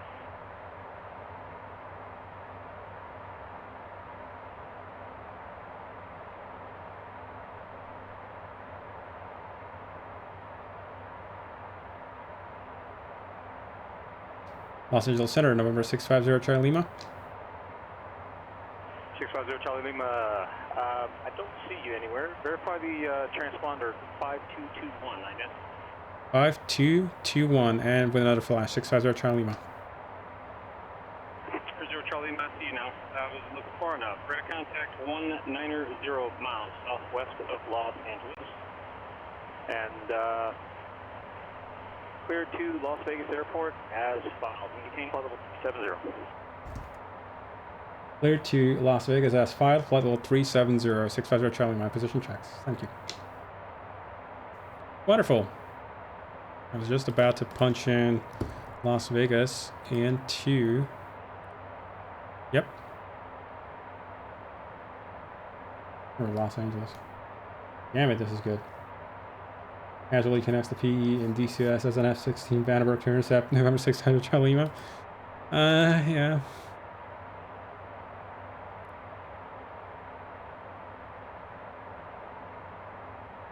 Not a lot of return.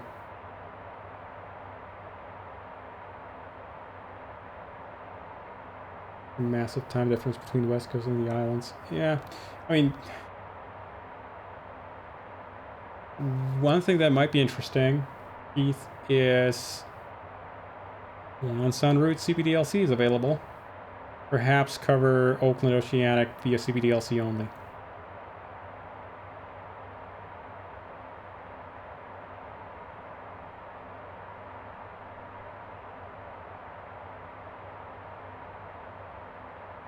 So just do the occasional position report and that kind of stuff.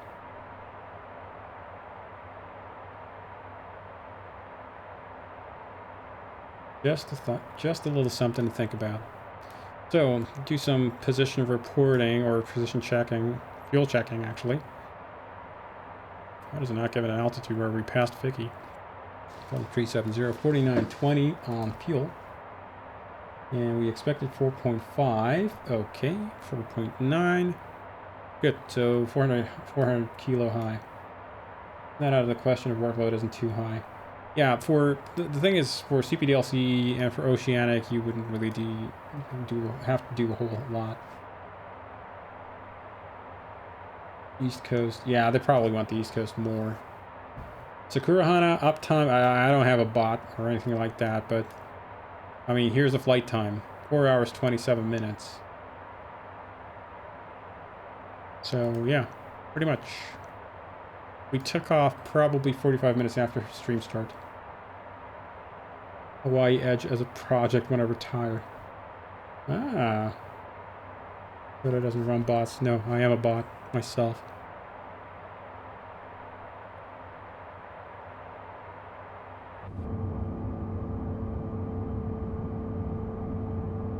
Yeah, it's bumpy. Whatever, we'll cut off the seatbelts so they can actually, I don't know, get their coffee. Funny story is when you stand up, you can actually see how much shaking there is in the cabin. Since this is actually correlated to the aircraft's motion.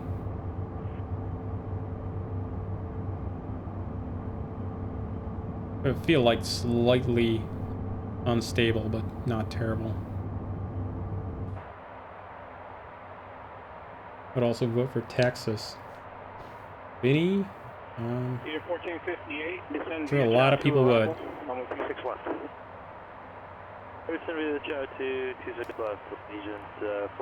So actually, I do have a filed arrival, so I probably should punch that in. I didn't bother on route while I was basically 5 hours of flight.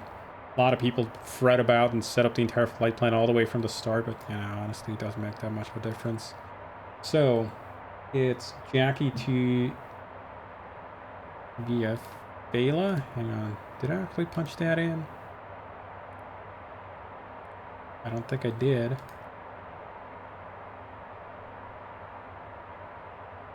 Spring 16, contact Los Angeles Center 133.2. 132.2, Spring 16. Confirm 332. 33.2. 33.2. Let me check here because I'm not sure. I've got some old flight plan on here. No, okay. Okay, this is an old plan. That's the one. That's the PDF I want to be looking at. Oh, it's the alternate route. What am I looking at here? Meissen Randers 2. Okay. So, Randers. Randers 2 via Meissen. Spring 16, Los Angeles Center, climb camp level 310. And if on here I go to Flight plan progress. We should be able to see what sort of change that's going to cause. We had improved our arrival field just a little bit. Quite a bit, actually.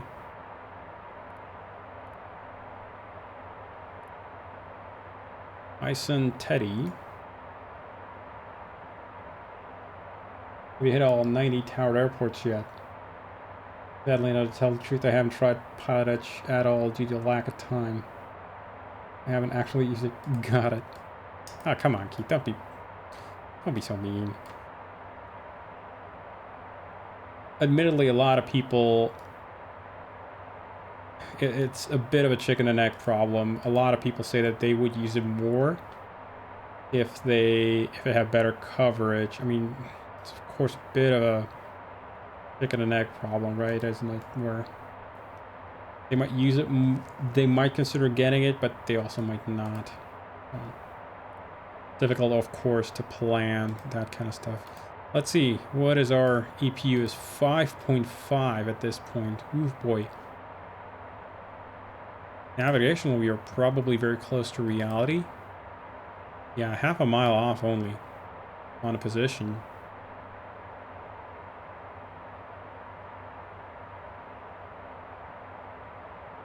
But we've only got 5.5 miles of positional uncertainty, or pretty bad positional uncertainty. But if we go ahead and have a look how far we are from nearest landfall, 122 miles, so it should just about be getting ready to tune in some VORs and stuff. We can already receive some. Now, so it's just coincidence probably. But pretty soon, I'm sure these guys are going to start tuning in VORs and start bringing down that range. Got no candidates right now for tuning. FMC 1 and 2, that is. Using hence the smile. Yeah, lots of expansion requests for people who haven't used. Get a request from existing potential users. Log 425, so departure. Correct that, Arjosh. We're flying Sland Whiskey, I think, today. Log 425, hope I filed that up correctly.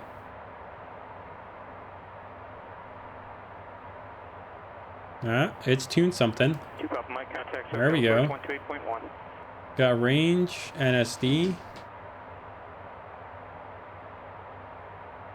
And it's bringing us in.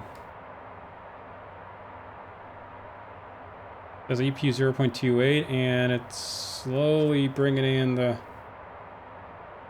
correction data. Just to avoid a sudden jump in position. What about FMC2?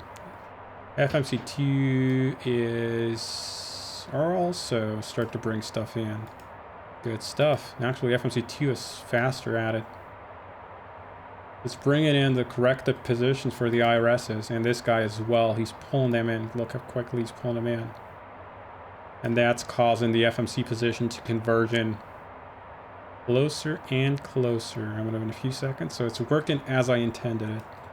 DME solution is 0.15 miles roughly off. 0.13. This one's only 0.1 mile off of truth. Even though the figure of merit is nowhere near as good. It's 0.256 on this guy, 1.1 on the other. Yeah, it's got a much tighter angle between the two DME stations. This guy's got it much closer to a 90-degree off, so that's why it's got a lot better solution. And here we are. Number 2 is still reporting 5.56 EPU. Why?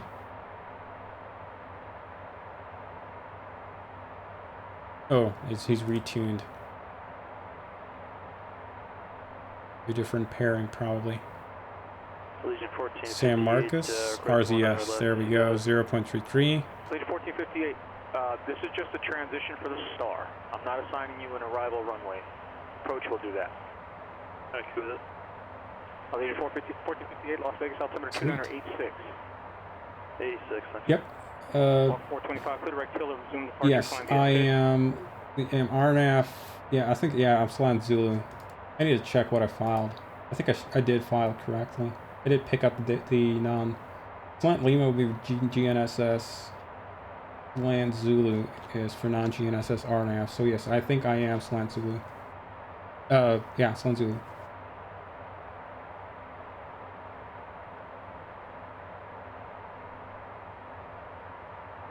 Canadian on Discord should probably refer to the A220 with her by her maiden name. Yeah. Sure.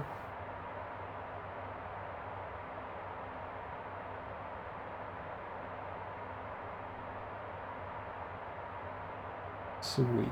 Okay, so this works as expected.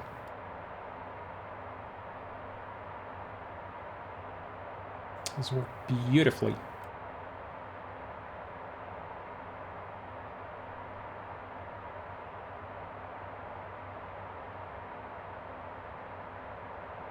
Awesome.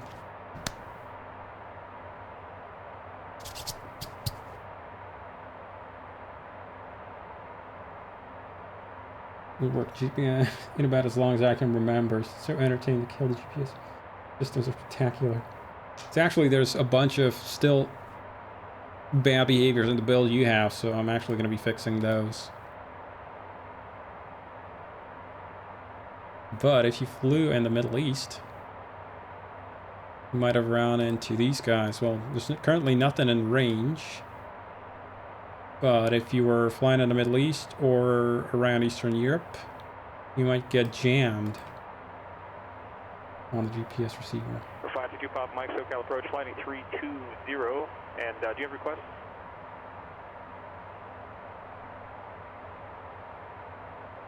Pop Mike, thank you. Expect that. Then maintain 4,000. Okay. Pop Mike, you'll be over the airport for the right down one. 180 miles to top drop. So let's go ahead and pick up some ATIS. Flying into Class Bravo, so might as well grab some ATIS. And there we are. Runway 16 descend via rounders to arrival, runway 28, 0.19. Near Eglin Air Force Base. Legion 1458, contact Las Vegas approach 125.6. Well, we got him. This was sent to us by Hot Start Operations. We know what rental we're going to get, and we know the passengers are going to be taken care of. ATIS. Request for Las Vegas. 1458 Las Vegas approach, Las Vegas altimeter 2984, expect runway 26, visual approach runway 26 left. Now we're on VHF.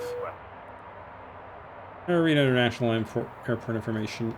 Victor 2356. 1458, we can do that. It's pretty fresh. Change to the runway 100 left transition. 340 at 4. Probably we're going to be landing at runway 1. That'll be kind of fortunate for us. 10 mile clear, 28294. Just let me know, I'll put you on the head. That's just the remarks. Arriving runway 19 left right, 26. Runway 19 left right and 26. Visual approaches in use. VFR.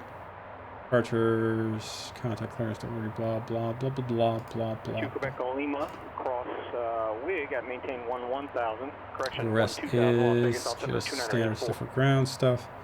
Information back 1000 and on altimeter. Length. Nice hotel.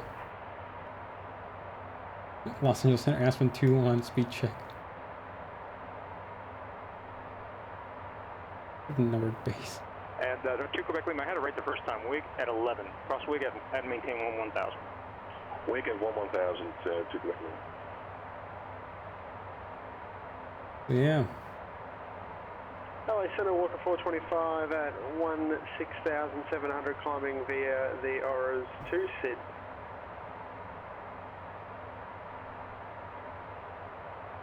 Low position accuracy. That's the retuning stuff.